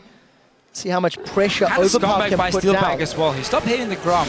Yeah, you know what? I'll see if you can handle it. One hit away. I mean, Gromp actually died just after Huni dropped. And I double-checked his XP bar. I don't think he got the XP at all. So let's see how this plays out. We do see Spell Shield from Steelback Sivir. Gonna block some of that poke from Vander. But early trades is in favor of Vander. Let's see how aggressive Yellowstar goes once he gets some levels under his belt and multiple forms of CC from that Leona. Yeah, I do think though Fnatic is going to have to wait for Reignover to make some plays if they want to go all in on Vander and Woolite here. We always talk about how Tristana is such a safe pick because again you can jump away here with your rocket jump, and while her early game damage was actually nerfed quite a lot and she's not as strong in the early game as she used to be, she should still do fine together with Vander here in this 2v2. So we'll see how well he can CS. For the time being, Fnatic in a not too bad position. Again, keep in mind as well, Steelback was doing the Grump, so he wasn't there early on to push the wave, and while Rocket and you know had both Woolite and Vander sitting there, I believe, to start pushing it and therefore get the early level 2 on their side. And now that you mention that, actually, you take a look at the minimap, Gromp is actually still up. So it was the vision disappearing that covered Gromp, not his death animation. So that confused me. So still up and available. We do see Jankos in his jungle, also upgraded. Got himself access to the Chilling Smite already on the Stalker's Blade. Reignover on the other side, got himself the Rangers Trailblazer. So fairly standard starts. Yeah. Yep, fairly standard starts. But we will always have that small XP advantage for Overpower, seeing as he got that jungle camp at level 1 and then teleported down. And he's been using it to actually push in Huni to his tower. Every single lane so far, just been pushing it down, farming, no real trading going on between them and Jankos. That's a mix between him and Rocket. Going to the top lane, because the lane is consistently pushing to the tower, he's expecting Reignover to show up and he's going to be ready for the counter gank here. Not only the lane, look at the CS difference between Steelback and Willet. I do think you expect that in the matchup though. Early levels on that Leona is always going to be more difficult. Let's see if anybody else is going to potentially die to Gromp. I'll pay more attention to kill credit this time around. Jankos still sticking around in that top lane. Reignover is nearby, but it's very defensive from Steelback and Yellowstar. This is good scouting by Rocket because Reignover, week 1 on this Rengar here, was part of 2 kills pre-level 6. Because you normally don't expect Rengar to do anything before he gets his ulti, but Rocket here, they know there's a chance of him coming to this lane. They know if there's going to be any reply from Steelback and Yellowstar, then they need him. And then you miss your cocoon. Oh, the death sentence connects though. Vander's got in. First blood to the First Blood King. Jankos does it again, and Vander with a great death sentence to open up the game. The first you get so disappointed, the cocoon misses, and then Vander lands the hook in. No flash from Steelback. Oh, Yellowstar's gone in. Vander manages to pull him backwards and connects with the death sentence. Yellowstar goes low, but no kill this time around. Just getting me very excited. And we see a very early pickaxe here from Steelback, feeling the pressure. With Woolite's farm, he should be able to grab himself a BF sword, and that's going to be an even more difficult lane. So if you have standard farm, nothing happens, and you hit every single CS, I believe around 55 CS you have enough for BF sword. Now you have the assist instead, giving him enough gold to go back and get it. Now Reignover, again pre-level 6 here on the Rengar, I want to go for overpower. That's the flash route from Huni, and an easy 2-on-1. That'll make up for the small mistake from Huni earlier in the game. Yeah, again, he's ahead in farm here. He gets a kill as well. And the wave is pushing to the tower here, so they might want to force an overpower teleport once he's actually live once again. We'll expect him just to save it though. Even though Rocket's dueling, he's going back to the top side, so no swapping around just yet in this game here. Fairly smart from Jankos as well. Used it. Despite hitting that cocoon, did not engage, realizing Huni was nearby. So as you highlighted, teleport used by Overpower. Going to be back in lane, shove it back out and keep control. Running the Hexstringer again into the double AP from Fnatic. Again, we often see it when you have a lane against an AP champion. That's where you want it for this early game power instead of just going full tank. And this pink ward is worth the flash. Dude, it was about to dodge the auto attack. It's a scary pink ward. Not anymore, it's not. Jankos That's why flash, man. Flash for it, dude. That thing was going to get away. So, tower in the top lane, under pressure from Rocket. Reignover's making his way up. Yellowstar and Steelback. At level 5, no access to the ultis yet. Oh, Woolite just managed to jump away. It's so annoying as a player though, because you want to sit and time summoner spells, and every time you see a player fail his flash, it's because he's trying to type F for flash and then the time, because we obviously saw Huni in the bottom lane use his flash onto overpower, and obviously you're killing a ward, why not time it, and then you misclick it. Concrete proof as to why flash should be on D. Never. Reignover at level 6 is going to back away. Yellowstar and Steelback still keeping themselves relevant despite being down in sort of damage somewhat. 14 CS behind, even across the board for our top laners, for our junglers, and for our mid laners. And this is actually a fairly passive start. By this point in both of Fnatic's previous games, there had been a lot more action, a lot more tower pressure, and even kills put into play. Fnatic playing more reserved and borderline more calculated. Honestly, I think they just haven't had an opening just yet. Again, the top lane, they couldn't really do too much on their own here, and Reignover didn't want to go gank it early. We even saw Jankos be ready for a potential counter gank. So now we have level 6 on the Rengar. We can actually see Fnatic want to set something up, because when you do play Rengar, the best you can do is you have one lane pushing where you apply the pressure, so you force the enemy jungler to show himself in that lane, and then when he goes for the gank, you have your Rengar sitting and he counter ganks, because Rengar, once he goes in, he's not going out again. So if he goes in first and gets counter ganked, he ends up dying 9 out of 10 times here. So you want to try and time with the enemy jungler is and make sure he's not there to kill you when you're going for these ganks. And Yellowstar roaming from this top side down towards the bottom lane. Look at the emphasis though, they really want to keep Overpowered down. Here comes Reignover, he's looking for the Baller Strike. We do see Lissandra coming, insta-flash from Overpower. Solar Flare connects, he's level 7, gonna get locked up in the tomb. And it's going to be Yellowstar that gets the kill credits. They do sacrifice the top lane for it here. Would probably have lost the tower anyway, so Fnatic just trying to get a kill out of it. Steelback, though, he needs to be careful because 3 guys from Rocket around him. So, traded 1 tower in the top for the bottom. Rocket continue to push. Let's see if they can get themselves a second tower. Pony, Yellowstar, for Bivin. Going to get caught out a little bit, but a very good stun is going to actually make that trade relatively even. Steelback gets hooked up. Here's the teleport coming in from Hooning. There's no Glacial Tomb, keep that in mind. Steelback doesn't have the mana either, so I don't think he was able to throw down on the hunt. So kill and a tower here for Fnatic. Rocket only managed to get the top tower for themselves. We've actually seen this before when Rocket played Elise back in the summer split. Jankos would constantly just walk to the lanes and start pushing down towers with him very early on, trying to do exactly the same here. When they have a winning matchup, Jankos shows up, they chip away on this tower here, get it lower and lower, and then at some point they can finish it, get that global goal for themselves. So, same kind of game for Jankos, obviously also with the first blood. A lot more even from Fnatic and Rocket. 10 minutes on the clock, gold is on the same, towers are equal. Fnatic have an extra kill to their name, but it's not, there's nothing really in it. Take a look at the CS between Steelback and Woolite, because I think for Rocket, it's so important to keep Woolite ahead as one of the only damage sources the later this game goes. Yeah, and that's also why he's getting this average played very early. He knows there's no pressure on him right now. He's been winning his lane matchup. He already has the BF sword. Get it, try and get that extra goal, boost yourself up towards Static Shift and Infinity Edge, which is going to be your first power spike, obviously, on the Tristana. So quite like it from him. Also, it will give you some extra wave clear if Fnatic's looking really to push the towers, if you have that Static Shift completed before Infinity Edge. I think that's super important to mention because there's not a massive amount of safe wave clear on the side of Rocket. They're going to be very reliant on Woolite's range.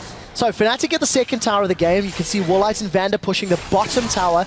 They may end up trading, but Fnatic have got the numbers advantage in the top lane. 4 of them on the inner turret, they just don't have the minions to work with. Huni, he's gone in, he's rooted them in place. Glacial Tomb, but a 3-man Gnarl throws Fnatic against the wall. Rocket, they're going to survive and get the first kill of the fight as Jankos was able to repel away. Fnatic with an uncharacteristically bad dive is going to lose that one clearly.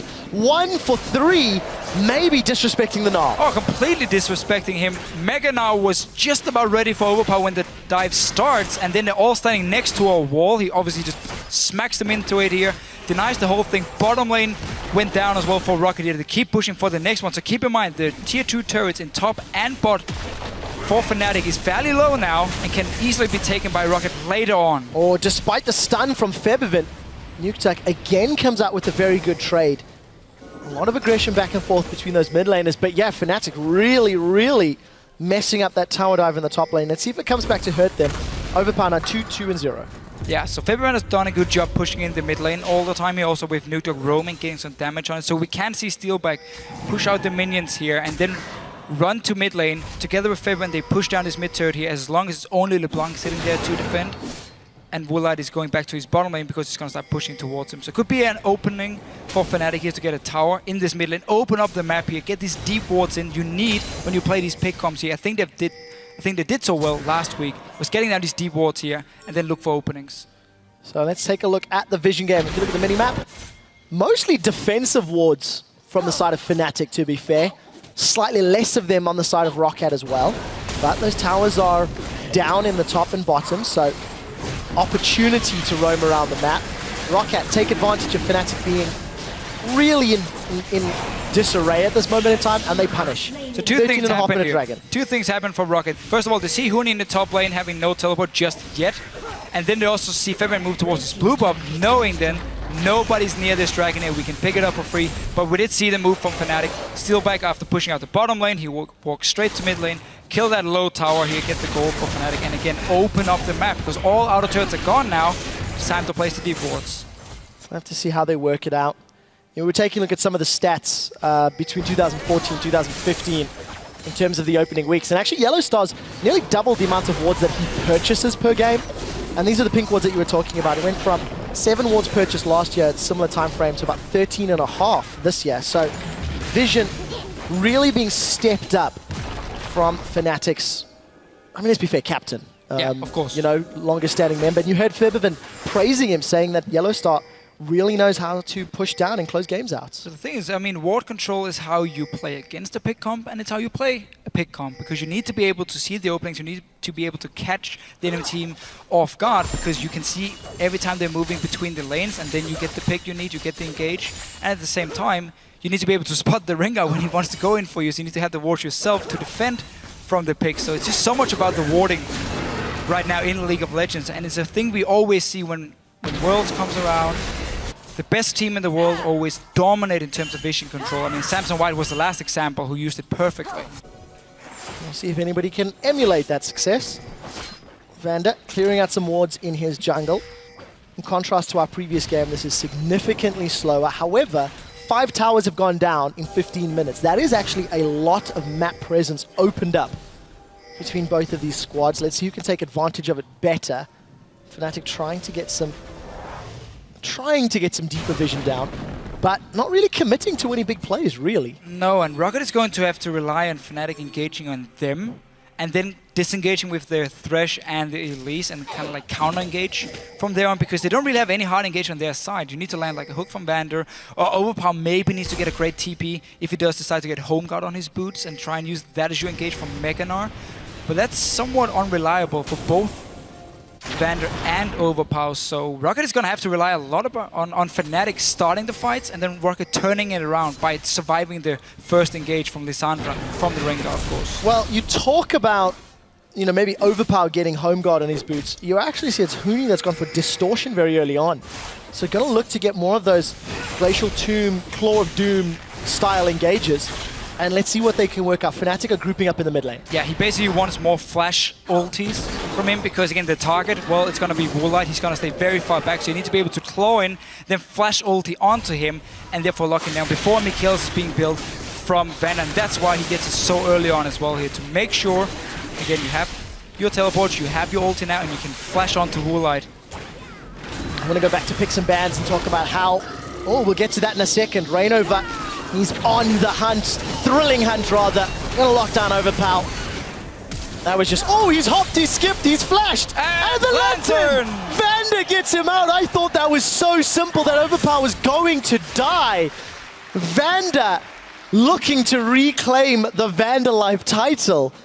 I was convinced Overpower was going to die, but he manages to get out cleanly thanks to support of Vander, and Fnatic invested quite a lot into that engage. One of the reasons for picking the Thresh here, I guess, from Rocket, you want to be able to, whenever someone is being picked off, you have the lantern to save him. Maybe not got it this close every time. But it's very exciting, and the point that I was about to make, this slower pace of game is going to play into Rocket's favor. You're giving Gnar the time he needs to get tanky, as is Elise. You're giving Woolite's Tristana the time to farm up. Got himself still a small lead over Steelback, but he's going to get to that Infinity Edge slightly, quicker than that of Steelback, because he had the Avarice Blade, the 2-item combo quicker than Steelback, because he had the Avarice Blade ticking over. So Rocket, I think, fairly comfortable, but the first few team fights are going to be super, super telling. If Woolite goes down, Rocket go down. Yeah, and again, the protection for him right now, if he gets locked up by Alessandra, nothing to save him. I mean, you're going to need the Mikhails for Vander to keep him alive. You're going to need a Locket as well coming in from Rocket against this double AP. And I want to see if Huni's actually going to try and focus much on sitting in silence. Again, with the distortion, so less cooldown on the teleport, another bonus for him. if that's the reason he gets it here, and he want to sit and consistently or constantly just like start slow pushes in the side lanes and be able to teleport in from a flank onto Rocket when they want to engage onto the likes of Woolite. Yeah, it's actually very interesting if you see how this game has played out, because the towers have been pressed down. This is going to be uncontested here for Woolite, but let's look at Yellow Star. Zenith Blade does whiff, doesn't connect. Stun does not either. We do see On the Hunt this time from Steelback being used and instantly traded for the Buster Shot, but an uncontested tower. And actually it feels like neither team has looked for the head-to-head contest at this stage. Yeah, because Rocket again has had all these defensive wards and just been sitting back farming. Fnatic has tried to look for a few picks, but then the Lantern would be there twice now from Vander. You see how he positioned himself. When Woolite is hitting the tower, Vander just walks away from him, stays very far back and just throws the Lantern as soon as the tower dives, pulls him away, he stays alive. And Dragon is spawning now in 10 seconds, or about 10 seconds. Should be our first real fight. Well, first one was uncontested by Roccat. They managed to sneak it away. Fnatic are again out of position. There's not going to be a fight for sure because there's no one around to start it. There's no vision here for Fnatic either. So second Dragon of the game going to go the way of Roccat. Something that we have seen over the course of 2 weeks, or 2 regions, EU and NA LCS, as well as to be LCK and other regions. You can give up a few dragons. Number 5 is where it matters. Number 5 is really where it counts. So we need to see at what point do Fnatic start looking to challenge. Typically though, you can give them up if you can trade them for a tower and you can get some global gold for you, so you get the item advantage and they obviously get the buffs here and need the 5th one before it really starts counting. In this situation, Fnatic has got nothing while Rocket has been able to pick up the dragons. So at least the last dragon here. So for now, dead even in gold, 3-3 in towers, 1 kill difference between the two teams as well, but 2 dragons for Rocket. Ticking time bomb. Teams are even on gold. Fnatic have been unable to convert the dragon pressure that Roccat have had into tower pressure. However, since that last attempted kill on Overpower, Hooney's got his flash available once more. Distortion boots are doing work. And you've got Woolite about to hit his Infinity Edge just a few hundred gold away, whereas Steelback is just sitting on his Brawler's gloves, still going to get himself towards a similar place. And it just feels like this is actually working out in Rockat's favor. Defisha, you were so nervous about the team comp that Roccat put together. After 20 minutes and seeing their playstyle, you have to give them credit for their decision making. Yeah, they've been able to just sit back and farm here and disengage from Fnatic, who's not been playing as aggressive as we saw beforehand. I mean, if you look at the wards in the jungle of Roccat, in week 1, that would have been completely filled up by Fnatic wards, and they would be sitting ready every time they had the chance to kill you. But they don't have anything except for 1 ward here. Rocket has done a good job keeping again the defensive wards placed. And Nukeduck went for Soul Stealer on LeBlanc. He did the same last week. Different circumstances. It didn't pay off for him at all. It felt like a desperation play last week. This time around, you kind of, well, we need to see if it works out. It's a very risky buy, no matter what. It is, and it is something that Nukeduck is famous for. He is a confident player, sometimes too confident. But the question is, if it works, it'll win you the game. I mean, it's a lot of cheap. It's super, super valuable if you can build those stacks up. It also potentially signals that Roccat will be looking to go on the offensive in the not too distant future. And now they are actually, from Fnatic side, moving in the jungle here. Want to try and look for a fight, but Rocket is keeping all 5 guys around this red buff here. Gnar counter's very, very low. It's not charged look at up Hooney and yet. his position. He's going in. Hooney coming in. He's caught Woolite. The solar flare's caught him as well. Woolite is down. Where is Nukeduck? What can he do? Jankos forced to flash away. The pew comes out from Febiven, but it doesn't result in a kill. Jankos gets out clean, but Nukeduck is down, and Fnatic with 2 quick kills, they're peeling for Baron. So talking about Fnatic here, waiting for the right play. Didn't really want to go too over-aggressive, and then they see red buff spawning. They move in here, place a few wards around. Didn't even actually see where Rocket was coming from, but because Hooney had such a great position around the crooks here, there was no wards on him. He could get onto Woolite, the carry in the backline, and kill him. Overpowered. Time to be a man. There is a Mega Gnar that's been stunned up, 2,500k. He gnaws Fnatic against the wall. Hooney gets healed. He wants a Hooney pot. Overpower is not overpowered, and he goes down. Baron secured by Fnatic. Now they can dictate the game just like that. 4,000 gold in the lead. And week 1, game 1 flashbacks coming back for Rocket. And again, just look at Huni here. He's waiting for Wula to walk in. Perfect claw, locks him down. Double CC both from Yellowstar and Huni onto him, and they just kill him. And the main damage dealer is gone from Rocket's side, and it's impossible for Nukedog to even do anything here. He has no chance of actually flanking, getting any kinds of picks. And this is just Fnatic walking into the jungle, knowing they have a comp that is so strong at the moment here, and they can win a team fight, and Rocket takes it in their own jungle.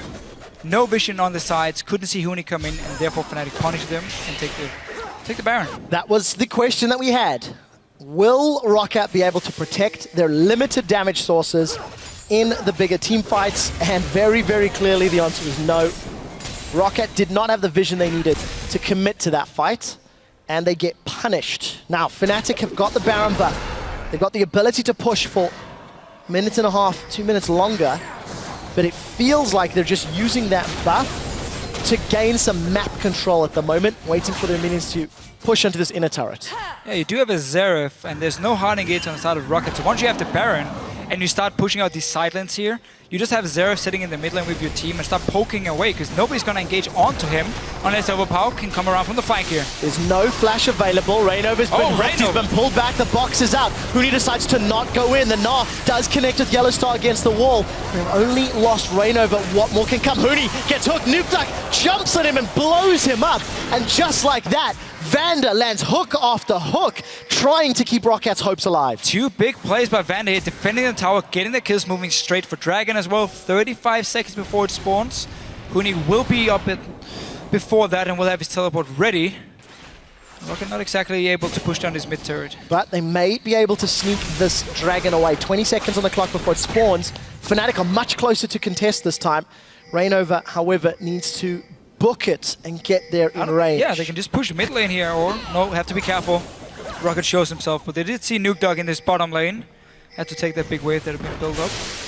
Vision still in favor of Rocket around the Dragon Pit. And of course, those Baron buffed minions still working in favor of Fnatic. Look at this commitment to the tower.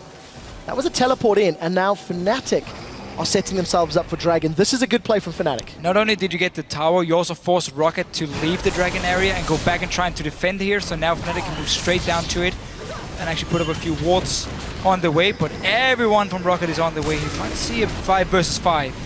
Well, took quite a lot of damage from Dragon here. Good poke from Nukedog as well. Ooh. Bad positioning from Fnatic. So because they had to disengage from Dragon here, they actually leave the mid lane open now for Rocket to push it down. And they should get the mid tower forward. So Rocket are going to shove this one out. Dragon will be for the taking later. This will be Dragon tower number 4, which will close that gold gap ever so slightly. Fnatic, they do trade tower for tower, but it cost Huni a teleport. Now it's Overpower that'll have the map pressure, as it looks like Rocket are setting up on Dragon. They do have a big wave pushing in top as well, so if they keep Fnatic around here, then we'll get some damage on this top tier, which is already fairly low. Oh, look at Reignover this. On the thrilling hunt. That was both ultimates. Solar Flare goes wide. They have managed to shut down Overpower, despite a slight guff of the ultimates across the board. But Fnatic, with the numbers advantage, again moving to Dragon. They do not want to give Rocket more Dragons than this. And again, Fnatic, every single time they see someone out of position, they go for the engage. You have the Ringo, you have the Sivir, you can speed him up, and he just lands Boulder Strike. Overpower's rooted to the ground, well, everyone else follows up. That was the theory. I mean, it took a little close, but they made it work. They made it work. That is what Fnatic can do and have done the last week as well, is look for these guys to split up from their teams, and then you kill them because the team is not in a position to react in time. Rocket needs to stay together as 5 if they want to avoid these picks here. And as soon as you make one mistake around the Dragon, well, easy kill for Fnatic and a Dragon. There's something else to point out as well. Our players to watch. Reignover was on the list. His first Rengar game had multiple successful ganks before 6. Huni, can he 100-0 Woolite? Doesn't look like he wants to just yet. Gonna go in finally. Glacial Tomb comes out, throws out the Claw of Doom. There's an instant teleport from Overpower. So that's actually map advantage now evened out. That was such a good play. Glacial Tomb. Very well played by Huni. Such a good play. He didn't want to commit fully, so he didn't like claw into Woolite here. He just popped the ulti. Instant teleport from Rocket here to react to try and save the AD carry. And Huni just walks away. Well, very well done. Got that summoner spell. And, you know, to go back to the point. Out teleport there again. Smart play. Reignover's Rengar has not been as impactful as it was last week. significantly slower game, but Fnatic still demonstrating when an opportunity is presented, they'll pounce.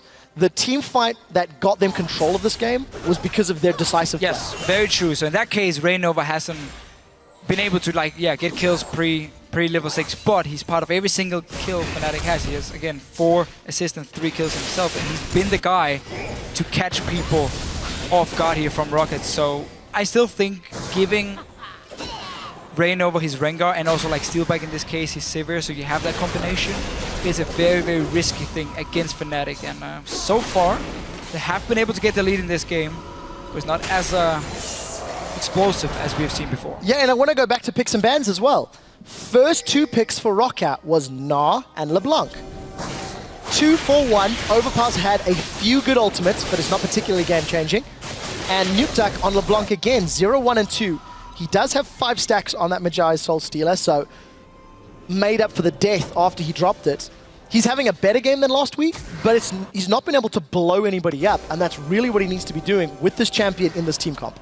Yeah, I think Rocket just wanted the LeBlanc early, and then combine it with an early game jungler, and again, try and get a few kills on Nukeduck so he can maybe snowball early to mid-game and make sure Fnatic can't just go for these picks, or they still would be able to be a lot harder for them because they had to be careful they wouldn't get blown up by Nukeduck. But still early picking LeBlanc, I feel like you give so many power picks to the other side by taking it in the first rotation. You know, I agree with you in theory that it makes sense, but Rocket made no indications to either push that mid lane or even play around getting early kills. To be fair, they tried last week and it didn't work, so maybe some of their hesitation stems from that. But anyways, Baron has respawned. Fnatic have got the ability to deep ward Rockat's jungle. Very importantly for Fnatic, that Mega Gnar has actually just popped for Overpass, so he's going to need to build that bar back up if a fight were to break out. Fnatic continue to play the vision game, continue to get control, and then dictate the tempo. I think that's the important thing to note. Roccat is now dancing to Fnatic's beat for the last 10 minutes. Yes, and Fnatic's comp is absolutely fantastic if you can engage where Rocket can see you. Where you can pop the Rengar ulti and the Lissandra over a wall, and then you mean like that? Yeah, like right now, which is why the vision control is so important for him, and there's engage. Well, Jankos is in trouble. Jankos repels. Can he get away? Nukeduck is trying to find some kills as Jankos is on the back line. His repel kept him alive for a while, but now Rainova, his reign is about to be over. Still alive, nobody's gone down. Buster shot kicks Rainova away. Overpow's come in. Mega Gnar stuns Yellow Star against the wall, but Overpow's got no support. We see the right of the Arcane. Shots coming out. Flash, boomerang blade. The third one gets a double kill. Forbidden, you are here. Fnatic win the fight after an extended engage and peel to Baron. So for Bivin here, he uses 2 charges of the ulti and then he saves the last one. He waits for Wulai to keep moving and try and trick him. And Wulai walks into Jankos, who's trying to recall, and the last charge hit. Double kill, Baron. I want to replay it. That was so good. That was phenomenal. I love the mind games. I just love how he fires first 2 instantly and then he waits. I thought there was none left. I thought I missed a shot. That's what, again, Wulai was supposed to think as well. Anyway, fight here. Fnatic, they have to set up with the ward so they can get disengaged onto Rocket. But Rocket actually managed to disengage at first. And now they can try and, you know, get some damage down. Rainova flashed away. Mega Gnar coming in as well from Overpower. Sadly, not really anyone except for Yellowstar you could knock into the wall. And now just see here, 2 very fast one. And now he wants Wulai to believe the last one is gone. And Wulai walks in. Oh, his own teammate, it's flying. Double kill. Oh, somebody give the observers a high five because that was awesome. Credit to Steelback as well, flashing Boomerang and forcing the flash from Moonlight, and then the last one hits. But that was beautiful. That was pretty sick. I don't care. That is your hashtag LCS big play moment. That was brilliant. I got baited completely. I didn't know the third shot was coming. Fnatic get the second Baron of the game. They extend their gold lead even further.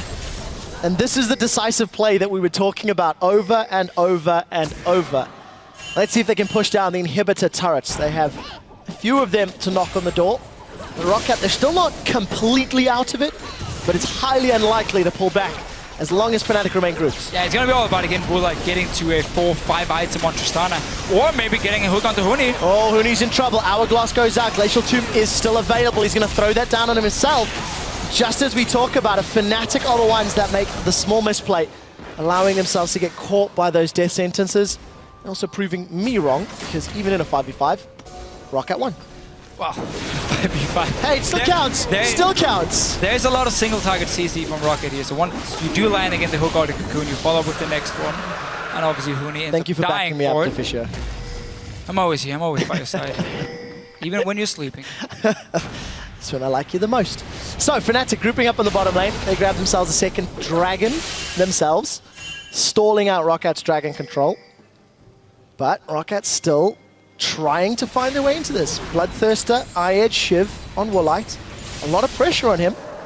Rocket is just gonna farm. I mean, they're not really looking to fight. Land a hook, land a cocoon, and maybe you can get a kill, but otherwise, let your AD carry just sit and get all the farm in the world.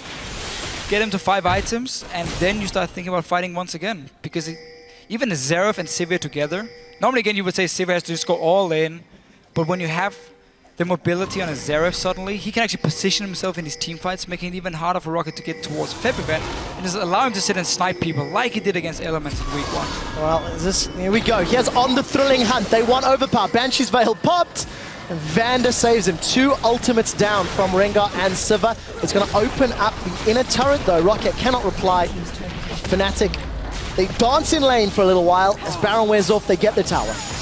Yeah, and again, Rocket just trying to buy time there. Base still alive. No inhibitor turrets down. You need the Mikhails to be complete on Vander. You need the last Whisper on Woolite before you want to consider fighting. You see Chalice now for Vander, so he's going towards the Mikhails. For him. And then, I mean, so this Soul Stealer for Nuke Dog, it's a bit the same as before. He never really managed to get anything on it, and instead you could have gone from like Athenes into Void Staff into Deathcap, and you have your 3 core items completed, but now he has that Soul Stealer sitting around, not really doing anything for him. Well, 6 stacks. It's already a step in the right direction. It's gold efficient. It's one extra, so doing better than we've seen previously. 0-1-3. You look down the rest of the items, Void Staff, Merlinomicon, Hourglass, Huni's Lysandra, Febivent working towards Hourglass of his own, to back up that Deathcap Void Staff. You know, nothing super surprising. But Fnatic, you know, the only times Fnatic have gone in is when they are punishing a Roccat play. And Fnatic made a small misplay on the inhibitor turret where they gave up that kill. But generally, this is just waiting for Roccat to make a mistake and Fnatic punishing it, because that's what's happened for the last 20 minutes. Yeah, it's Fnatic using the wards they place and clear from Rocket here to wait for them to walk in and face check them, and then you have the flank from Lysandra, you have the engage from Rengar. That's how you want to start the fights. They don't want to just like all in Rocket in the mid lane 5 versus 5 here. They keep playing around these wards here and they engage out of sight. Well, let's see what Roccat can do, playing with their backs against the wall. Star takes a little bit of damage from Nukeduck, but Fnatic hold on to their 6-7k lead in a top turret. For the 3rd game of the day is the last one for the blue side to push down. Let's see if Fnatic can end as decisively. 2 previous matches. Woolite takes a lot of poke. Pulse comes out. Let's see, right to the Arcane. 1, 2. 2 of the 3 hit. That's all that matters. Fnatic get the tower. And all Fnatic wants to do is just push Woolite away from the minions here, because he's the only real wave clear who can actually sit back there and safely at least, or somewhat safely from distance and clear them. Nukeduck has to jump in with Distortion. That's not going to work. So all they want to do is just force Woolite away, and then you take down the tower easily for Fnatic. You wait for Baron now to spawn 130 again. You establish the same vision control you have had the previous 2 Barons, and you basically force Rocket to stay back in their base and just let you have that Baron, because the last time they tried to come out and stop you, ended up dying. Well, we do see Nukeduck has picked himself up that Void Staff, so another item spike. At the power he should be at this stage. And we'll need to see if he can actually make those items count. Fnatic, yes, they've got the last 2 towers. It has taken a Baron and 7 or 8 minutes to push them down. Fnatic are respecting Rockat's team comp and Rockat's ability to create picks. But the hardest task is now up for Fnatic to break that inner turret line. Do they tower dive or do they pull Rocket towards them on Baron? Kind of feels like those are the questions that Fnatic will find out shortly. I mean, once they do pick up the Baron here, they can decide to split up in like a 1-4 where you have Huni in a side lane pushing it in. Because again, there's no real hard engage on the side of Rocket, so he will be able to teleport in time to join a potential fight if Rocket wants to try and engage. And then you just have those 2 lanes with the Baron buff minions pushing down, because Woolite is the only guy with wave clear from Rocket, proper wave clear. So if you make sure 2 lanes are pushing at the same time, he can be there and defend both of them, and you will get a tower somewhere. I mean, look at Overpower. He's not getting any farm. He's on 183 because all the farm is going to the 2 carries of Rocket because they are the guys they need in the late game to deal the damage. And we'll see if Overpower can actually stay tanky enough to keep those carries alive. For the 3rd time this game, Baron is up and Rocket are nearby. It's not gone particularly great for the mostly Polish squad the last 2 attempts. And we'll see if they can make something different happen this time around. A bunch of Fnatic wards in Rocket's jungle, so Rocket in almost full vision of Fnatic. Fnatic have got the tools to play with. Yeah, I would like to see a few greater vision totems coming in from Fnatic because the pink wards are easy enough to defend for them as Rocket can't fight them. So you get these pink wards instead of the sweeping lens and place them there and just keep them there so you keep that vision control around it instead of the greater stealth totem coming in from Huni, and maybe someone like February could change over to greater vision just to have that pink ward. Rocket playing with fire. Oh, Here comes a thrilling hunt and Rainover eats a cocoon. Instantly cancelling that engage. Pink ward is cleared out. Once again, Siva plus Rengar comboing their hunting ultimates to get shut down. Let's see if they can re-engage. Rainover's jumped in onto the team. We're going to keep an eye on him. Nukeduck now trying to pop that Rengar down. He's bursted out, he's low, and he's in retreat. Solar Flare still available. Let's see if Yellow Star wants to use it, but with Rainover down, Rocket have bought a brief respite under the Baron pressure. Very nice play by Rocket. First they disengaged, had the ping wall to see Rainover, so Cocoon from Yankos on the Elise here. And then actually just knowing, okay, Rengar has no chance of engaging on us, so we can move forward now. Try and get a few wards down ourselves and force Fnatic back. But now, they start this dragon. Fnatic were thinking about doing the Baron, but decided to recall instead because Nukeduck is still staying around this mid lane here, so it wasn't going to be that easy for them to do. And Dragon for Rocket here, slowly getting towards the late game for Woolite. He should be able to go back and get a last Whisper now. I actually think that's quite an important pickup for the team of Rocket at this late stage in the game. 5% movement speed is going to help get away and help engage ever so slightly. And these early dragons for Rocket, remember they had 2 dragons to 0 early on, has meant that Fnatic, even though they have been controlling the fights, haven't been able to get this ticking time bomb going where suddenly you're sitting on 4 dragons now, forcing Rocket to fight for the next one. No, the early dragons bought even more time for Rocket to go to the late game with the Tristana, knowing there wasn't going to be any 5th dragon for Fnatic in the near future. So the superpower that was Week 1 Fnatic is being met nearly blow for blow by the underpowered Rocket from Week 1. And this is the team that everybody was expecting in the LCS from Rocket, I mean. They're keeping themselves even. They've made a few misplays here and there. But truthfully, they've defended. They've held even with Fnatic in the early game. And now it's going to come down to these picks. It kind of feels like whichever team is able to make use of their vision better is going to win this game. Even though Rocket's defending, they're not out of it yet. No, I mean, as long as Woolite stays alive from the first engagement and actually hit someone, he doesn't have to go back to base out of the fight yet, Rocket will have a chance, but there's so many types of engage and CC to lock him down again. There's no QSS for him because he wants to get all the damage items, seeing as he's running a double damage comp, so you can't really afford, before you have at least a last Whisper, to go for full damage. Look at Woolite in the back line. Rainover went in, tried to set something up. Rainover's flashed over. They've caught Nukeduck. Nukeduck's been caught out as Honey gets hit by the Death Sentence. Now Overpower's trying to run interference. He gnaws Fnatic back before flashing into the team and getting squashed down. Rocket have lost 1. Fnatic have lost 2, but look at right to the Arcane. 2, 3, Summoner Heal keeps Yankos alive. Over the wall, Nukeduck goes. He gets Yellow Star. Rocket, 1 for 3 have won the fight. Engage onto Woolite. Didn't work for Rainover here. Woolite managed to jump away, and now Rocket turn it around. First time we see them win a fight here. It's all about these 2 carries, Woolite and Nukeduck. Keep them alive and you have a chance.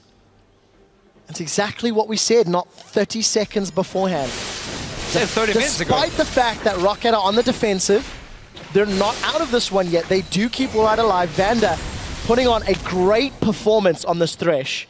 We'll ignore the damage he just took. He was trying to get a death sentence. But his lanterns have been on point. His death sentences have been on point. 007, Vander with a license to kill, but no kills yet. License to assist. License to assist. We'll call him Barry Bond then, instead of James Bond. Baron is secured here by Rocket. Fnatic out of position. I think we saw Huni teleporting into the mid lane, but he's too late to the party, and all of a sudden, Roccat close the gold gap, and they are the ones that can start dictating the tempo of the map. Despite actually the last few minutes, top and bottom waves were pushing against Fnatic. So Roccat doing a good job here. That's a good point, because Fnatic actually hasn't paid any attention to the side lanes pretty much the entire game long. They've put more focus on being in the enemy jungle and just play around the water, not really the side waves pushing in, which was a thing they did so well beforehand. Oh, that Baron thing actually just gave Nukedog away, and yet he gets the kill. Well, he popped up Rainover the got minions nuked. in the bush, and yet Rainover ends up dying for it. Not that Soul Stealer. It's now super efficient. 12 stacks. 12 stacks on Nukedog's Soul Stealer. 2-1-5. And again, gold in still in favor of Fnatic, but doesn't really matter. Roccat are now in control of the map. Minion waves pushing against them. Look at those side lanes. Roccat have got a little bit of time that they need to play with to sort that out. I just can't believe the confidence for Nukedog. I mean, yeah, second item, I'm just going to get a Soul Steal against Fnatic, doesn't matter. Yeah, I'm playing Fake Out Worlds, I'm just going to pick Swain for the first time into it. And like, this guy is so confident in his own ability to make plays. And this game is now paid off for him and Roccat because they have managed to get to the late game. Thank you. I do agree with that. His mindset is in one direction, but he's not had the plays consistently yet. Again, it's game 3, so it's a little harsh being overly critical, even I admit that. But Roccat now, they got the middle inner turret, setting themselves up on the top lane inner turret. Baron is still ticking away. That tower got melted from the damage that was done 35 minutes ago from the initial lane swap, if you recall correctly. Roccat are finally closing the towers down. We're now down to inhibitor turrets on both squads. Base gates might actually be a very real thing here for either of these teams.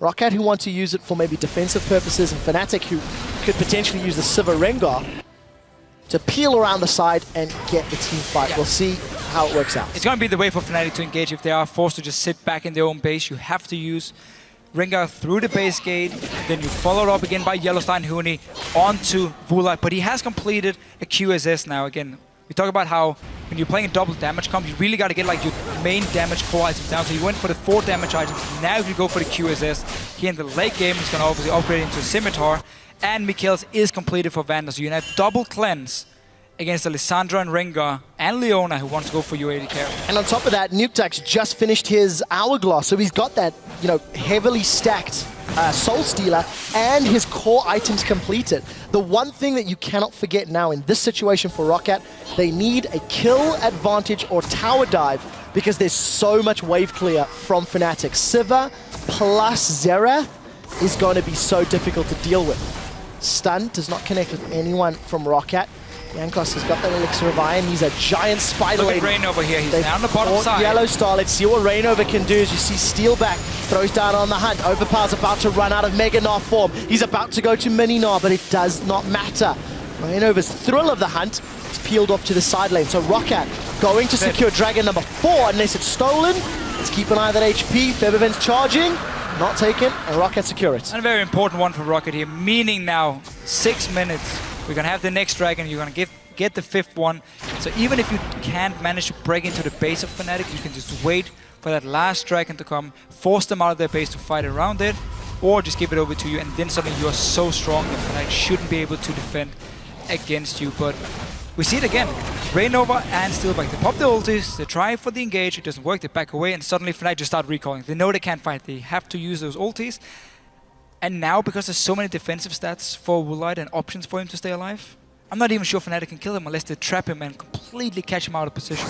So Roccat have turned this game on its head after looking like they were the ones with their backs against the wall. You saw that gold difference graph. That was the mountain Roccat had to climb, and they've done it. They're now down to 2,000 gold difference when it was up to 8 or 9,000 20 odd minutes ago. This is the longest game of day 1 here in week 2.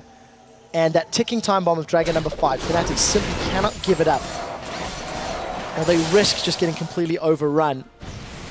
And we just need to see how they're gonna engage, because Fnatic have not been as confident and have not been as capable of creating opportunities. They've been able to take advantage of Roccat when Roccat moved, but Fnatic did not create that scenario themselves necessarily as well as they did last week. No, but we have to give credit then to Roccat for the way they've actually played against Fnatic here. Very defensive, waiting for the engage to happen every time. They at least pick for Jankos. Honestly, it was just picked into the Rengar here, so whenever Rengar pops his ulti, if you have a pink ward down, you see him, you land a cocoon, you have the disengage, and then you just have a front line sitting ready, and obviously now Thresh and Elise together with the chain CC they can provide onto a single target, which actually happened a few times, bought more time for Rocket every single time as well. And Scimitar is completed for Woolite.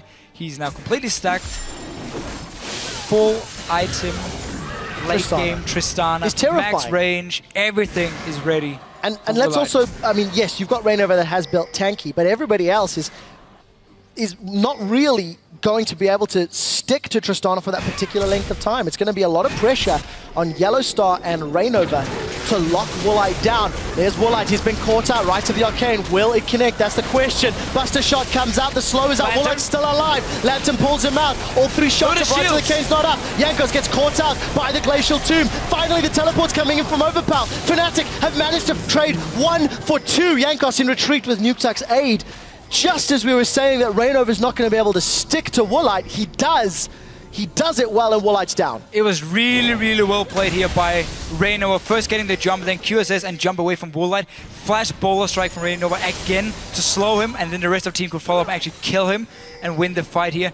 And that was a very aggressive play. I mean, we're 50 minutes in, and you find a single guy at a Raptor camp alone, and you just go for it.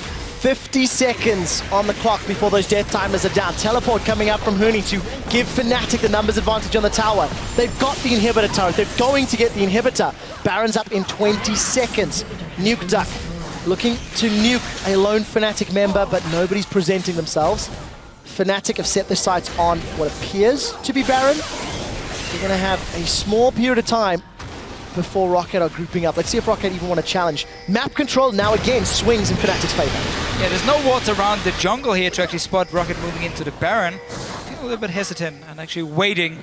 Remember, they have no smite. I mean, Reignover is dead while Jankos is alive, so you don't really want to risk giving Jankos an opportunity to smite the Baron away, especially because you already have, you're still even, but you have actually been on the back foot the last few minutes. Massive, massive questions now for both of these teams. Baron is up. Who wants to go for it? Super minions down the middle lane and a 1 minute 55 second countdown timer until a potential Dragon number 5. There is no margin for error. One convincing team fight and this game is over.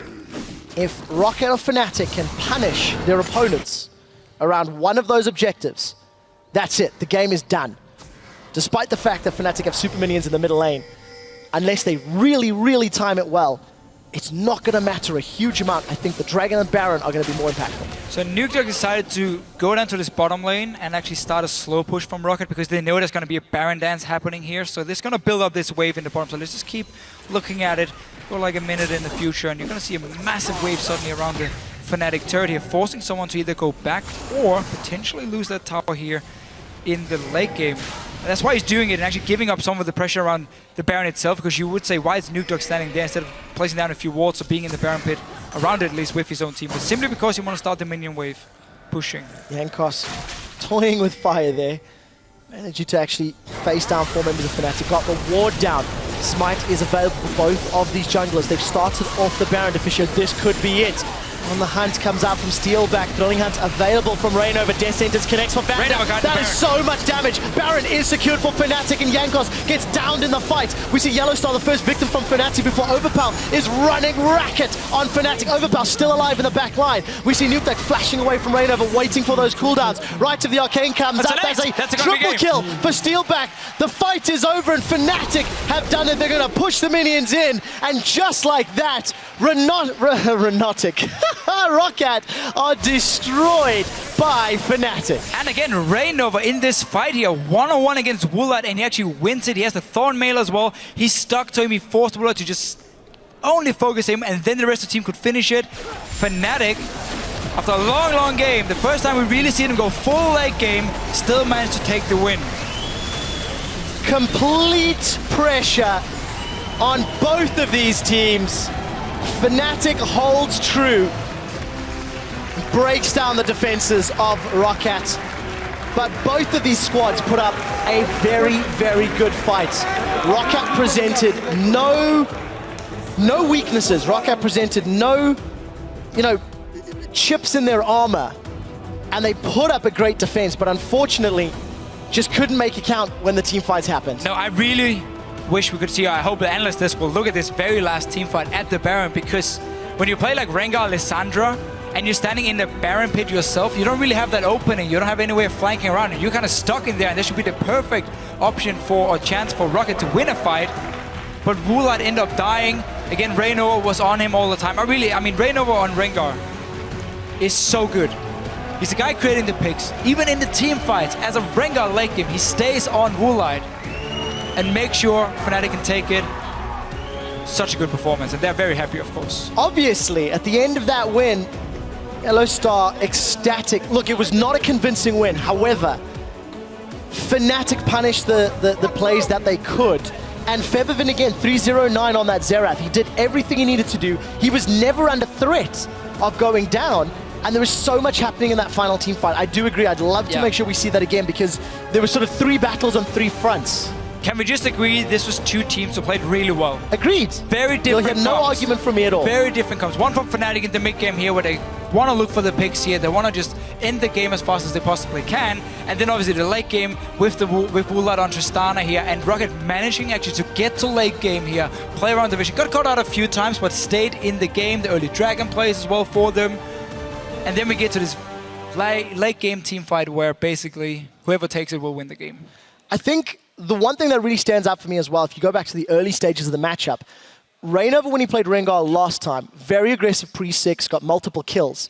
This time around, Rainover played passive. For whatever reason, could have been Huni dying to Gromp early, could have been let's play differently to the previous attempt. But more important than that, Jankos was around. Jankos was waiting in the top. He actually waited so long that was able to get first blood by Steelback, overstepping his mark. But if Rainover had played the same as he did last week, Jankos was there to react, to respond, and to put a kill on the board.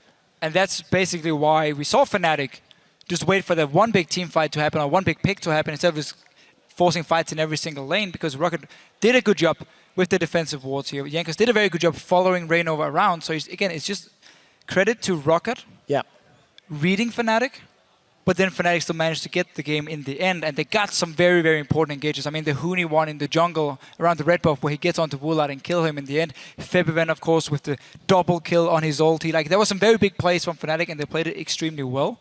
But Rocket had a tactic. They stuck to it in pick and ban phase. I mean, didn't give over or didn't care about, I still remember how concerned you were. And everything. Well, but the thing is, when you look at the comp from Fnatic, they have everything they want to create these crazy games, and yet Rocket managed to delay it and get to 50 minutes. So, well played to them, but Fnatic just takes the win. Yeah, and something else that Rocket also did exceptionally well was their vision control. Yes. There was multiple times that Fnatic, pushed up really deep into Rocket's jungle, and Rocket did a very good job of clearing out those wards, not taking super risky moves. I mean, I think if you think of the entirety of that game, Woolite being jumped on in the 55th minute or whatever it was, 53rd minute, 45th minute rather, was really the only misplay. And I use that term very, very loosely. But, up until that point, Rocket, they held a defensive line. I still feel that the Nuke Duck plus Woolite equals carry is not enough, because we've seen it 3 times now and it's not particularly inspiring. Nuke Duck's LeBlanc, while better this game, was by no means able to carry an entire team when you're 50% of your team's damage. No, that's very true. I mean, it was all about Woolite in the end, but Nuke Duck did make some plays. He got a few picks, in the late game team fights. But yeah, the comp from Rocket, when you have this Elise and Gnar both going just full tank and overpower being denied a lot of farm, he never farmed the side lanes in this game here, except maybe once or twice. He was ending the game 52 minutes in on 244 CS. Woolite had 470, and obviously Nuke Duck had 420. But they got all the farm here, meaning Overpower could only just be a frontline tank and nothing else, which was the whole plan from Rocket. So LeBlanc, probably not the best to go full late game, but they wanted to make Empower at least from her. So Rocket, they put up a better fight, but it's Yellow Star and Fnatic that secure another win in the books. So to break that down, we're going to head over to our very own Yellow Star at the analyst desk.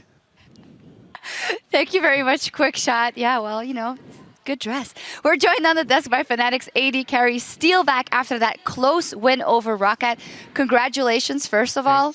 And secondly, in the previous games, we always saw you guys playing when you had a huge lead in the beginning of the game. Now it was even How would that change the way you went into the rest of the game? Well, it was like we had two first most easy game, like it was close very fast, but like this game was hard because LeBlanc was poking Lissandra a lot, so we had to back, and yeah, we tried to engage them most of the best way possible.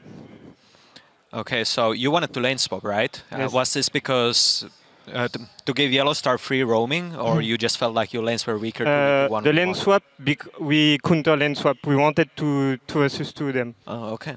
And so we just counter lane swap. All right, you guys were 2 versus 2 in that top lane. We're actually going to bring up a replay of that dive you guys tried to do in the top lane. Let's get that up on the screen right now. And Laurie, you actually found it was a good example of being too aggressive for a team. Yeah, this is why teams are afraid to go aggressive, because sometimes it can backfire and make you look stupid. But for Fnatic, it has paid off really, really well so far. So sometimes you fail, but you just gotta ignore it. And let's roll with the clip. So here, there's Lissandra going in, very aggressive, but Gnar gets a really good ult and just completely decimates him. Jankos even gets away on Stillback, finishes him off, and then this is just awkward. They're split between the turret, don't have anywhere to run. Huni flashing in to finish off, but gets taken down as well, 3-4-1. Yeah, Steelback, what was the call like there? Who said, let's go in? And Yeah, we called to dive. I was not sure about the dive. We still did it, and I tanked the tower first. That's why I died really fast, and it was, yeah, we couldn't dive because of that. yeah, you guys had some good engages after that, but Rocket still managed to hold on, and you know you had that Tristana on the other side who scales so well, so how did you play the rest of the game? So, like, they were like trying to make the game long to give Tristana item, so we were trying like to catch Tristana and not take the fight directly and try to poke with Xerath.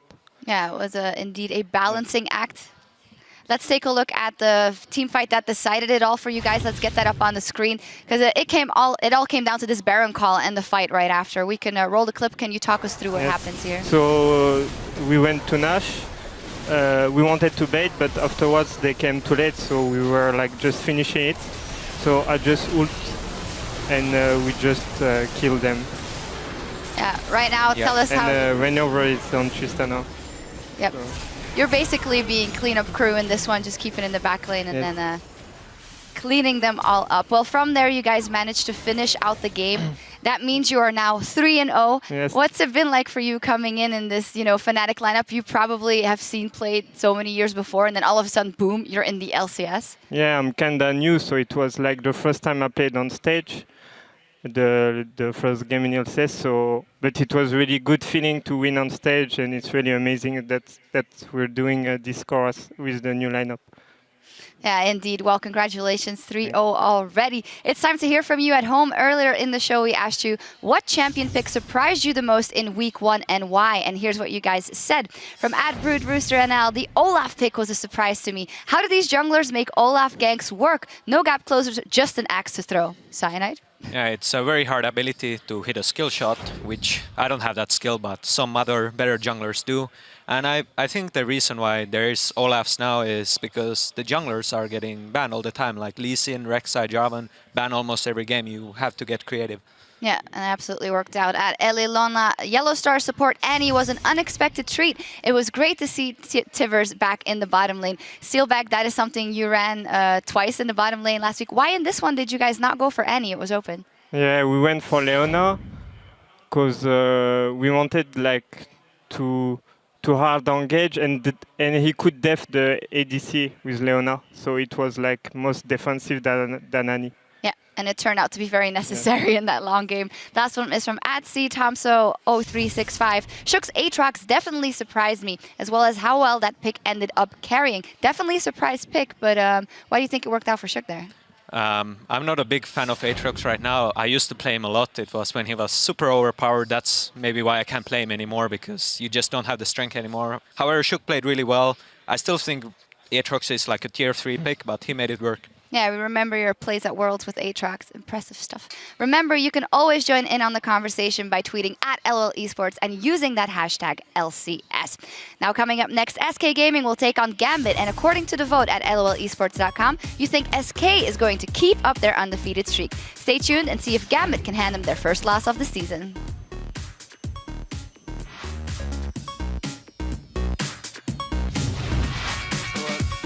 Little bit. Sleepy. Sleepy? Nice sleepy. How come you're sleepy? I don't know. Sleepy. He's gone in, he's rooted them in place. Glacial Tomb, but a three-man Gnarl throws Fnatic against the wall. Roccat was going to survive and get the first kill of the fight as Yankos was able to repel away.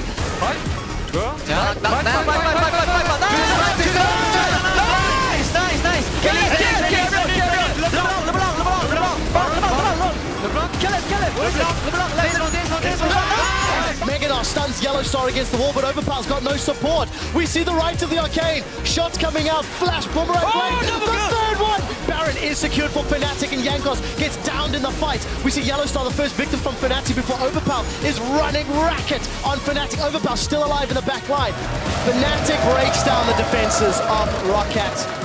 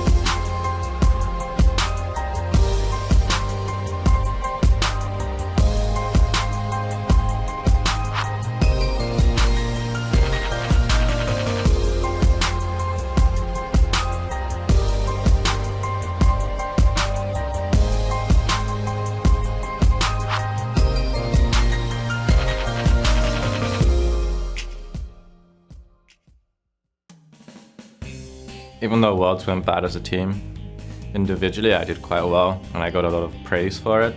My teammates, on the other hand, almost all of them got trash talked pretty much by the community. Now I've got this expectation on me rather than none at all. So that's something I have to adapt to. And to be honest, I'm trying to block out most of the praise because I don't want it to affect me. Like, this is a whole new split, a whole new meta. I don't know how good I am against the other top laners. And a lot of the other top laners that come in are really strong, I know.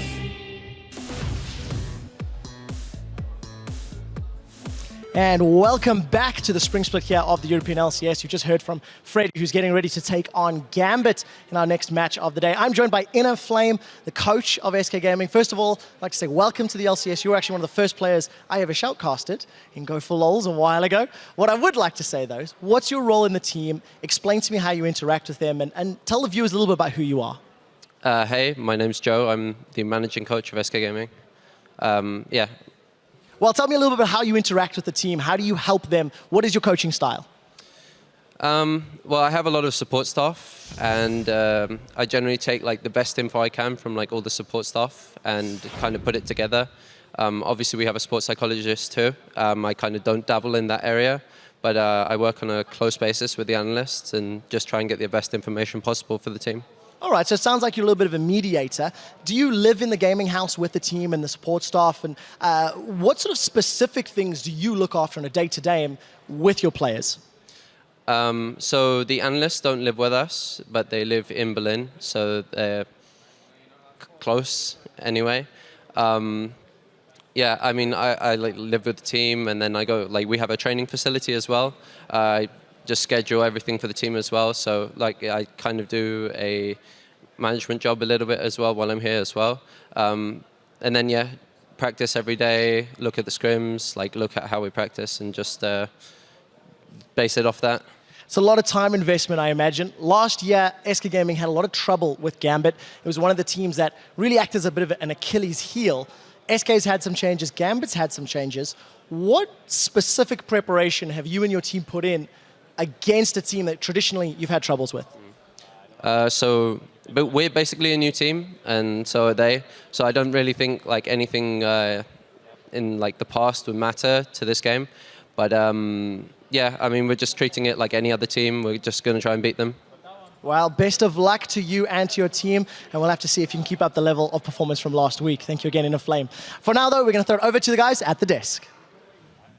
Thank you very much, Quickshot. I'm Devin Pyrotechnics Young, and I'm here with Martin DeFicio Lingo. Once again, we're about to kick off the showdown between SK and Gambit Gaming. So let's take a look at that starting lineup. Up in the top side is, of course, Freddy122. In the jungle, we got Sven Skaren. Fox will be the mid laner, Forgiven the AD carry, and Rated on support. And of course, Coach Inner Flame, we just saw the interview here with him and Trevor. But SK Gaming as a team, they have looked so good in the first week of the LCS. We keep talking about how these upgrades they've made in the mid lane, obviously in the bottom lane as well, has worked out.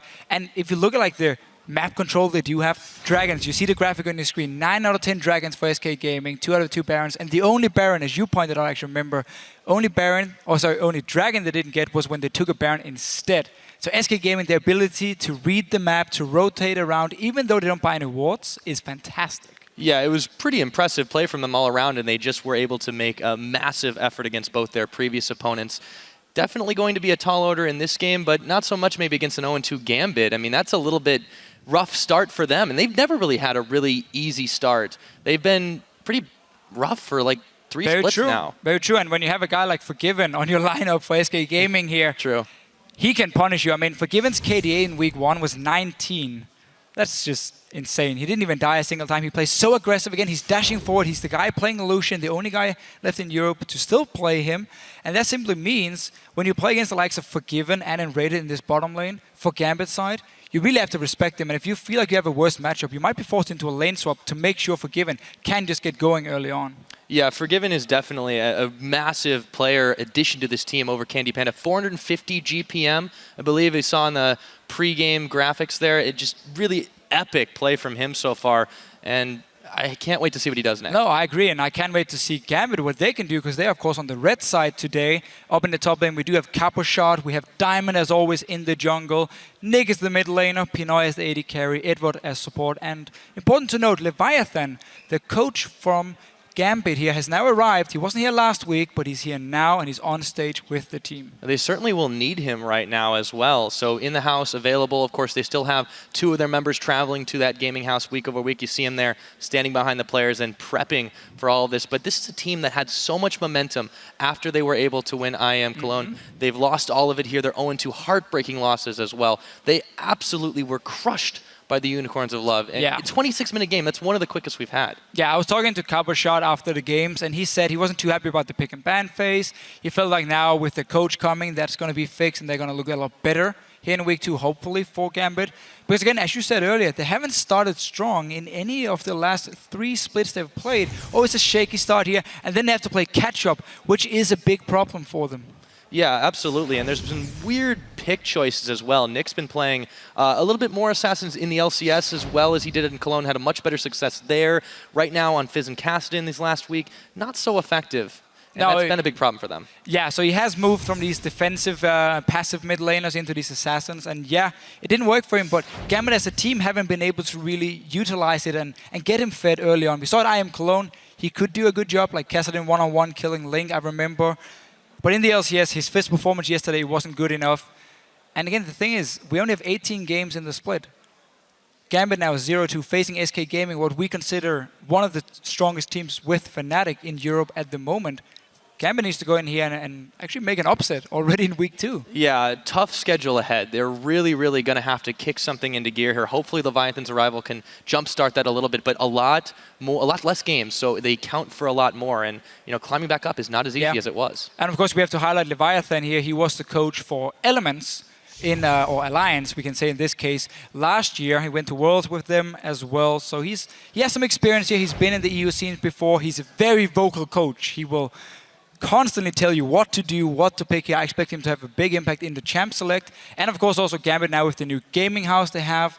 They announced it how, obviously again, Cabochard, Pinoy and Nick already living here, and then Diamond and Edward will actually move here and stay here for as long as they can before they have to go back to Russia. So finally, Gambit Gaming has a gaming house. Yeah, they do have some preparation available, and it's early on in the split. There's still time to get a little bit back into it, and they didn't have the worst play against Rockcat. They definitely had some glimmers of hope there. Yeah. So really, really excited to see if they can maybe bring that to life a little bit more. But we're getting into the picks and bans right here. SK Gaming taking on Gambit, and they're starting off.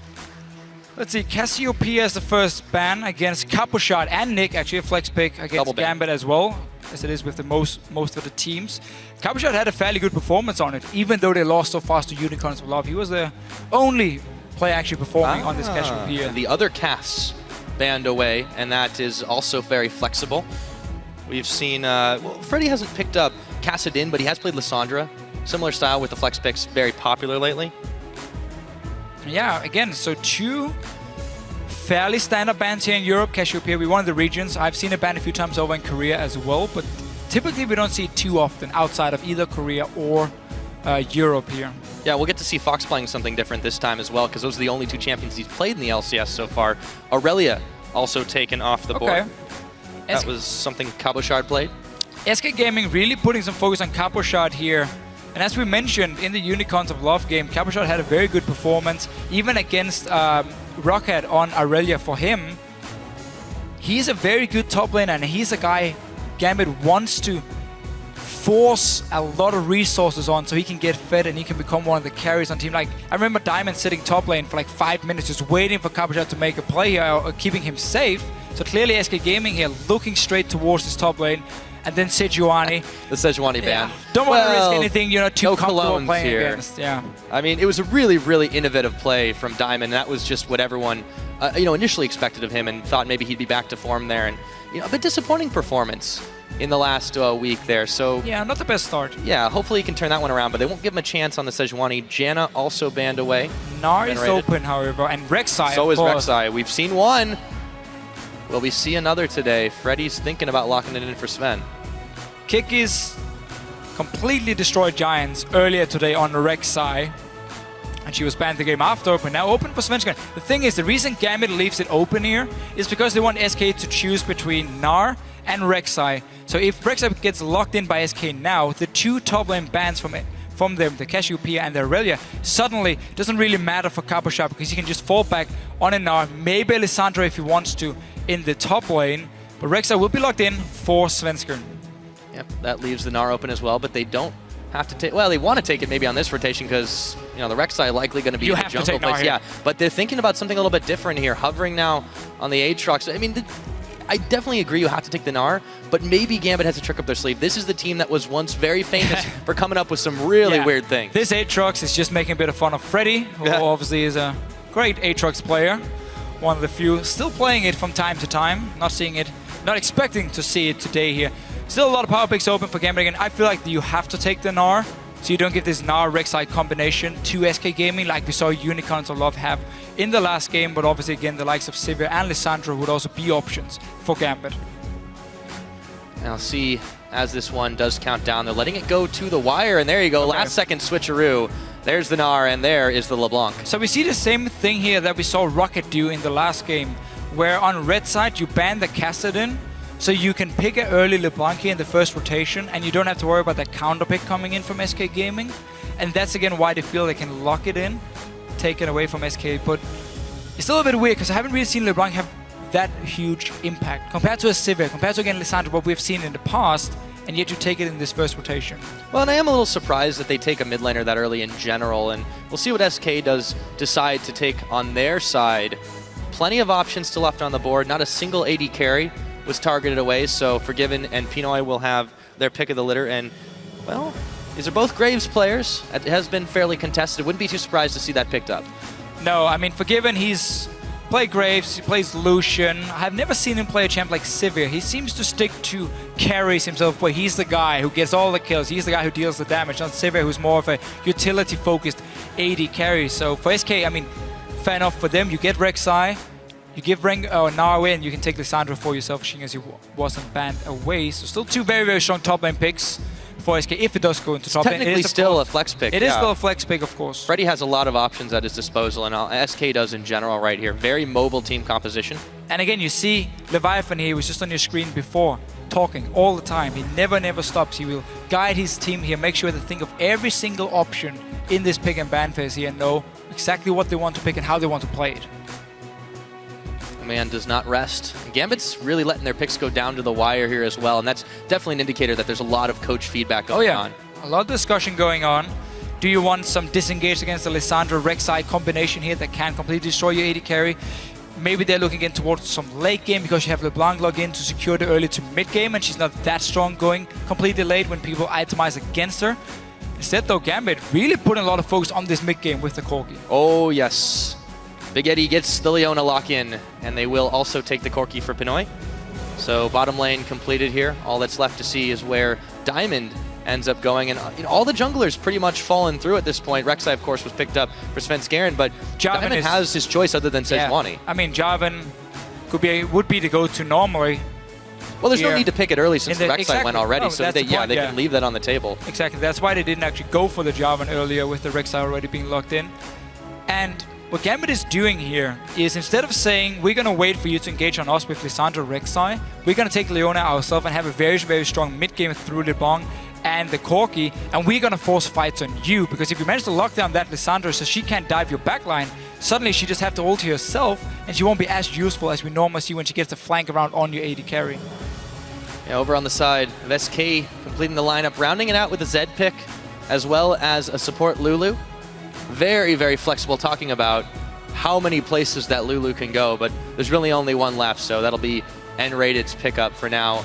And Gambit thinking about, I would really be surprised with Jarvan in the rotation for this to go through.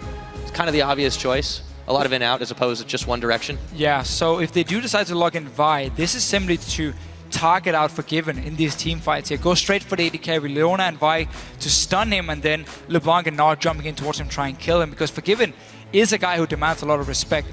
He is the guy who wants to carry these team fights. You know he can play aggressive, so having a Vi with this point-and-click ulti onto him could be an option, but... There's the switch through. Again, picking him into, like, again, the likes of a Lulu makes it very hard for Vi actually to really lock down his target and then kill them in time through the wild growth. So I like Jarvan more for Gambit.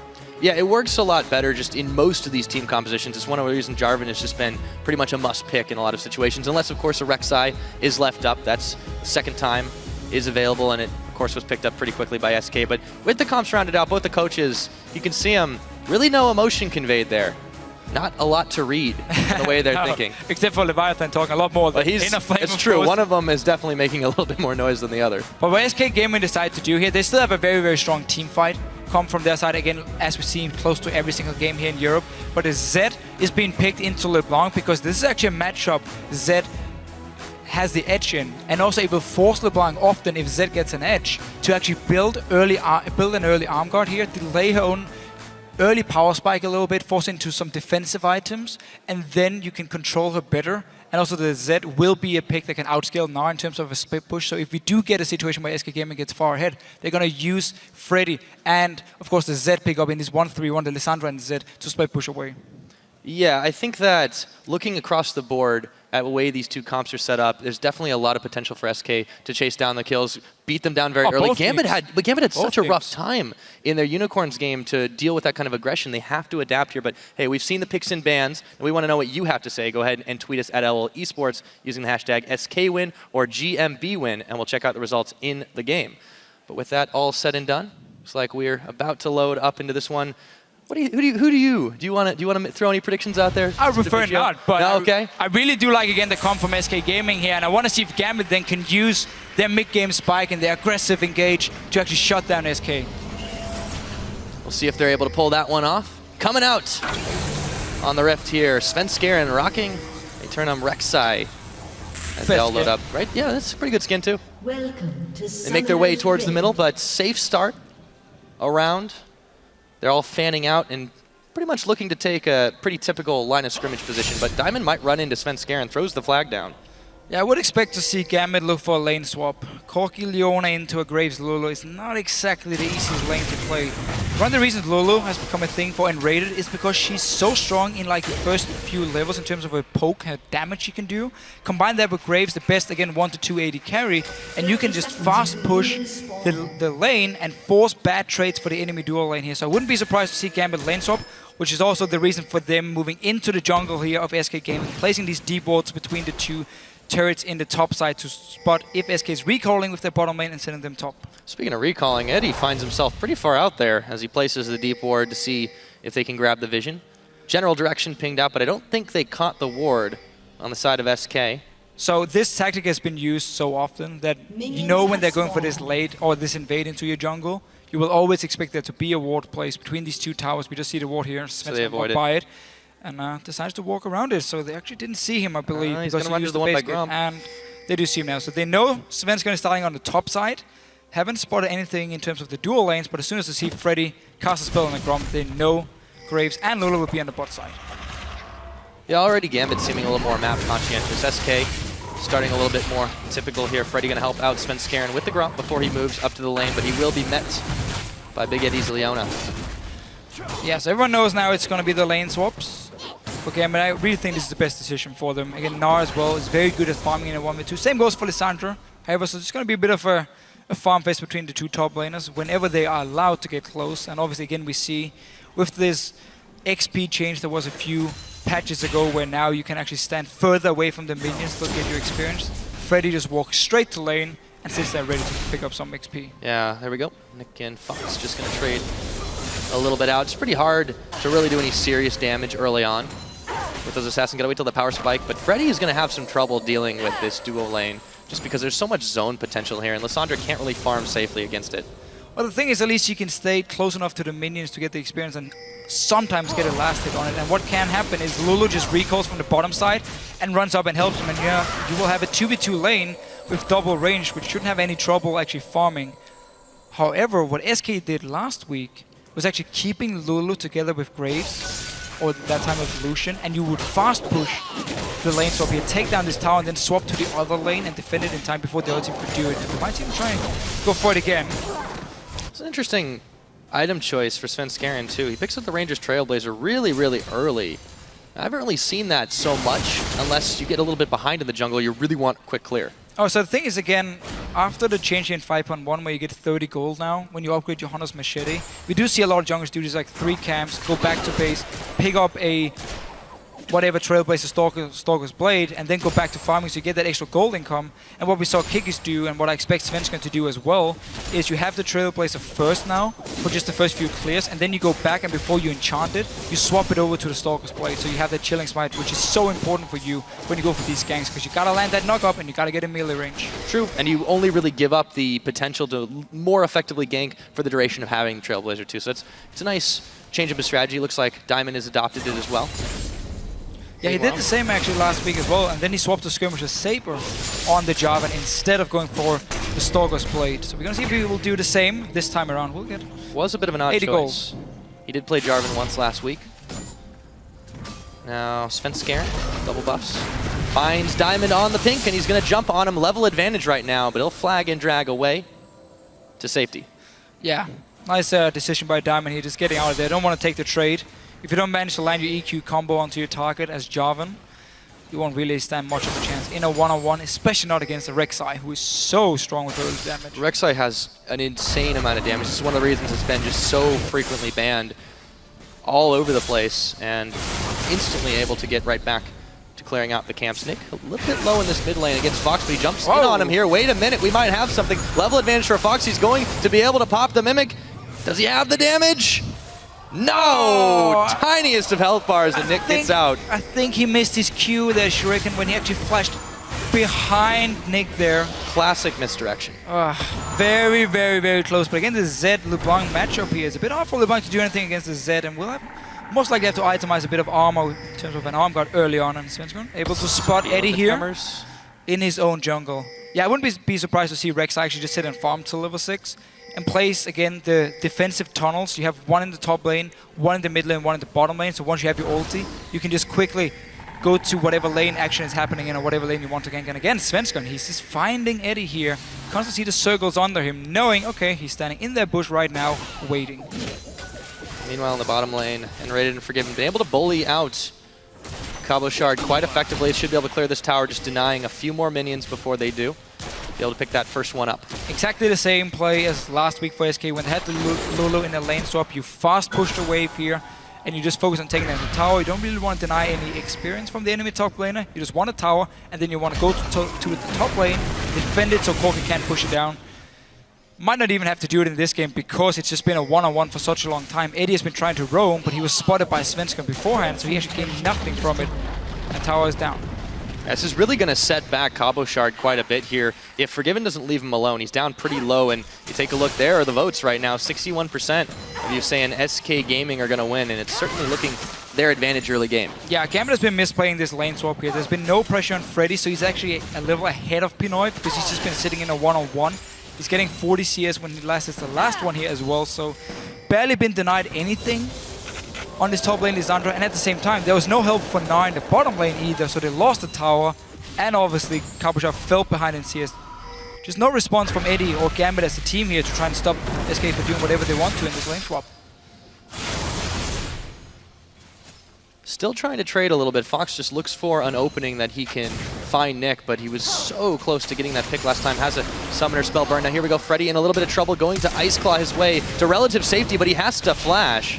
And Edward does not connect on his E. Yeah, Svenskeren was actually pinging. He was on the way to the top lane, but because Freddy had no mana, he wouldn't be able to ulti himself and buy time, and therefore decided to flash away, playing it safe. Couldn't actually see if Diamond had joined in either, as there's 0 wards on the top side here from SK Gaming. Oh, actually got his level 6 now. We do see some batons placed around here. We'll be able to move around very early. So much mobility in his own jungle. He's even got one around the side of the Dragon Pit from when he wanted to jump onto Diamond earlier. So if they start focusing on that particular objective. SK, you mentioned in the pregame, had just a ridiculous amount of Dragon and Baron control. The only Dragon they gave up barely had any contested. The only one they gave up was to get a Baron anyways, and they definitely have been able to do that with a serious lack of vision in a lot of these games too. Now Fox in a little bit of trouble himself, half health, but he's under tower, and Nick is not going to go any further. And now SK have swapped Forgiven and Lulu, and raided, of course, to the top lane, as we talked about after you kill the bottom lane. You walk straight to the top lane, you start putting pressure on the next tower, and you just fast push down these outer turrets here, giving you a massive global lead. You don't care about getting a dragon, even though the enemy bottom lane was on the top side. No, you want to go up there, you want to get a tower. And funny enough, also like last week, Pinoy, he's taking the enemy red buff. He did like 5 times against Rocket. Got to find some way to get back into this one. He's been down about 10, a little bit more CS now, but not too bad considering he really hasn't been laning up against Forgiven either. Yeah, I actually don't think it's very good for him to take Cabo it. Shard. Wait a minute. So I actually don't think it's very good for Pinoy to take it because he's just returned from base. He's sitting on like 500 gold. He's not going to recall again because he used all his mana on taking the red buff. So he recalls, barely gains anything except for mana crystal and of course a red buff, but he's not standing in a 2v2 anyway. I'm not even sure it's worth worth it for him to actually lose out on quite a lot of farm while he's doing that red buff. Yeah, maybe if they were about to fight, but they don't really seem too interested right now. Very spread across the board, Gambit, as SK picks up the Scuttle Crab, goes right back to clearing some. Svenskeren gonna realize his red is gone, but that's okay. He's got plenty of jungle still to go. Forgiven and raided. Back up in the top lane. But this is Edward and Cabochard they're meeting here. A little bit of damage, some poke on Edward after the polymorph comes in. Forgiven, he waits around the backside just for the right moment to strike, and then just the burst from his buckshot and the threat of collateral damage is just so ridiculous. This is what's got him so far ahead. Yeah, this is one of the reasons Leona isn't considered very good in the lane swap, because she's a melee champion. You can only go all in here, and she's not able to help Cabochard pick up a lot of farm and obviously get poked every time she moves forward. We see Eddie being very, very low here. Sven actually decided not to go Stalker's Blade on Rek'Sai like Kikis did in the last game. Just to the Trailblazer and just fast farming. Ooh, Eddie a little bit low, and Cabochard gets the Mega Gnar, but they're going to have to give this tower up. SK grab themselves a bottom and a top within several minutes of each other, and actually dangerous back position too, but they're not interested in checking it too far out. And as soon as you get this top tower here and you know Gambit is recalling, you see Sven's gonna just walk into the jungle of Gambit here, knowing I have a lot of backup from the top side, from the mid lane as well. I can just do whatever I want here. Didn't have any... Oh, there's actually one ward place on the way. You don't need too many wards. No, You've got Svenskeren all over the map. Perfectly fine. All of SK too. They slow push in and start to grab little annexes of the map. I would have liked to see him place a pink ward in the top side of the jungle, just behind the red buff, which is a bush people normally don't check, and we've seen it beforehand. That's basically it. Fox, he's in a little bit of trouble, has to burn his flash, and here we go, turn it around, Deathmark onto Nick, immediately backs out, Zenith Blade in, first blood to Edward, and it was 11 minutes in the coming, and they get 2 as Pinoy picks up Svenskeren. So after all this fast pushing here from SK, Gambit's like, you know what, we're done with this, let's just get some fights here. Diamond goes in, they get the kill obviously first onto the Zed, and then the Rek'Sai as well going down. Svenskeren trying to come in and help. Freddy chases Gambit off the dragon, so they won't have a chance to capitalize on that one. But yeah, very quick first blood and second kill picked up by Gambit there. They will get a little bit more gold back in their pockets, but they have to be careful. Last outer turret now being focused down by Forgiven and Unrated. Yeah, and again, your only safe wave play is going to be the Corki Pinoy here. Again, allowing SK to just always get some damage on the towers whenever Pinoy is not nearby. You brought up a good point there. They really don't have much anti-siege, so as long as SK plays the safe kiting game for now, they're going to be able to shove in these waves pretty quickly. Yeah, so it's only going to be a problem here in the early game, because it's not like SK Gaming is running a siege comp themselves. You don't really want to use Zed to siege a tower. You want to use it for the split pushing instead. But in this case, because early game has been in favor of SK, the lane swap, and now Dragon obviously as well going over to them. No real threat from Gambit or any chance no of them vision even for them either. doing anything. They didn't really have an opportunity to get in there and get the positioning they wanted. So first Dragon again goes to SK. They continue their impressive run of Dragon pickups.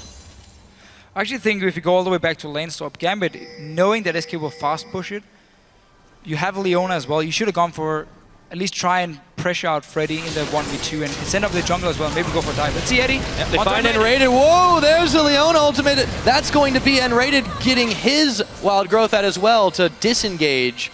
And Eddie backs off that one, but it was a close call for the SK support. Almost managed to burst him down before he could probably do wild growth here as soon as he was out of the CC.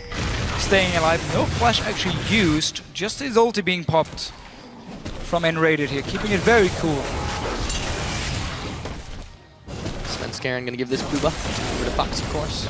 Good guy jungler, as usual. He gets back to lane. Yeah, decent lead in the gold as well for SK picked up. They're about 2,000, a little bit less than that ahead of their opponents. But Gambit have not been sitting completely idle here. They just don't seem to be quite together enough to get more than a few picks. The thing is, they didn't have the same fast push strategy available with Leona compared to Lulu when it comes to pushing down the towers, and because they didn't apply any pressure on Freddy, try and dive him, maybe at least force him away, deny him the CS, it simply meant that Freddy has had a great lane swap. He's far ahead compared to Cabochard in terms of farm and even XP he should be, and at the same time, Forgiven just been racking up the global goal for his team, able to just move around first the bottom lane, then the top lane. There's just been no response from Gambit except for those 2 kills in the mid lane, which came later after those 2 towers went down. It's actually the same lane swap from SK as we saw last week, so now teams should know moving forward, this is how they play with Lulu in these lane swaps here. Yeah, it's definitely going to give them a little bit more sustain when these fights do start to break out as well. And speaking of fights, Diamond, he's gone once again for the Skirmisher Saber.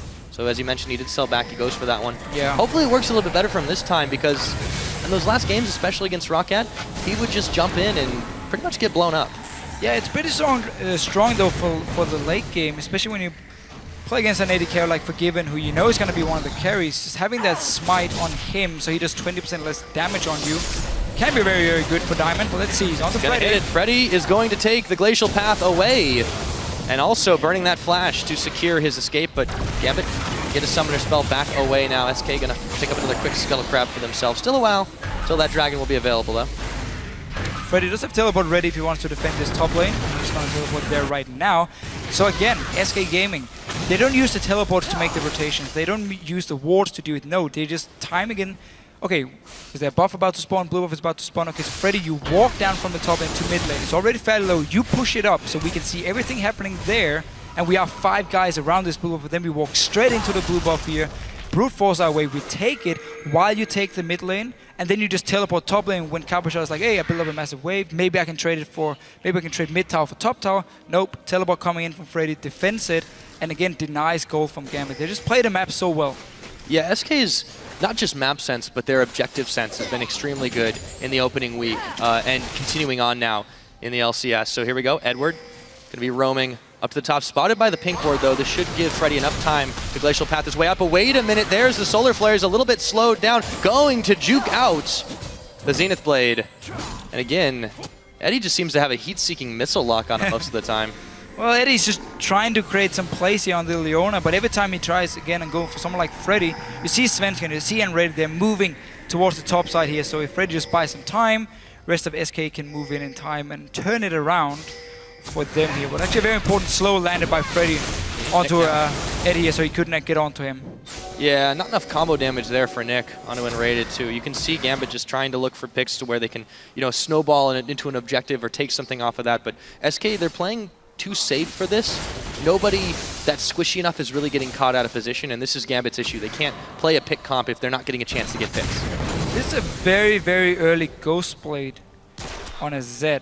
Normally you always see Blade of the Ruin King being completed first, and you add in like a Brutalizer on the way, but he's actually gone for the Brutalizer and then upgraded to Ghost Blade. I think actually it might be just to have more presence in a potential team fight if he gets onto the likes of Pinoy. And now Edward. They found Edward there, and there's a lot of damage versus him. Deathmark goes in. Fox says, I want that kill, and he should be able to get it. Yes, he does now. Teleport coming in for Cabochard, and SK in full retreat. Fox barely making it out alive, not going to even mess around. He takes the flash over the wall, and Rated, though, is still a little bit far behind. They might be able to catch him. Forgiven is here. Can he push them away? Wait a minute. That's a lot of damage gonna force everybody back from Gambit, but Cabochard sticks around too long, and N-Rated takes him down. And Freddy wasn't even there. Like, he's running from the mid lane right now, but this Lulu support pick for N-Rated as well. Every time there's a fight, he managed to land the slow and just kite around, and in the end here, they could turn it around, pick up 2 kills for SK. They started the whole thing.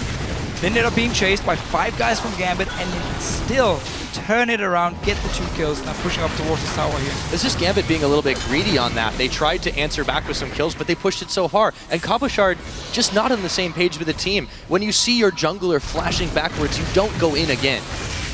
No, that's very true, but for Gambit, I mean, they just want to try and make some plays. They know they're losing on Global Gold. They know, again, the comp here from SK Gaming will be harder and harder for them to deal with. Remember, Gambit is running with a very strong mid game through Corki and LeBlanc here. So they really want to try and use it to create some picks, but every time they try, SK managed to disengage away from them and take something else. I mean, Dragon spawning now.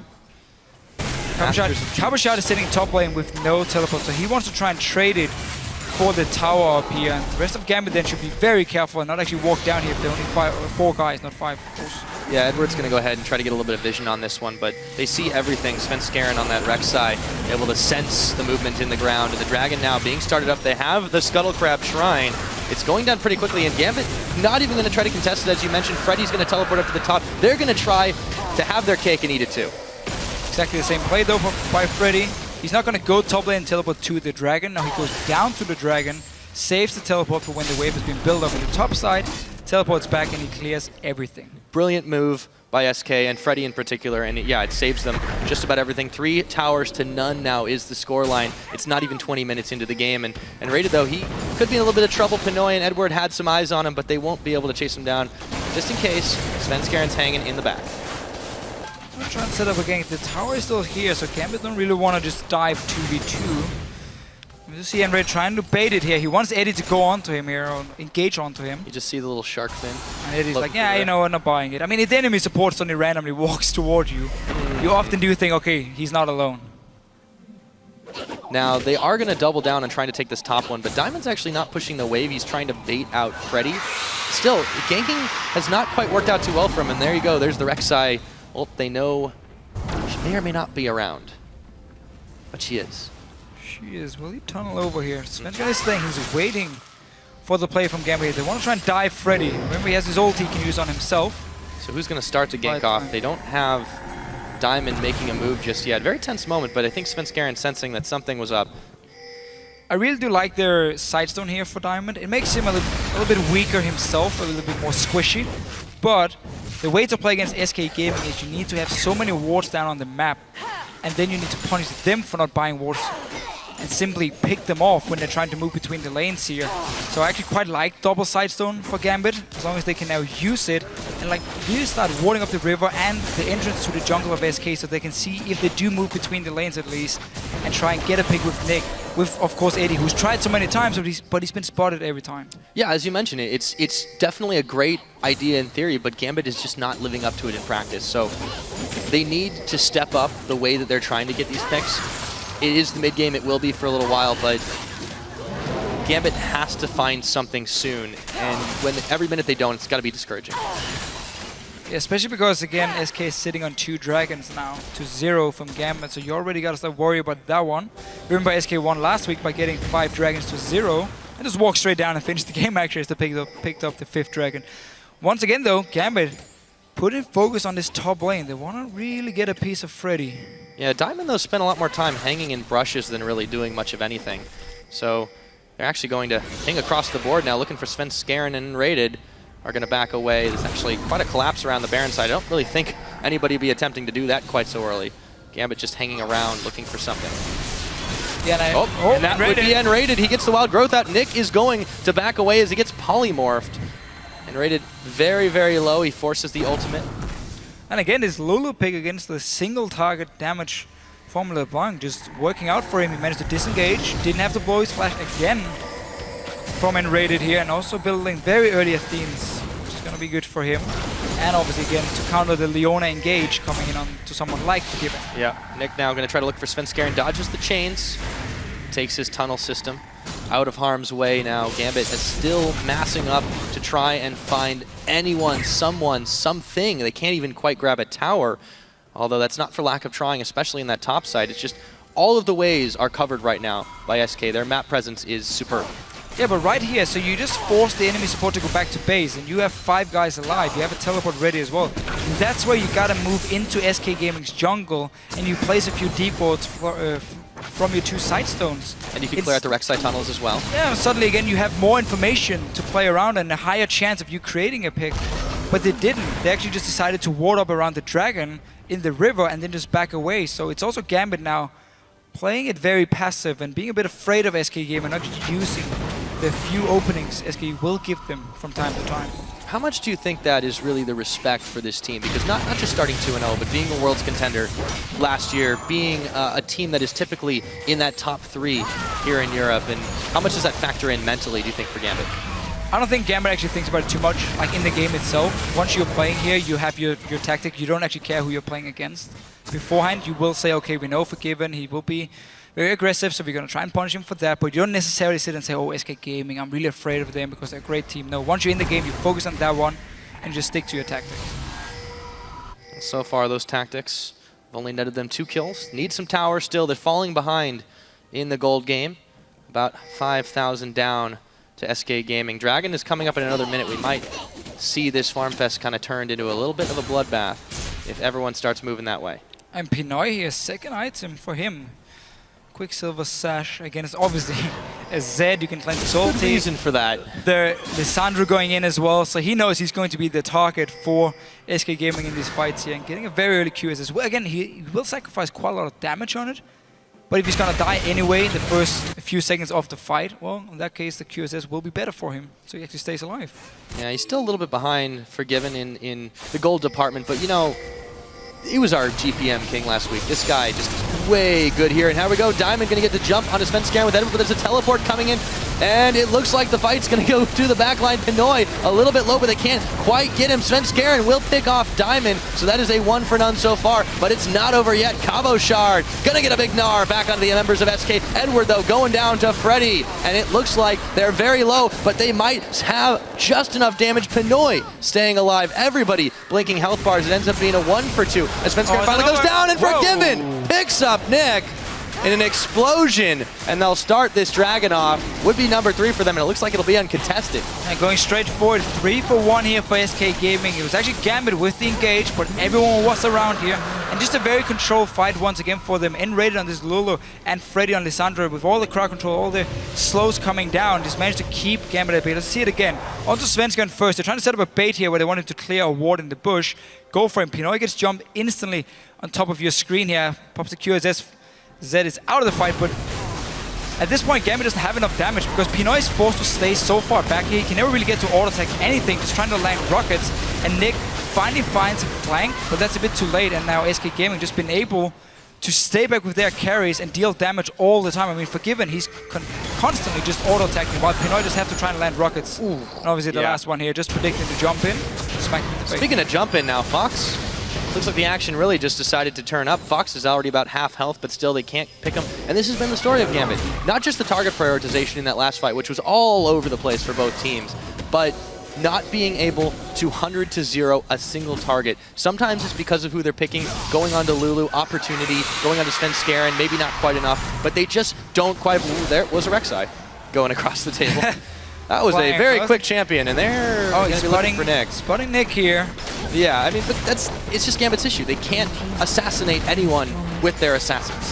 See what happens here. There's no TP for Freddy, so it's actually only 4 guys from SK on this bottom side here. Oh, Cabo Shard. Yeah, he's joined the fray now and raided though. Around the side, Sven Skaren gonna get the jump on. Cabo Shard is down, Forgiven picking that one up. Deathmark's on to Eddie. Diamond has locked and raided in the cage, and he takes him down. It is a 1 for 1 top laner for support, but here comes Freddy. 1-2-2. Can they lock up Diamond? They're certainly going to try. There's the knock up, and they use the Frozen Tomb to put him 6 feet under. Once again, 2 kills for SK, winning the fights here. Gambit actually had 5 guys on the bottom side, and yet Cabo Shard was caught out, died. This is 1v2. And now SK pushing up towards this bottom lane. Should be able to take out this tower quite easily. Decent bit of a minion wave at their backs. 4 to 1 in towers right now, and they still have those 3 dragons, so the movement speed coming into play here over Gambit, who just are not having enough in the tank when they start these fights. No, and whenever they did have an opening, they didn't actually take it and just allowed SK to sit back and decide whenever or when they want to fight. It's always been in favor of SK in this game here. DFG for Nick is not gone yet. He in 5.1. Of course, died out in 5.2, so thank you DFG and rest in peace. Well, Nick's still hoping to get a little bit more utility out of that item right now, but he's going to have to start stepping it up here. 0-1 with 3 assists here, and there we go, and raided. Gets slowed up for just a moment, but they really didn't have any follow-through on there, and a bit of a questionable decision by Edward. Well, again, the thing is, if Enraid is left alone there, they can pop him instantly through CC of Leona and obviously the burst from Nick with the DFG, but they don't have any information on how many guys from SK is nearby, so they just have to back away as soon as they see one. Think, okay, the rest of the team is probably here, and they step away from it. They are going to jump on Enraided. Yeah, Diamond, he's frontlining as they take down the tower. They do get a little bit back. Edward goes very low from the collateral damage, nearly popped by Sven Skaren. Can he get the damage? Waiting for that cooldown to complete. Freddy around the side, not quite enough, but Freddy, blood in his eyes looking for it. He gets pushed off by Nick, and Edward is going to get away just barely. Just barely here, managed to get off his W in there and get some more armor. SK Gaming, though, straight for this Baron here. They're not waiting around. Yeah, moving forward, actually starting it off, and Fox is actually going to jump onto Diamond. Deathmark forcing the flag and drag away. Pinoy and Cabo Shard were there for the defense, but Fox is just going to shadow step his way back into the pit, and Cabo Shard going to try to stop this one. Diamond, it's going to be a smite fight. Who's going to take it down? He's going to wait a minute, Diamond, he's already locked up, and he goes in way too late. The Baron goes over to SK Gaming, and they also managed to pick up Nick, and Diamond is wondering what the hell just happened. Yeah. Nice little move by Freddy. seizing Diamond, trying to kill him obviously so he couldn't get in for the smite. But SK Gaming pick up the Baron once again. They turn around and fight, get a kill straight for his mid lane as well. And I'm really concerned. Ooh, can't even talk about that because Edward gets blown up. Fox gets the kill. They take the turret. Big Gnar to force everybody back, but there just isn't any damage. Pinoy taking pot shots, but he's not faring very well against Forgiven, and he has to Valk his way out of danger. And now Diamond, though, looking for Forgiven, smites him down, but Svenskeren is still there. You can't keep off the Rek'Sai, and they're able to peel him away. Forgiven really using this mid-game on Graves with Ghostblade and Vintage so well. He's really strong in these fights. Pinoy trying for a play, or maybe steal a Raptor. That QSS has really not helped his damage output very much right now. As you mentioned, it looked like it was going to set him back. Let's take a look, though, again at that Baron play. Right, so basically look towards Diamond here. He wants to go for the steal, and Freddy's just going to claw Doom over the wall. Try and kill him here.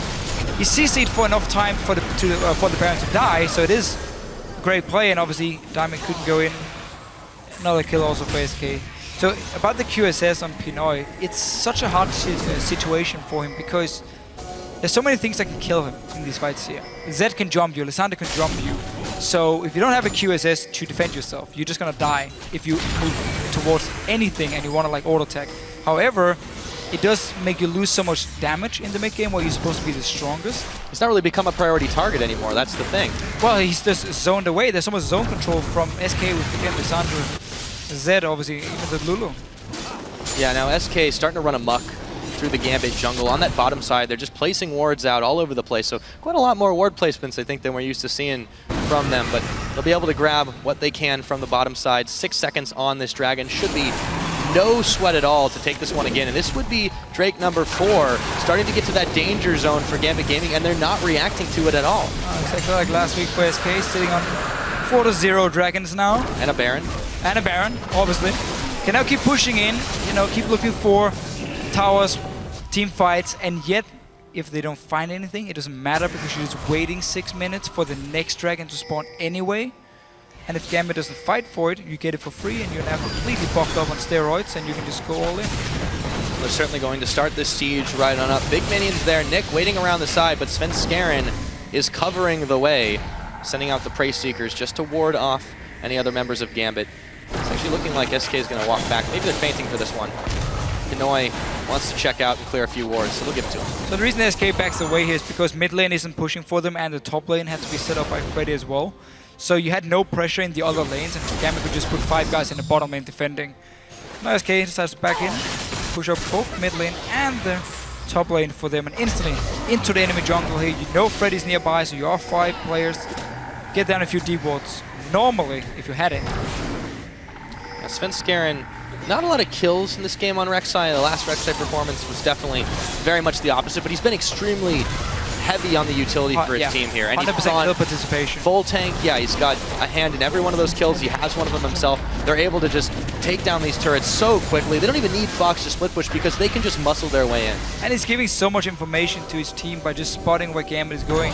Every time he's on the ground and he sees them nearby, you can see the small circles, and you know, okay, Gambit want to try and flank us, or at least one guy is roaming here. He actually stopped Eddie from getting a gank in the mid lane way back in the early game when we had the lane swap, because he just followed him through down the river. And obviously, nothing happened. Now, Diamond and Nick are waiting around to see if anyone's going to check into this one, but I just don't think they've gotten the Dragon timers quite right here. They're going to try and clear some more of the way, but Fox is there. They're hoping to set up a pick. That's why Nick is just sitting in random bushes around here, hoping for someone to face check him so he can blow them up. We might actually see the first loss for the Jarvan-Gnar combo. Oh, yeah. Which Gambit actually does have on their side.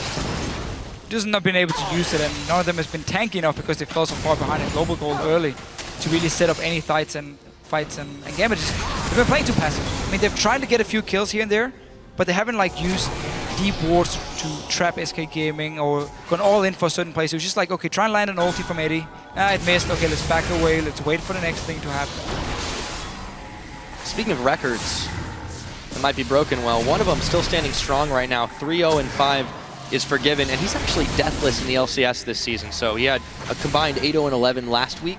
Adding to that, very impressive score from him, and on this Graves. And this game, it's been a little bit more about the entire team, but Forgiven really has stood out since his debut with SK. Yeah, and he's actually building a Black Cleaver here on Graves, so go full armor penetration.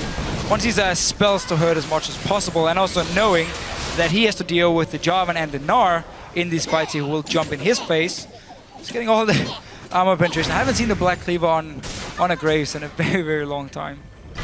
Yeah, a bit of an interesting build coming out for him, but so far he's making it work. So seeing as Zed won't really be diving the Corki due to the QSS, he will also benefit from the penetration due to the Black Cleaver.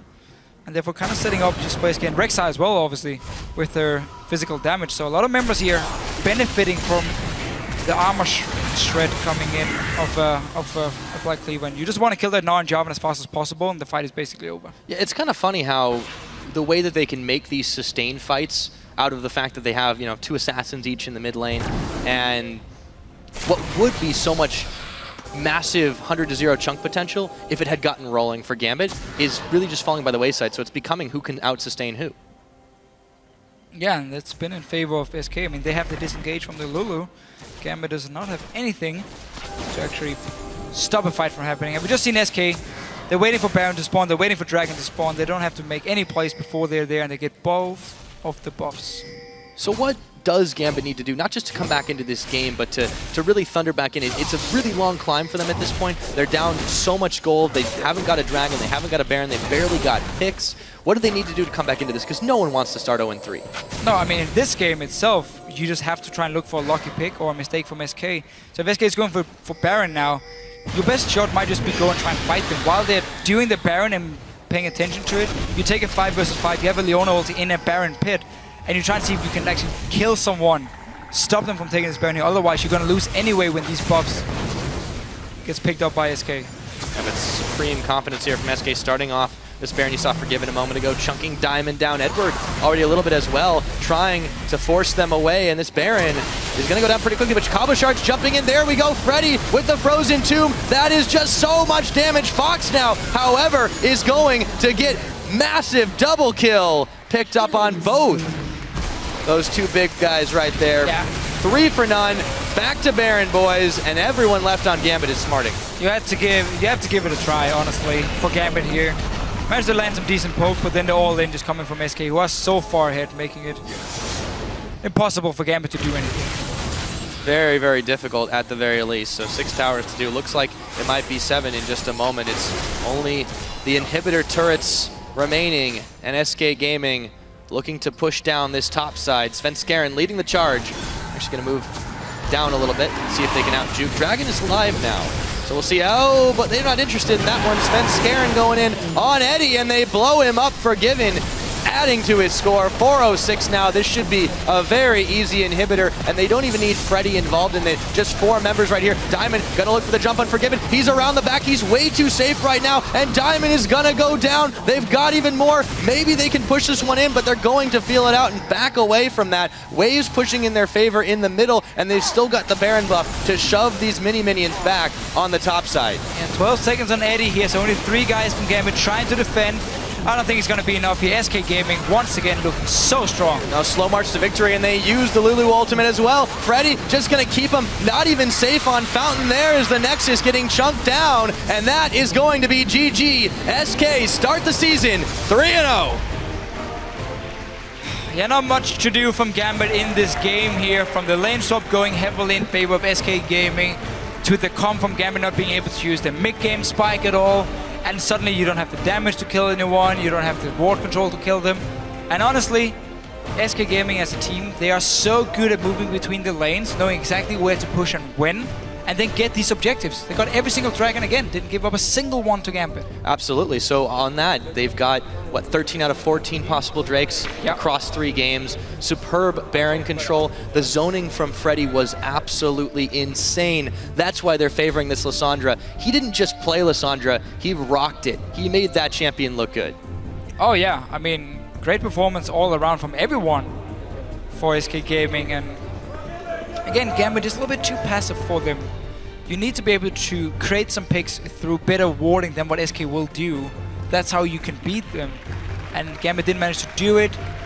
Again, to passive warding, again, the QSS on Pinoy, I think you can argue back and forth. Is it worth it to get it as a second item? Lose out again on some of your damage, or a lot of damage in the mid game, just to try and stay alive in these team fights here, because there was no peel for him again. He was all on his own. It's just a very tough situation for him as an AD carry as well. Very, very hard. I feel like all of Gambit, or at least very much most of them, were not quite understanding the situation that was at hand. They weren't in sync with what their comp was built to do. When they didn't get picks initially, they decided to just sit back, let the game pace be dictated to them, and they got left in the dust by SK. It was still a slower march to victory, 37 and a half, maybe 38 minutes into that game, but they weren't able to come up with really much of anything in that one. And you know, in those situations, a team like SK with the experience under their belt, with a carry like Forgiven, they're just going to absolutely wreck through you continuously. It is the SK gaming style here, where you don't have to win on 25 minutes. You slowly take every dragon, every tower, you just rotate between the lanes, take it easy, you get a massive gold lead here so the team can't fight you, wait for either Baron or Dragon or 5th Dragon, and then you start closing down the game. So they're playing it very safe, but it's working for them, and there's no answer yet from any team. They've only played 3 games, so still won them, and every single game has been very one-sided for SK Gaming. Not only that, this game though, they had a lot better warding. They managed to invade the jungle quite a lot more, not just with Svenskeren. It made it easy on that Rek'Sai though, in all honesty, but what a fantastic play from them. 3-0 on the game. Now, for an inside look, we're going to head onto the stage where Quickshot is standing by with SK Gaming's N-Rated. Thank you very much, guys. First and foremost, congratulations on another phenomenal win. Let's start off talking about the game. It felt like you were always in control, got a couple of early towers. Despite giving up kills, it didn't really look like Gambit had you put under pressure. How did the game play out from your opinion, and what did you guys do right? I think the drafting went into our favor. We kind of expected what they did in a way. We went through all the scenarios and that worked for us. Also, I think that the early game was played very well. We played lane swap, we handled it. They lane swapped in the end. I think we just got advantage from that, and Freddy got more farm than Cabochard. We denied him bot lane a bit more. And just out of that, and then transition into Drake. And once we had the first Drake, we just set up for the second one and just kept snowballing like that. As long as we could keep getting Drake, there was no pressure onto us, essentially. So they had to make the move and get the Drake vision. They didn't, and it worked. Yeah, it's really great to hear you talk about pressure, because it feels like SK as a team has stepped up since 2014. With Fox and Forgiven joining the squad, your laning phase is no longer a problem. You're 3-0 in the split. What is it SK is doing that's different outside of the players? We heard from Inner Flame talking about your coaching staff. So break me down what else has changed off the Rift for you and your team. So at least we still have Lucas as our sport psychologist in the end, and he's doing a great job. We have Inner Flame as our coach and manager, who tries to get as much from us as possible in any sense. I think that overall we have a really good environment, at least coaching-wise, and we're just trying to make the best out of it and improve steadily but surely. It definitely seems to be the case. I want to ask about one of your players in particular, Forgiven. 0 deaths in 3 games. He's got a 31 KDA at this point, immortal. How different is it for you playing with now Forgiven as opposed to Candy Panda from last year? It definitely puts more pressure onto me to perform. I feel like he's a player that you can look up to, and he's definitely the best player I've ever played with. So I will do my best to just step up and be on par with him and just show that I'm worth playing with him. Well, 3-0, your Lulu has been phenomenal thus far, so it definitely seems to be the case. Just a few more questions. I do want to ask about what your preparation has been like. You haven't faced the top-tier teams just yet. Talking about Elements, talking about Fnatic. You've got Elements next week. You've got Unicorns of Love tomorrow. Both matchups that are going to be a bit more challenging. Do you approach those differently from the likes of a Gambit, or how does it work in your mind? I think if you allow yourself to approach a minor team or like not that strong team differently than a really big team, I think you're doing something wrong, because then that can cause you losses. And we've experienced that in the past, and there is no slackness or complacence anyhow, anywhere in us. We're just trying to be the best, and we're doing everything we can to be the best right now. And I think the games against Elements in UL, we will be prepared and show our strength, and that's all we have to do. Well, we'll have to see if it's going to be enough. I'm looking forward to it. One last thought from you, just a bit more personal. Something that I remember talking about at Gamescom last year before Worlds was warding and SK. Something Deficio and I talked about last week was warding and SK. Statistically, from a wards purchased and wards placed, your team is lower down. However, strategically, you still seem to know everything. How is that possible when you don't actually have the same amount of coverage that other teams are using? Wards essentially cost gold, so that's a resource. If you're spending money on wards and you're not using them, that means you're spending money for nothing. So we rather have brains than wards, and we just try to be all over the place and have map awareness from that. And we don't really need as many wards. If you see, I'm placing, just in comparison to other supports, I'm placing the same, if not more wards. So I'm trying to make up for that. And I think it works the way we do it. And if we don't spend the resources there, we might have another item advantage on another end, and that can give us a team fight. So in the end, if we're using that efficiently, we're just winning all over. I think that's a fantastic line. We've always heard wards win games, but if you've got brains, you don't need wards. Enrata, congratulations on 3-0, and thank you very much. For now, we're going to send it over to Shox at the analyst desk. Thank you very much, Quickshot. Cyanide and Rated saying there, if you've got brains, you don't need to buy wards. You used to buy a lot of wards. What does that say about you? I don't know if it makes me stupid, but I think if there were any Korean coaches watching at that, they turn their head away in shame. I think wards are still really important. I don't know how SK does it. Must be map hack or something, because I have no idea how they can have such great awareness of the game with no wards. Yeah, it's pretty crazy that they've been doing so well here, 3-0 already, and we've said it, they work so well as a team. In this game specifically, they also got some really nice picks for them. The Rek'Sai, of course, coming in again. What did you think of that comp? I think it was overall a pretty solid comp with the Rek'Sai and the Lissandra Zed. Zed was a bit weird, but we've seen Zed being played as a teamfight champion a lot lately, and Fox did a really good job, so... Talking about the Rek'Sai before when we saw him, they built the Hex Drinker, of course, more AP to fight against. This time very tanky, building the Locket for the team and the Randuins. What do you prefer? There wasn't actually that much magic damage in the team of... in the enemy team, but he went for the Locket anyway, which is a good buy because you have the shield. It's a very team play-oriented buy, and I like it a lot. It's my playstyle. We haven't seen FLICKR do that so much, but I think he's changing his playstyle a bit. Yeah, you talk about them being very team play oriented, even in that one object that shows it for the rest of the team. They also play around the dragons a lot, around those objectives. Their control of that is just phenomenal. Yeah, they're pretty much getting every dragon. I don't know how they do it. Just excellent control. Like the weak point of SK used to be the early game, but even this game, like they just crushed it. They were ahead everywhere. It's like CS-wise, and just like 3K gold ahead with no kills at 10 minutes. It was insane. Talking about the dragons before, let's get a replay up on the screen where they get in a fight around dragon. It's actually Gambit that tries to set up and tries to get a pick with the Leona, but they just get turned on. We can roll the replay, and you can guide us through that. Yeah, so Gambit trying to go in on FLICKR. He's of course the tank here, and they have the Lulu as well to buff him up. Forgiven dodging really well out of the ultimate and just doing some work here. Freddy coming in from the side as well, and there's just clean up at this point. Cabochard trying to do something, but yeah, just gets knocked up and manages to get the Gnar out, but it's just way too late. There's no way to win this fight anymore, and Forgiven's cleaning up. Actually, pretty close in the end there. Pino gets some good damage in, but then here is what just breaks the camel's back. Oh, it cut off. Anyway, LeBlanc died and they got the dragon. Yeah, they did. The first time that the Jarvan-Gnar combo got defeated in here from Gambit, what could have gone better for them, because they had pretty good picks in that, and they got the first blood, they got the second blood, they knew the mechanics of what they wanted to play, but somehow SK got the upper hand. Well, first when I saw the lane swap, I thought it's really smart of Gambit, but they just managed to screw it up somehow. Like Lissandra had so much CS for no reason, and the Gnar had like nothing. Like Forgiven and Enrata doing an excellent job denying the Gnar and getting the turret as well. Like just outplaying them completely. Yeah, SK is doing really well, but Gambit, as you said, got outplayed here, and 0-3 with a season that is shorter, or split that is shorter.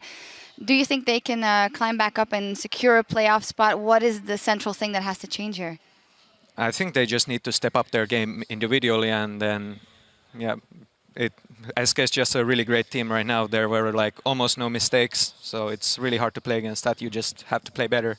And Gambit is up against Fnatic tomorrow as well, so that'll be a hard task for them. We need to step off the Rift for just a minute, but we'll be right back as Elements prepares to take on the Copenhagen Wolves. Don't go anywhere.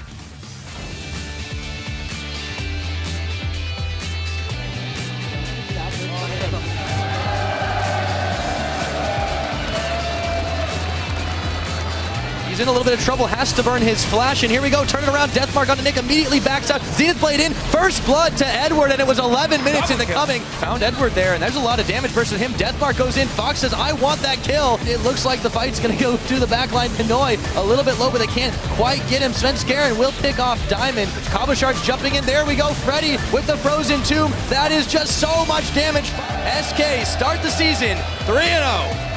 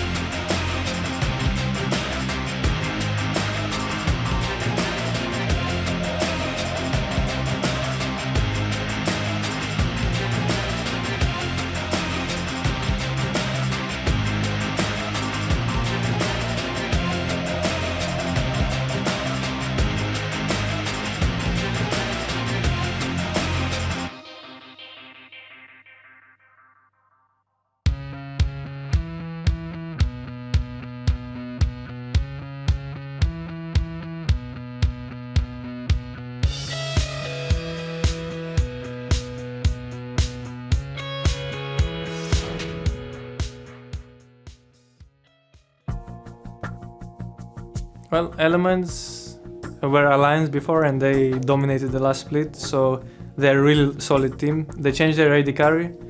I guess they changed from a really aggressive AD carry to a little bit more passive and like positioning one. I think it's gonna work well for them, but for now the aggressive teams are taking advantage of that, I think. And like they're rotating a lot around the map and they're dominating. Good insight there, Baron. Limited about the Elements lineup. Welcome back to the European LCS, coming to you live from Berlin, Germany. Coming up is our final match of the day between Elements and the Copenhagen Wolves. Both 1-1 after an opening week of games. And for Elements, particularly the last versus Fnatic must have been eye-opening to them because Fnatic just countered the way they play. Yeah, Elements was playing really passive and Fnatic just playing super aggressive and taking every opportunity they get, just controlling the map, and every time Elements tried to extend, they just get caught out and punished. Let's actually take a look at the Elements lineup. In the top lane, Wicked. Jungling is Shook. In the mid lane, Froggen at AD, Reckless at support, Nif, and their coach, Traship85. Now, Froggen versus Fnatic. He played Lulu, which is a champion that he didn't do bad on. He had relatively good stats, but is a champ that's not as impactful as others he could play. For instance, the game after versus the Unicorns of Love, he played Kassadin. He was able to flank and make those plays. What have been your impressions of Froggen in the first games? Yeah, so Froggen and Reckless both shared a passive playstyle, and Fnatic was just punishing it. And also in some of the fights, it seemed like they were a bit of out of page, like Irelia and Jarvan, Shook and Wicked going in really hard and trying to make those fights happen, but Froggen and Reckless just staying a bit too back, and then Fnatic, of course, having the Lissandra, etc., just blowing up the front line completely, and the fight is over before it even started. You mentioned Reckless being quite... That would be a good combo, though. Freckless, Froggen, and Reckless. Yeah. You mentioned him being quite passive, and last week after their win, he actually reflected on Elements week 1 in an interview, so let's listen to what he said. But at the same time, I didn't really mind, because I was more of scared of the fact that we didn't end up doing what we trained in scrims. So I was more worried for us than actually the fact that we didn't win against Fnatic. So he's saying that he was that worried about the loss, just that they couldn't execute that plan. Is that an attitude that you recognize of Reckless last season, or is that a change? Reckless used to get pretty upset when we lost games last split, but I think he's gotten more mature and more experienced in the gaming scene, and realized that getting upset it's not going to help anyone. You just got to try to learn from the losses. You learn more from losing than from winning. Just got to take it as a lesson and carry on. Yep, absolutely. Looking at the other side of the rift, we have the Copenhagen Wolves in the top lane, Youngbuck in the jungle, Airwax, mid, Soren, AD, Freeze at support, Unlimited, and their coach is Dentist. Well, that can come in handy. They had a comeback win versus H2K. It was a very late game win last week when they managed to claw their way back into the game and pulled off some good combos, but knowing what we know in the history from the Copenhagen Wolves, is that going to last versus bigger or better teams? I think against a more experienced team, if they have an early like that, they are going to get stomped. Like even H2K this week, they already had worked on some of their problems, and if they played like that against Copenhagen Wolves, they would have won for sure. So Copenhagen Wolves just got to improve that early game, or they're going to get stomped. One of those elements in that early game is Youngbuck, who, well, he has a hard time in those top lane, and H2K in their game, they ganked 3 times on the top lane, and he died 3 times, so other teams also focus him. Was there anything else that he could maybe work on himself to fare better in that top lane? Like, for Youngbuck, the problem is not exactly the laning. It's like, okay, I'm winning my lane, I'm gonna go hard in and crush this guy, but then he's just overextending at the enemy turret and gets punished hard for that. Like against H2K, the Sion just charging in on him and the Ellie is coming. There's no way he can escape those ganks. He just gotta play more safe when he's ahead and not try to force too hard, and just force when you have vision on the enemy jungler. He actually sent out a tweet before the game here. He said, win or lose, I hope we can show improvement in our performance, especially in my early game. So he does definitely realize that there's something wrong going there, and he will try to do better. But the strategy that Unlimited told us last week was, well, it's okay. We focus all the attention on that top lane, and then we can get our bottom lane fed. They have a lot of hope in that freeze. How did that go for them, though? Is that enough to keep it going, was our question last week. Freeze didn't do bad, played Draven, played Kalista, but it's not that he carried the team on his shoulders alone. Yeah, I think he's just trying to defend Youngbuck there, and against a better team, like I said, they would have lost just because of that early game. And talking about Freeze now. So Freeze is a pretty good player, but I think he's a bit of a downgrade from Woolite and Forgiven. So we'll see how he does, but so far what I've seen, he's not the greatest. He's a pretty decent AD carry though, and he plays fun champions like Kalista and Draven, so I'm excited to see more games of him. Yeah, we'll see one right now if you had to call it. Elements versus Copenhagen Wolves, who's taking it? Elements. Elements, sure, from Cyanide. The teams are just about ready, so let's send it over to Pyra and the Fisho to get us into the game. Thank you very much, Shocks. Now, based on the play that we've seen from the Wolves, Deficio, what do you think they'll have to change to brave the elements in this matchup? You really like that one, did you? Yeah, I did. Prepared beforehand and everything. For Copenhagen Wolves, well, first of all, don't die like 5 times in the early game in the top lane would be a start here, so the enemy top laner gets extremely fed already 10 minutes into the game. I also think, just as Cyanide talked about, early game needs to be a lot better all around. Not just Youngbuck here, it's everyone who needs to perform better. Freeze and Unlimited for me are like the shining lights, because they've actually done well in the laning phase, but it's just not enough when the rest of the team is falling so far behind. Yeah, and they've played some really strange stuff in that bottom lane too, possibly throwing their opponents off guard. And admittedly, Copenhagen, they played against 2 of the newcomers into the LCS. You would argue not the toughest of schedules so far, but now they're up against Elements, a team that everybody figured would be the strongest team coming into, not just in Europe, but in general, one of those like top 10 teams in the world even. And, you know, they're a team that actually, you know, it's only won once very early on, but they did have the surprise loss against Fnatic. You think they're going to be keeping that in the back of their minds as they prep not to take any opponent lightly? Yeah, but they would never take Fnatic lightly in the first place. So that's true. I actually think they completely forgot that game and just look forward now who they're playing. And then once they face Fnatic again, they can actually go back and watch, okay, what went wrong here? What should we fix for this game here? Because Fnatic plays the same style, and Elements know this now for next time they face them. All right, here we go. Into picks and bans. Elements not wasting any time, banning away Cassiopeia, and the Copenhagen Wolves take away Wicked's Aurelia. All right, I quite like Aurelia ban from Copenhagen Wolves, because that's a champion you don't want to see being fed early game, and a champion who can set up ganks so easily in this top lane here. So very normal ban, I guess, for Copenhagen Wolves, also against Wicked. Cassiopeia has just been that flex pick for a lot of teams.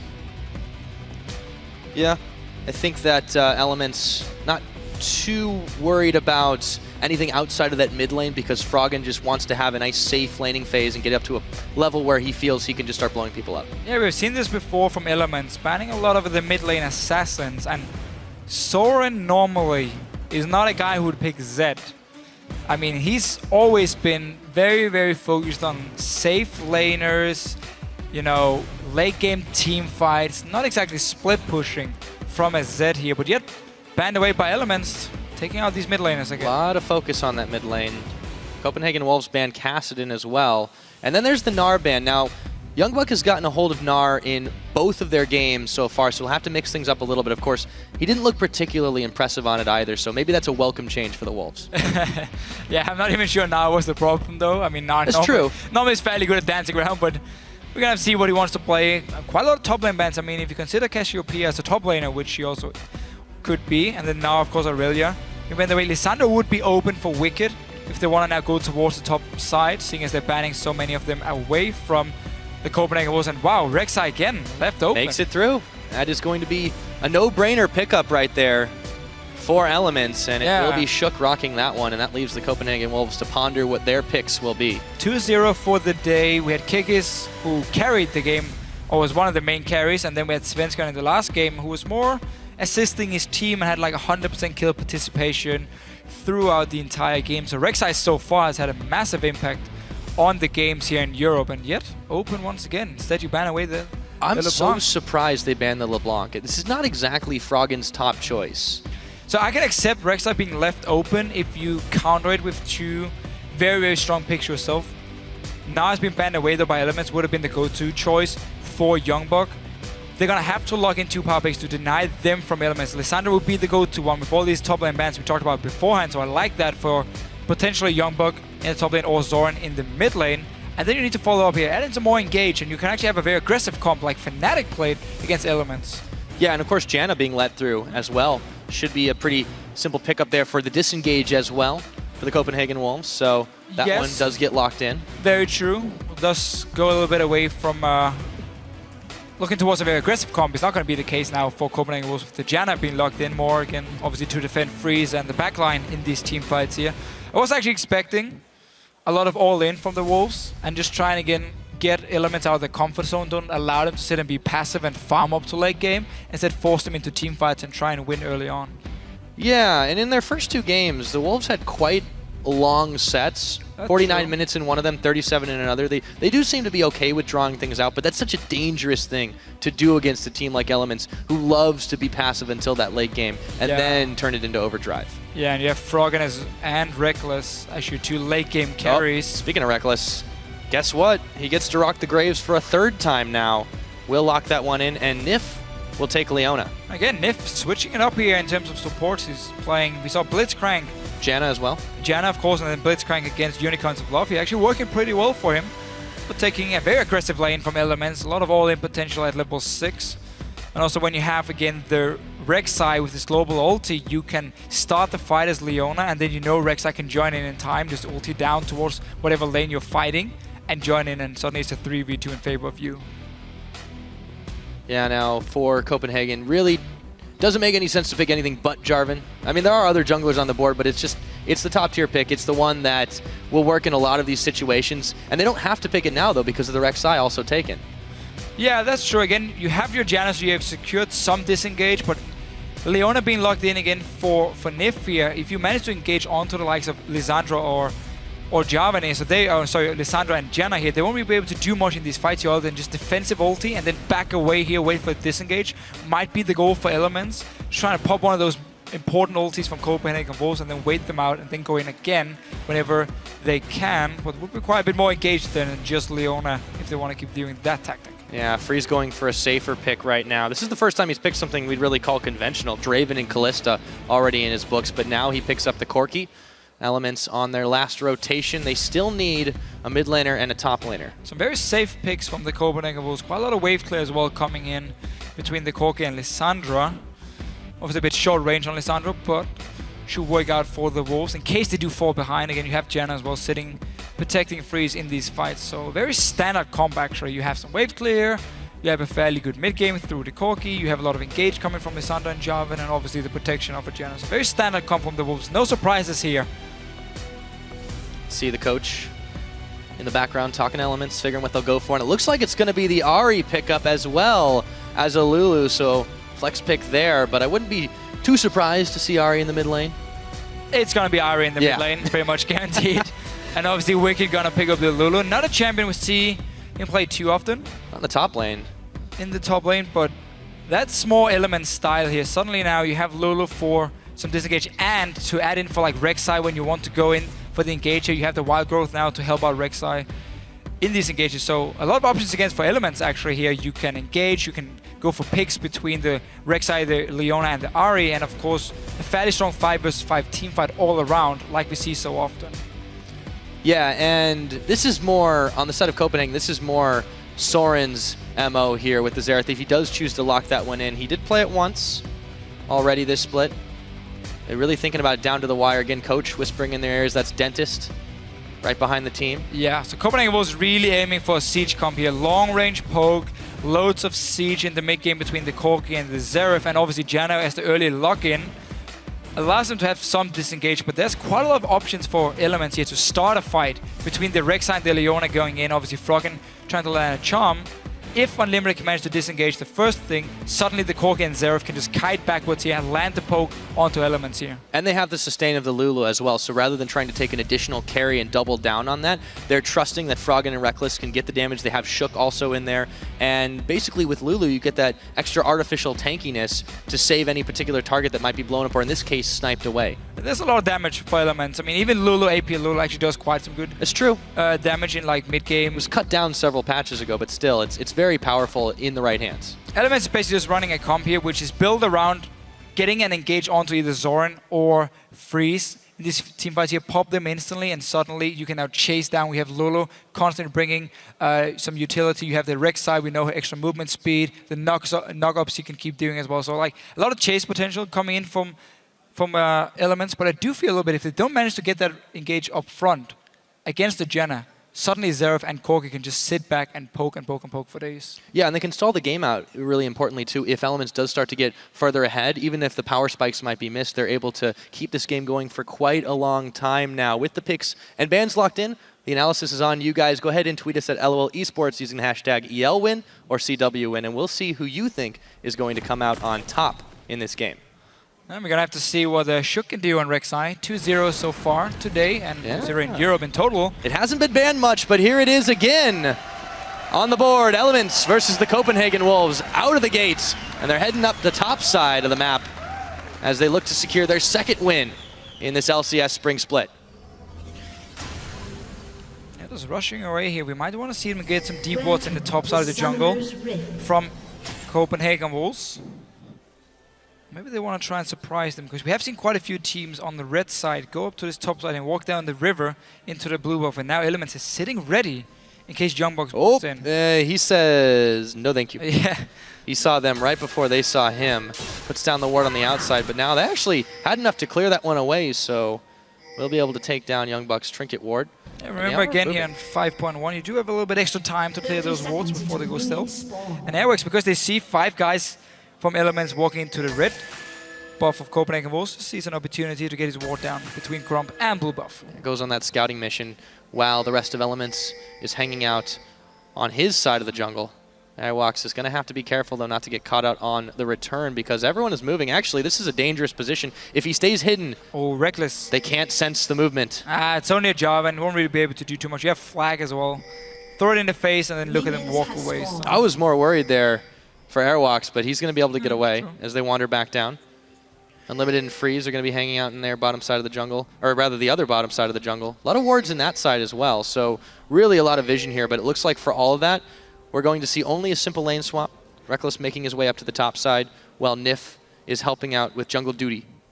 Yeah, so the standard deep wards from Elements to try and spot what Copenhagen was sitting their dual lane, and obviously just going to go to the top side. Reckless here is going to build up the wave, just go in, group up all these lovely minions and make them focus the very first minion from his wave coming in. And Wicked instantly down this bottom lane on Lulu. Should actually be able to do fairly fine in the 1v2. Why are the Krugs hanging out over by the red buff?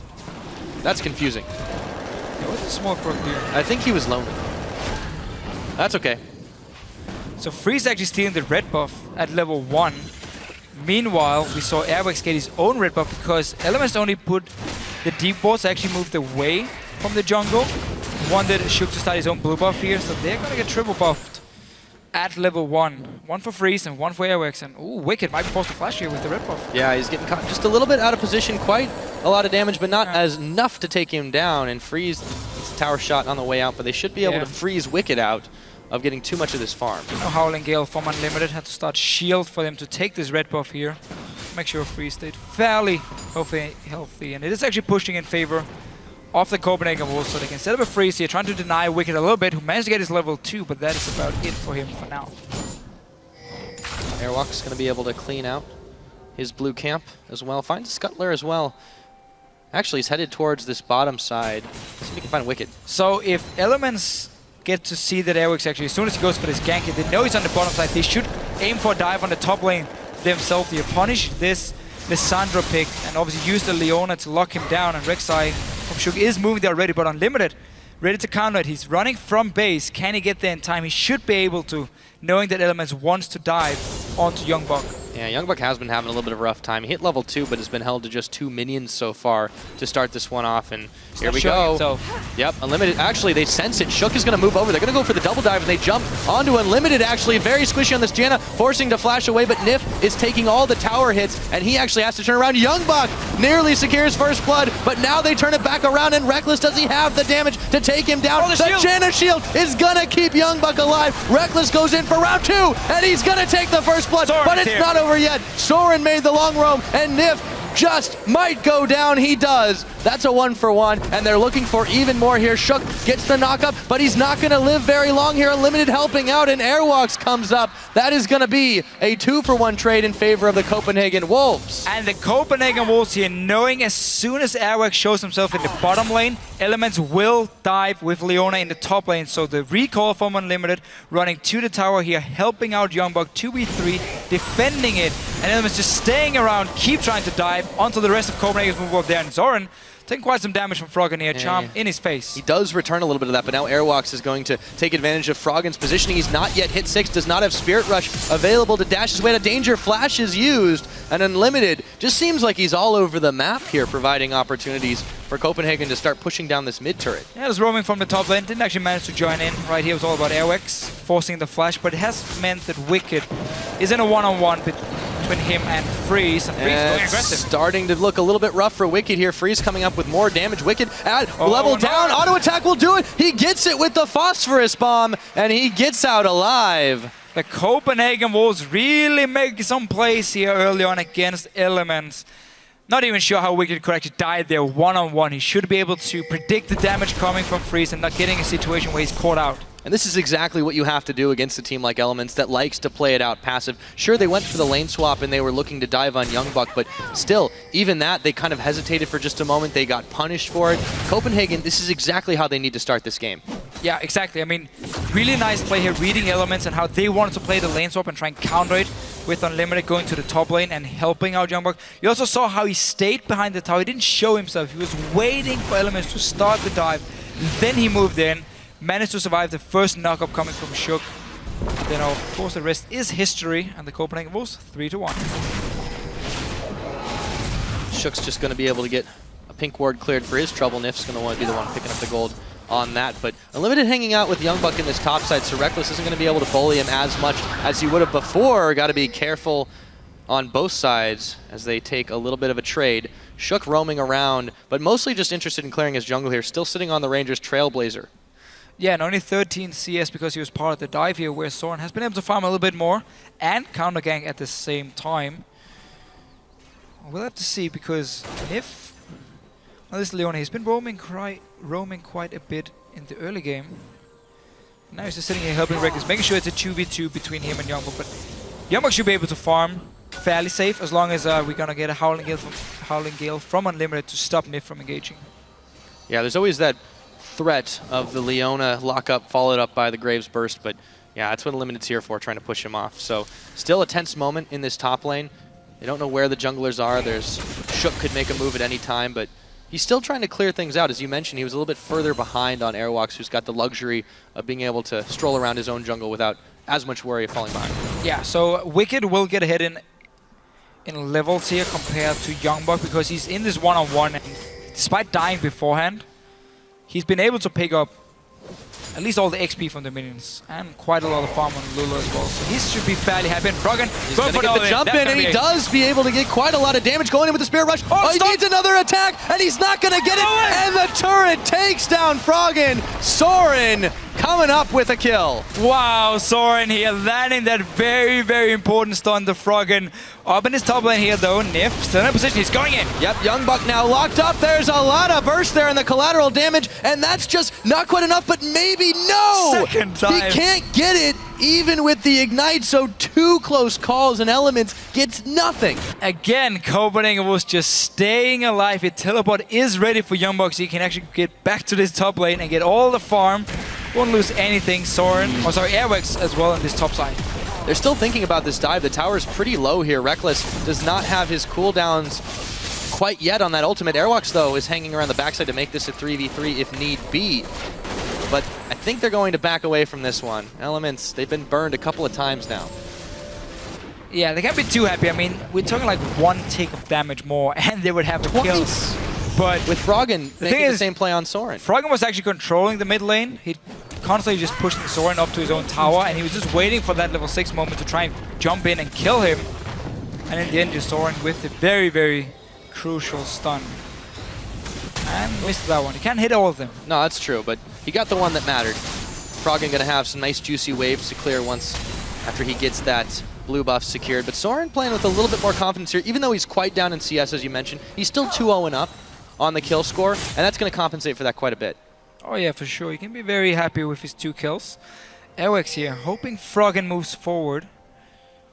He was trying to play the wave. There's no flash, but he does have ulti ready here. Yep, they're going to walk out, show themselves. Froggen is going to get the charm off. That's a lot of burst onto Airwalks, and he forces the flash. So that's a win for Froggen, as his flown flash is not quite up just yet. Very nice play here by Froggen. Throwing the charm just behind him where he knew Airwax was going to his flag. And gets a lot of damage. I'm really sure Airwax had to flash away for it, but playing it very, very safe for him. Yeah, Airwalk's really doing the best. Oh, wait a minute, he stayed too long. But there's the Howling Gale disengaged. That's why they took the Janna. Airwalk's living dangerously in the Elements jungle. Walking in there after Froggen had used his ulti. Didn't really respect the second charm coming. So far, Copenhagen has been well controlling their lanes, but they are falling behind in gold quite a bit just because of not getting enough farm. Yeah, the farm difference between Shook and Airwax, and of course Froggen and Soren in this mid lane, it's making the difference. And the one tower picked up by Elements in the top lane beforehand, with the Graves and Leona staying around. Freeze is going to be able to back here, should be able to pick up decent bit of pieces of his Trinity Force. And right now, he's actually a decent bit down on Reckless, about 400 gold differential. So, I mean, Reckless is just going to play quite well in most of these matchups, but he hasn't even had to face down a Corki that might outrange him a little bit, so oh, this too is hard not here. good for Youngbuck. Oh. Elements is sneaking in behind him. Yep, and Straight they're going to get the jump on. Claw, not successful. And a 1-2-3, Reckless coming up with his second kill. A little bit of help from his friends. Yeah, Elements still controlling the top side of the map here. Had a D-board placed, and as soon as they saw Youngbuck move from the Raptor, walked around and picked up a kill. But there's a lot of wave clear on the side of Copenhagen Wolves between the Xerath, obviously Corki sitting in the mid lane or bottom lane. It's going to be hard for Elements just to push down the towers unless they keep creating these picks here, get a numbers advantage, and then you can start going for the towers. There's been quite a lot of roam for both teams so far, and the action's just been across the board. We expected a little bit more of a quiet opener, but they really have made this one a bit more of a show. Now Airwalk's hanging out with Unlimited in that brush as Wicked tries desperately to defend his tower, but this could be the Wolves setting up for a dive. Nif is going to be here. There's the Rek'Sai ultimate, but that's not going to save Wicked. He's actually just backing away and giving that tower over to the Wolves. Yeah, Shugati went to the top side. I don't think he expected any kinds of action, any kind of action in the bottom lane. Suspect fine, but Copenhagen Wolves here, I mean, they didn't see him, so they're probably predicting him to be around the top side and going straight for Dragon. After also with Wicked, who was low on mana, low on HP, they saw him recall. It's a very, very easy Dragon pickup by Copenhagen Wolves after getting a tower as well. And this is such a much more progressive and proactive game from the Wolves. They're learning to take little bits here and there, what they can. They're a team not typically known for their strong early game, but they're showing a different side of themselves right now. Yeah, the lane swap, even though Youngbuck died a few times, has been able to pick up a lot of farm. So not being in this one-on-one lane and camped by the enemy jungler seems to have benefited him just a little bit. And obviously Copenhagen Wolves with some good plays in the early game, still behind in gold compared to Elements. But they do have that first dragon, so a little bit of extra stats, so the gold not always telling the entire story. 1-1 is the tower score right now. And the teams have kind of taken a break from laning to see if they can grab something else around the map, congregating now in this mid side. Yeah, I do want to see if the Copenhagen Wolves will use the Trinity Force and Athene's completed on Zorin and obviously Trinity Force on Freeze here to group up fairly early and start poking Alliance or Elements and sieging down a tower. Or if they're too afraid of the blow-up potential through obviously Graves and Ari together, we're going to have so much burst damage here in the mid game when you have no defensive stats against them. And obviously the engage coming in from Nif. So we're going to have to see if they actually want to use it or not. But now they've been defending this mid lane. Wicked is in there now, pushing it down. Reckless really wants to get a pick on Youngbuck here. He's actually going to get some damage, but there is the glacial path that he takes to safety, and Reckless will not be picking up that kill just yet. No, Elements have basically kept wards in the jungle, or topside jungle of Copenhagen Wolves the entire game long. So Elements and Reckless here can play fairly aggressive, knowing nobody's nearby. Well, Copenhagen about Wolves to change. Chilling Smite down on Reckless, and he gets the jump off, forcing the flash away. But Wicked, Shook, and Nif are behind in the brush. Meanwhile, Sorn and Free is going to take the opportunity to punish the not checked mid tower here. This is a little odd. Well, still though, Elements just moving from the top side down here to stop them. And Freeze couldn't really do too much. I had to just back away from this tower. And meanwhile, Froggen will be able to get a tower in the bottom lane here. So Elements getting a tower for free. It's quite a lot of a ways to go, though. He doesn't quite have the wave built up, but he does have some serious damage. And there's no one really maybe a little bit too mobilized. early on the tower. Maybe we're getting a little overzealous about these towers here, Deficio, but still, they're just trying to out-rotate each other and take one or two more hits on it and get those knocked down quickly and sneak it out. But now Elements is actually massing up in this bottom side jungle and waiting for someone to check in here. Froggen setting a trap, trying to look tasty. Let's see if the Wolves take the bait. It was pinged by Copenhagen Wolves that you should move down to the tower here. That was like ping in the bush right on Elements when they were setting up the trap. And again, they've seen them move from the mid lane down to the bottom lane and haven't seen them since. So you should always expect them to be waiting around, trying to pick you off if you walk down to this tower here. And the Wolves not having any of that. They do lose a tower, and they're still down in the gold game, but again, they've got that dragon. They're still roving together quite well. A pack of wolves, you might say. And with the rest of Elements still looking for picks, still looking for something to set up, it's starting to settle itself into this bit of a quiet mid game. Yeah, we're waiting for Freeze to finish his Trinity Force, and obviously also upgrade his boots here before we're really gonna see him start grouping with Zoran to start pushing down, or sieging down these turrets. Meanwhile, though, the Copenhagen Wolves pushing out the lanes, buying a bit of time for Freeze again to farm up, and Shook. He wants that Grump. Yeah, he second does. time.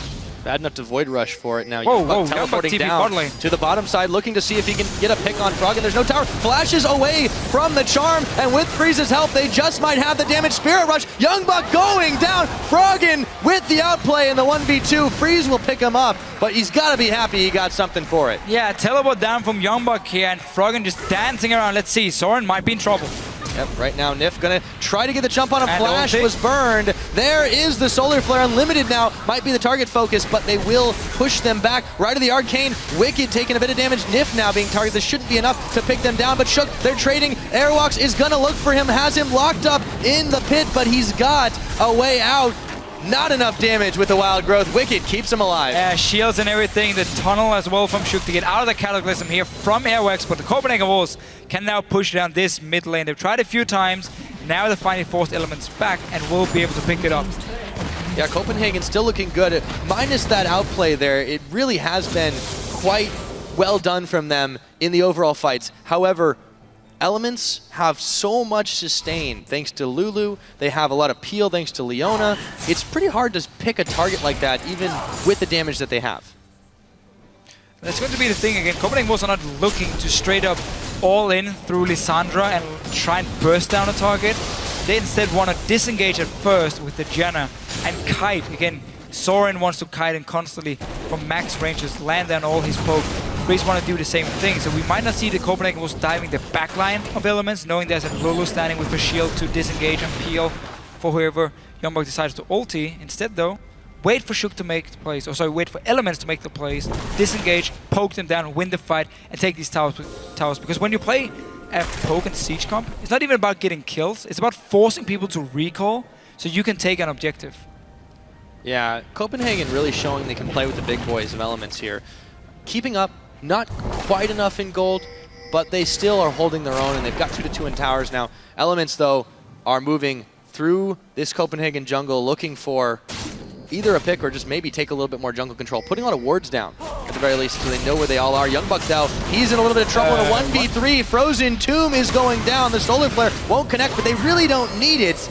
And Youngbuck just gets caught by the roving gank squad. And again, Elements completely control the top side of the jungle. Now Froggen, he's looking for Unlimited, but he could be in a little bit of trouble as well. Blown back into Freeze, and Soren, who picks up that kill. 4 members of the Copenhagen Wolves answer back in kind, and the Dragon is live right now. Soren trying to zone Wicked away, but he's going to be able to two-step. That tower goes down anyways, but this should be a Copenhagen Dragon. yeah, Elements have all the deep wards here, so they are the ones who can actually pick off the targets. They don't care about Froggen dying in the bottom lane if you can take mid turret and the top turret for it in exchange here. So the Elements using the deep wards catch out Youngbuck, who actually clawed into them because he had no idea what was going on, and then just get 2 towers for themselves.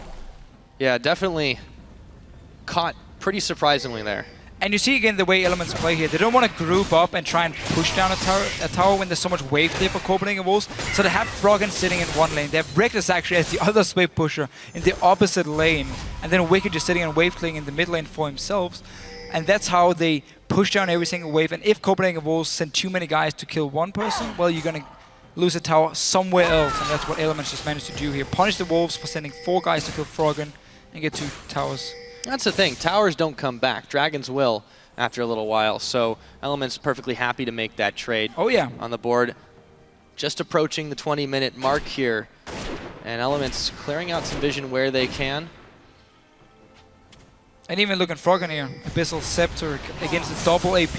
Even the magic damage from Corki. So we're going to see Elements go for FLICKR. All the magic resist items here is to simply avoid Copenhagen Wolves being able to just blow them up. The Wolves want to push this. Airwalk's trying to zone out the rest of Elements. Froggen actually moving up for the flank, but this is coming really, really late. They're not going to see it. Copenhagen Wolves has so few wards on the flank here, so Froggen is just able to move from the bottom lane through the river here. Now they actually placed 1 ward. If you're playing a siege and poke comp as well, you never want to get flanked. So you need to ward your flanks every time you push up towards the tower. Otherwise, it's too easy for the other team to just run around you and kill your backline before the fight even starts. And they do successfully back away from this one, but this has bought some time for Elements to get their team together, start pushing around, grabbing a little bit more jungle for themselves. And it seems like nobody's jungle has really been safe this game. We've seen quite a lot of steals, buffs, camps, everything. Shook's going to be able to grab that Grump. And Froggen with a wave now pushing down on the bottom side while the rest of Elements keeping Copenhagen Wolves at bay in mid lane. I'm talking about Froggen, he doesn't actually have any boots on this Ahri here. He's gone straight for his 2 core items in the DFG and the Scepter here. Yeah, well, he can dash around. And now, because he's just been completely untouched in the bottom lane, pushed up the wave. No response from Copenhagen Wolves, and Elements get a free tower. Very slow to respond to that one, and now Elements starting to lead the charge. 5 towers to 2 is that score. And you're right, Copenhagen seemed to be settling back into this. They didn't really pick up the speed after Elements changed it. No, Copenhagen was wanting to group up and again start sieging down a tower, but they didn't have the proper wards to place, so they had to back away here, respecting the engage from Elements, and then just stuck sleeping, honestly, in the mid lane. And Froggen could once again push his bottom lane. It's just been a 1-3-1 from Elements all game long here. Try and spread out the wolves, don't let them sit together as 5, and then take these side lane turrets. Right there. The Rek'Sai moving up to mid just for some juicy farm. Well, up in the top lane, Soren and Airwalk should be able to grab this tower. They've gotten all the outer ones now, but they've lost quite a few more than that on their side. And here we go, 3 members of Elements moving around once again back into this Copenhagen jungle. Yeah, true Elements style here. Taking it slowly, and you want to just build them an advantage. You don't have to rush it, you don't have to force any team fights here. You just take towers, you take their buffs, you take their jungle, you slowly grind them out as we see, and then you're looking for these big team fights in the very end when you feel like you're strong enough, when Locket is completed for Shook, when you have more magic resist again also on the rest of your characters. It's gonna become harder and harder for the Copenhagen Wolves to actually burst down El Shook into the jungle. Well, speaking of El Shook, he will be eyeballing when this dragon comes up in about 2 minutes. This is about the time they can most definitely contest it, but the problem is they don't want to straight up fight them unless they can get that good angle of engage. So wards are going to be key in this one. Copenhagen don't have too many hanging close to that pit, and Elements do have the 1 pink in the brush. And again, Elements walking straight into the Copenhagen Wolves red buff, completely warded up so they can see any kind of rotation from the Copenhagen Wolves between the top and the mid lane. Also making it a bit harder for the Wolves just to walk straight down to Dragon, knowing, okay, what if Elements build up a wave, which they're actually going to do now with Wicked in the top side. Trying to force the Wolves away from this Dragon here, or at least make them trade a potential inhibitor if they want to pick up a 3rd Dragon, which is spawning in about a minute, so the wave will be built up by Wicked. Well, there is a bit of time still on that one, so yeah, Wicked's going to be able to do that now. Ooh, right to the Arcane, going to catch a few members of Elements by surprise, but not enough damage to really do much than tickle. Well, he's just checking if they were actually hiding there, or if maybe they started the Baron for Elements, because there's no wards from the Copenhagen Wolves. Everything is completely dominated by Froggen. They have to Elements know on this is the a map. flank, but Airwalks walks nearly into danger. They're going to go for him anyways. Here comes Youngbuck trying to save the fight. Shook actually very low. Reckless gets jumped on, and the Wild Growth comes out to keep him alive as he burns his flash to disengage. And Elements actually underestimated the Copenhagen Wolves damage on that one. Yeah, this is good for the Copenhagen Wolves. You avoid the main engage from Elements, and then you just start landing all this poke here onto them. Shook is down to 40% HP, he's recalling to base, and now the Wolves looking towards his mid lane. Yeah, they have a chance to start pushing this one down. They've got a minion wave at their back. Froggen has ulti though on the flank. Very dangerous, you're right. Froggen could go in at any time, but Wicked is gonna get blown up, and now Youngbuck could follow. It looks like Froggen will make it a 1-for-1, but they've got the tower. Now Shook uses the Void Rush to try to get an angle, see if he can find someone with a Praise Seeker. Freeze is low, but a Chilling Smite will keep him at bay for now. And the Copenhagen Wolves will get out, only losing Youngbuck. Yeah, they just placed the ward here once Froggen actually came into the mid lane. Could have been there before and to spot him. Charm onto Youngbuck, he didn't flash, he didn't ulti it, and actually ends up dying for it. And now Elements looking towards the Dragon. Reckless is down to 50%, and there's a lot of poke still for the Wolves. Yeah, this fight's not quite over yet, but dangerous for Copenhagen to stick around. There's a large minion wave building on the top side, and now Wicked is teleporting in. Youngbuck better be in hot pursuit if they want to try to contest this. He's actually just going up to the top to defend the tower, so this should be an Elements Dragon. Yeah, Airwix is too low to go in here, so the Copenhagen Wolves have to give it up here. First Dragon for Elements. Oh, they find Airwalks! He kill. Gets killed. Nif picks that one up. and they spent quite a lot, but very happy, very worth. Elements with their first dragon on the board also secure those battle stats, and they now look to push down to this inner. Yeah, but we did see Elements here trying to flank first in the mid lane, and Copenhagen Wolves disengaging, landing the poke. Got a mid turret for it, and now Alliance, well, your wave is gone. Xerath says hello. So are they. So are they. Bailing out from that one, and they clear a camp on their way out. So much damage and wave clear on their own side too, so the sieges are pretty hard to pull off in general, but all the same, Copenhagen not doing too terrible there. They did give up the dragon, and Airwalks, that was the real issue, is that Airwalks just got caught out for seemingly no reason. Yeah, it was a bit too low from the fight itself. Again, by Copenhagen was actually pushed up the mid lane and didn't get to see Froggen coming from the side. Also, of course, with Youngbok dying to him. So 0-5 for Youngbok, but still actually looked better than he did in the games we saw last week. Across the board, actually, Copenhagen's evened out in a couple of their lanes. Well, it's not really lanes anymore, but Freeze, you know, he's caught up quite well to Reckless, so he's had quite a big impact in this one, 3-0 on this Corki, and he's been incredibly safe. They've kind of ignored him for the most part because there's so many priorities in Soren and in Youngbok. But more importantly, Freeze hasn't really been giving away any bad positioning in these fights. I'm a little bit surprised Freeze actually went for the Blade instead of the BT on Corki here, which we normally see in these siege comps, because again, the shield is so important for you, and the lifesteal, when you're taking a bit of poke damage, you can just lifesteal back up, and you get obviously more damage on your rockets and your poke through getting that 80 from the BT. Instead though, Blade, so we'll have some sustain from it, but it's just simply to try and stay alive in these fights. Shook, they're gonna jump on him. Airwalks, there we go.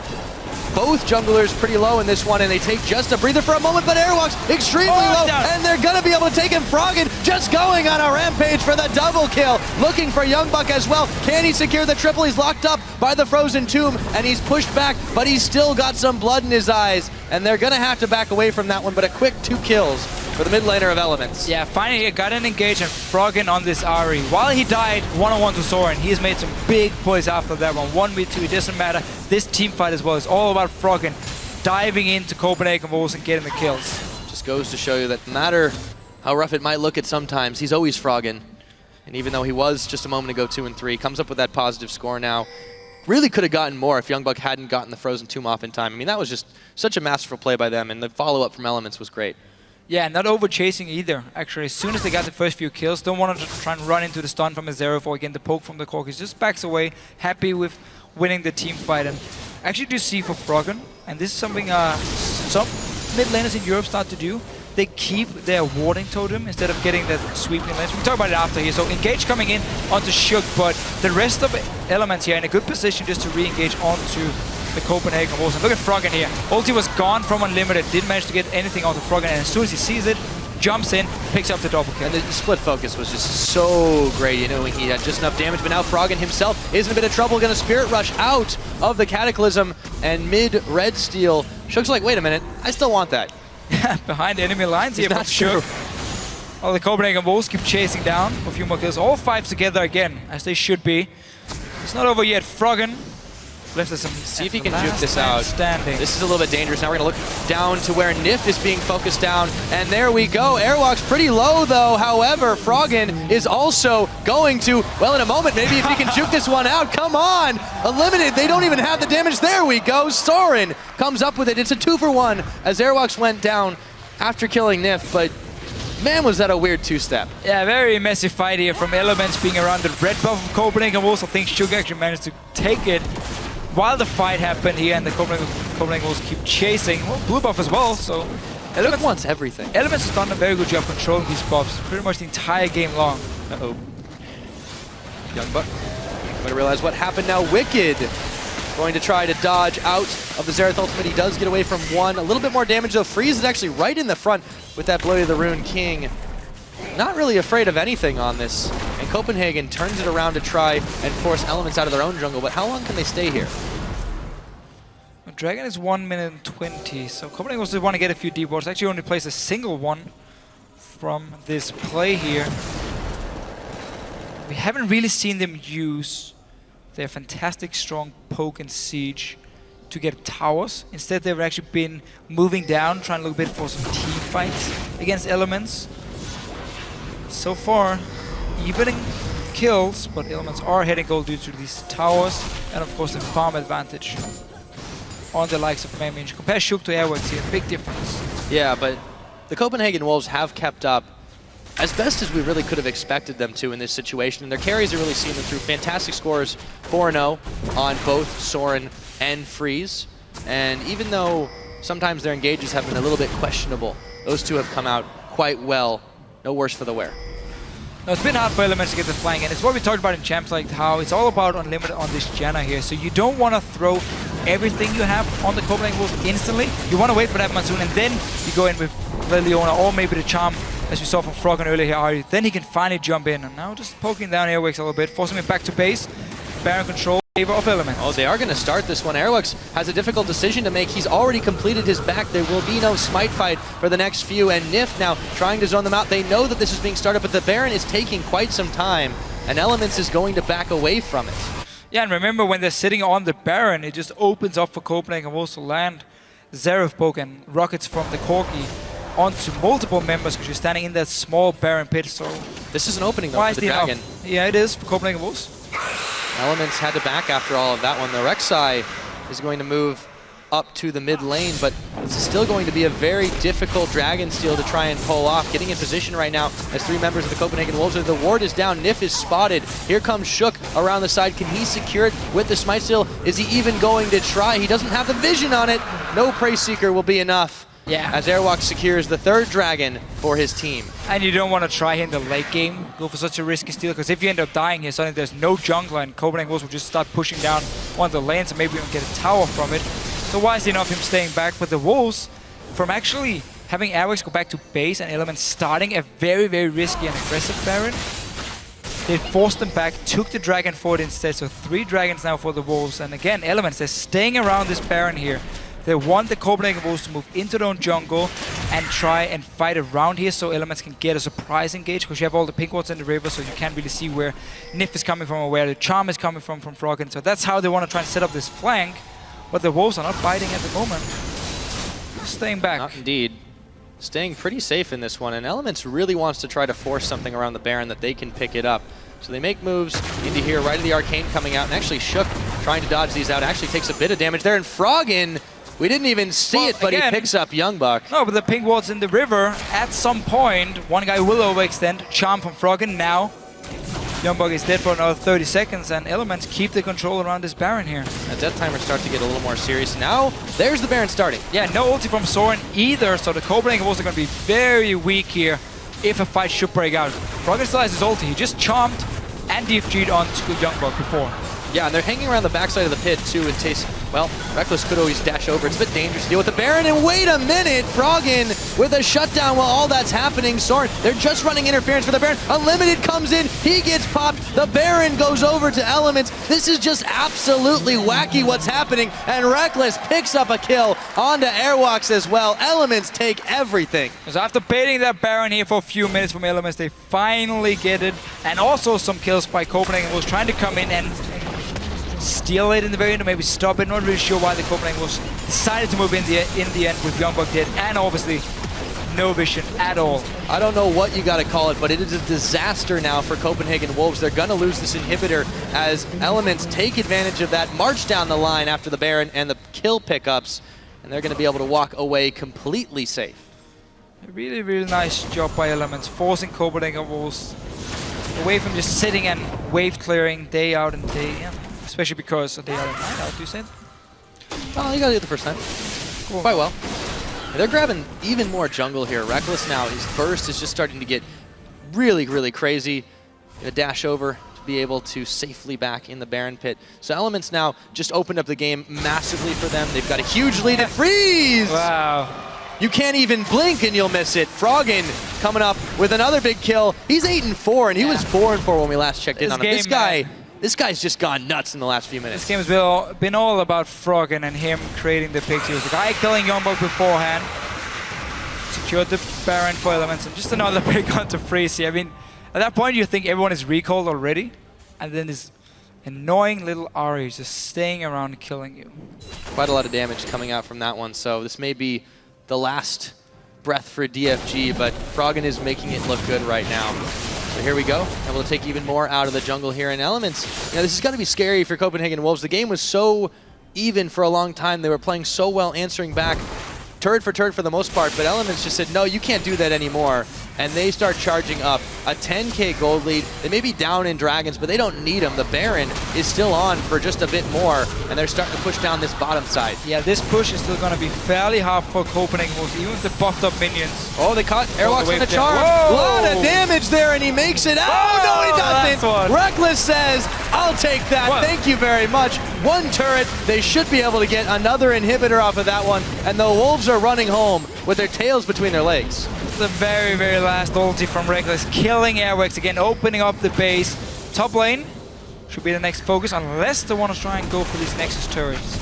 I mean, why not? I mean, it's 4 guys. And you They've got 2 inhibitors. Yeah, go for it. They don't need the wave necessarily. And Froggen, how does he keep doing that? Young Buck, I don't think that's going to keep you alive for very long, buddy. Maybe that will. Limited going to pop his Monsoon. Froggen really wants another pickup. The shields are going to keep him safe, but now the Nexus turrets being fired down. They've got 1. They're looking for 2. Super minions in the base. This is a disaster for the Copenhagen Wolves. However, maybe they can find something. There's the shutdown they were looking for. Froggen is popped, but Airwalks and Freeze also low. Everybody on the Wolves just melting because Reckless is still able to make the damage. The Nexus is going down 37 minutes in, and Elements pick up win number 2.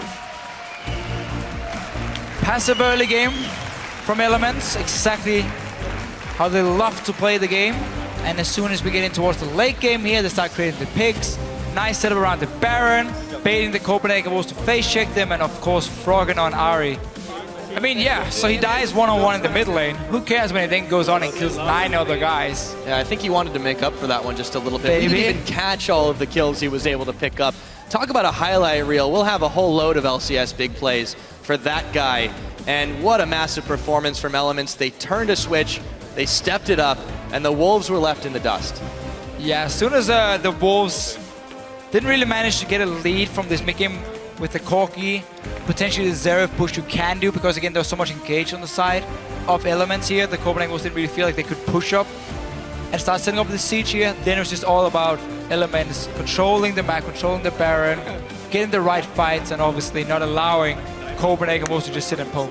But credit to the Wolves, they played much better up to the level of Elements. They kept them on the ropes for a little while. They started out very strong, securing those 3 A lot better early game. Yeah, I really stepped it up compared to their opening week. And there's hope for this team yet. They're only 1-2, not the worst score you could be at. Yes, you want to do better, but they've got some glimmers of brilliance there. Let's see if they can turn that into something. Yeah, and Copenhagen Wolves as a team, I mean, if you look back at Summer Split last year, Spring Split as well, whenever they face these big teams, like the top teams in Europe, they seem to have some special tactic worked out that actually does cause a bit of trouble here and buys them time in the game here, gives them a chance. I remember them beating Alliance last year as well, with that like the Twitch mid with a red buff and just killing Froggen, but that was a whole different game. And obviously this time around, no tricky picks, just a very long-range siege poke comp that Alliance or Elements managed to break and get the picks they wanted to. Yeah, they came up quite well that time around, so they've got the 2 wins under their belt. Still, they shook the Fnatic rust off pretty well, as you saw before. And, they've had some tough opponents. The Wolves, you maybe not put them on the high level of the strongest, the toughest opponents to face. But even so, you mentioned they step up to that game, and Elements still were able to show them who's boss on that. And it was a big team effort. Froggen came up really massive. He played a brilliant Ari game, but it wasn't just him. They were able to rove around in mass, and they were also able to keep the Wolves from grouping up as well as they needed to. Yeah. A large chunk of that game. I really want to take a look, in particular at Reckless, 7-0-6, deathless again. And when he has a good score, just in general, Elements seems to do fantastic. So he really is starting to fit that mold quite well. Yeah, he never really had any problems in this game. Again, as we talked about how the Copenhagen Wolves don't want to try and dive him in the backline. Again, they want to stay back and poke. So he was just cleaning up the kills left and right. Again, getting a lot of farm on Graves, as we always see Reckless do. So for him, I mean, overall he did his job. You're there, you clean up the kills in the fight, you get very fit on the AD carry. And then it's all about Froggen then landing the charm through the vision control you have established, and you get the picture, you get the game. Yeah, and they also were able to play quite well with a number of different picks too. We saw the top lane, Lulu, coming in to great effect there, kept a lot of the members of Elements alive in the bad situations. The Rek'Sai proved very effective at being able to get in and basically not just zone them, but also flank them even better than Froggen was able to do. And a little bit of disconcerting lack of vision on the Wolves really allowed for that. There was a lot of denial going on Element's side, but you're right, they played the very methodical game. Yeah. They cleared out, they waited for the openings when they could get in and take those objectives. And also their Baron control was really fantastic. And that's the thing, again, when you play like a Zeref, you can't really just walk into the enemy jungle and place these deep wards here. You have to respect the fact they can flank you and jump you and kill you. So that's why Copenhagen Wolves were falling behind in terms of like the deep vision here, and why Elements could set up around the Baron, force them in there, making it very hard for Zoran and his team here. But the Wolves, I mean, you look at this game and you say, okay, we played a lot better in the early game than we did last week. That's a good thing. Our team fights, you can discuss, okay, did they work out for them or not? The warding, I mean, they're going to have to look at it, especially the flanking for them. But all in all, better early game by the Wolves. Losing to Elements is not a bad thing. No, it's true. I mean, it's a tough team to face off no matter what. And you can see Elements in particular, their strategy, it's not one-dimensional, even though people kind of think, okay, well, they're going to have a weaker early game or at least a more passive early game. They focus on the bans in the mid lane, but they didn't even have to ban all those assassins so much against Soren. It was just so much a insurance policy for Froggen, who got very comfortable. Even after that very early misplay, he stepped it up a lot, and he was just starting to dash around left and right, picking up a massive number of kills. And really, every member of the team did what they needed to. This is another Rek'Sai, by the way, who was not super huge in terms of kills, but got all the assists. So well played all around the board. Now, for a look at the inside part of the last match of the day, let's head over to the analyst desk, where Shox is joined by none other than Element's Froggen. Thank you very much, Pyrotechnics. First up, congratulations, Froggen, on that win. 2-1 now with Elements. Yeah. Tell me about the game, because a bit uncharacteristically, that's a tough word at the end of the day, for you guys and the Copenhagen Wolves, very aggressive early on. I didn't really feel like we played that aggressive early on. I don't know. It was kind of an annoying game for me because I died like 3 or 4 times too much. So, yeah, I pretty much just felt annoyed.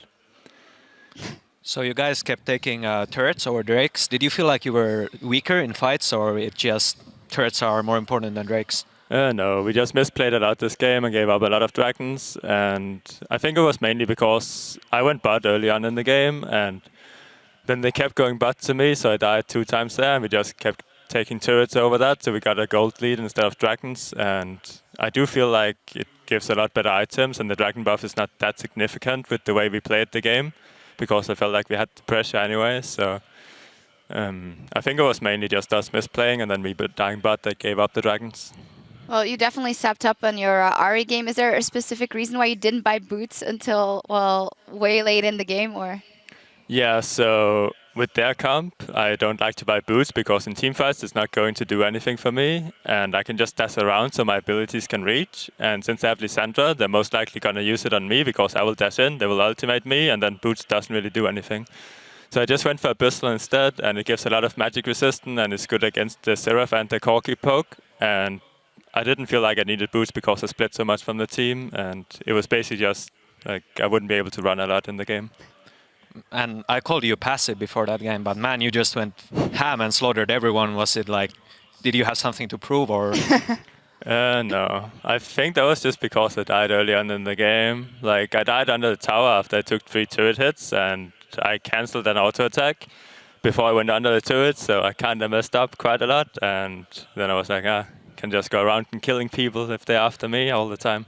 Yeah, you say you messed up a couple times in the beginning, but you more than made up for it. Let's actually take a look at one of the plays from one of those games. Let's get that up on the screen. A replay where you guys in the bottom lane at your tower flank the Copenhagen Wolves. Let's run the clip, and Froggen, take us through it. Yeah, so we just want to poke them, and Jarvan goes in, and then we just try to poke him as much as possible, and then I can get around to flank them because they're playing really passive on Youngbug and so on. So it leaves me open to actually get in there and just kill people, and that's basically what I'm doing.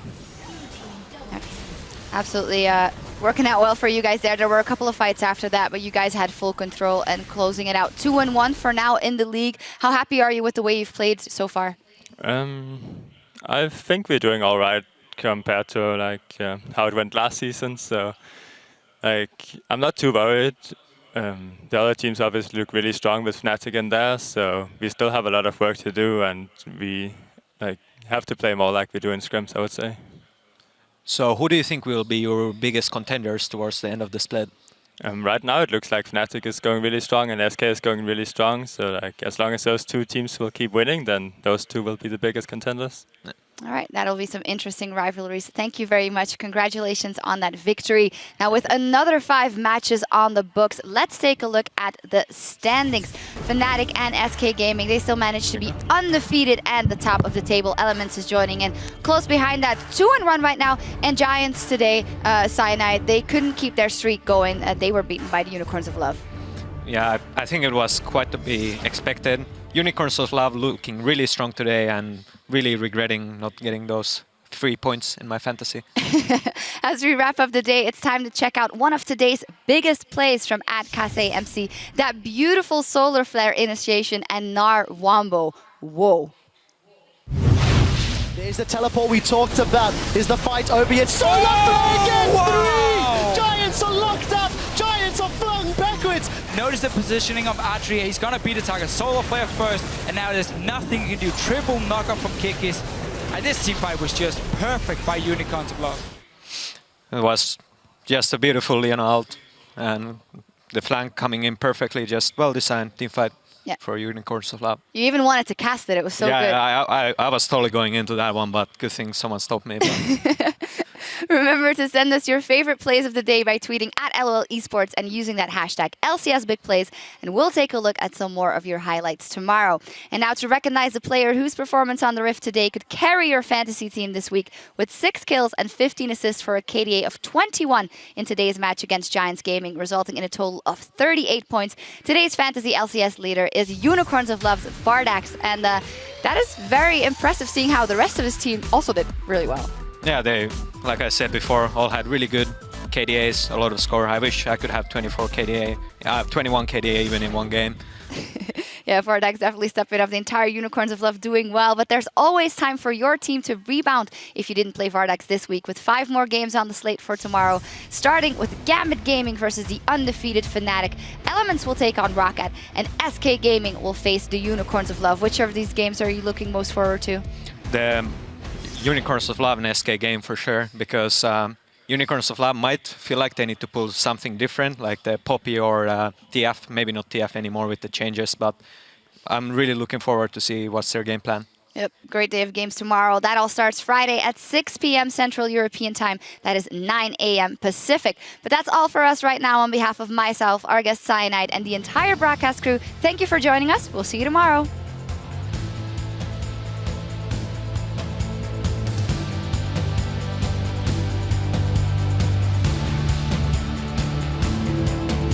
Welcome, ladies and gentlemen, to the second week of the European League Championship Series. That's a flash start! My man Nisbet knocked up in the air. First blood goes to H2K as Voidal takes another shot, pick up their first win for the 2015 LCS.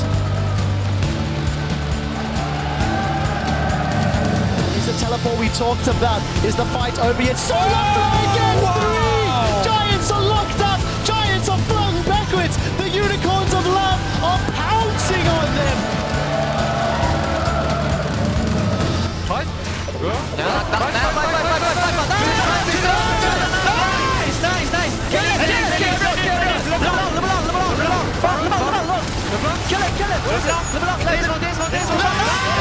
Fnatic breaks down the defenses of Rocket.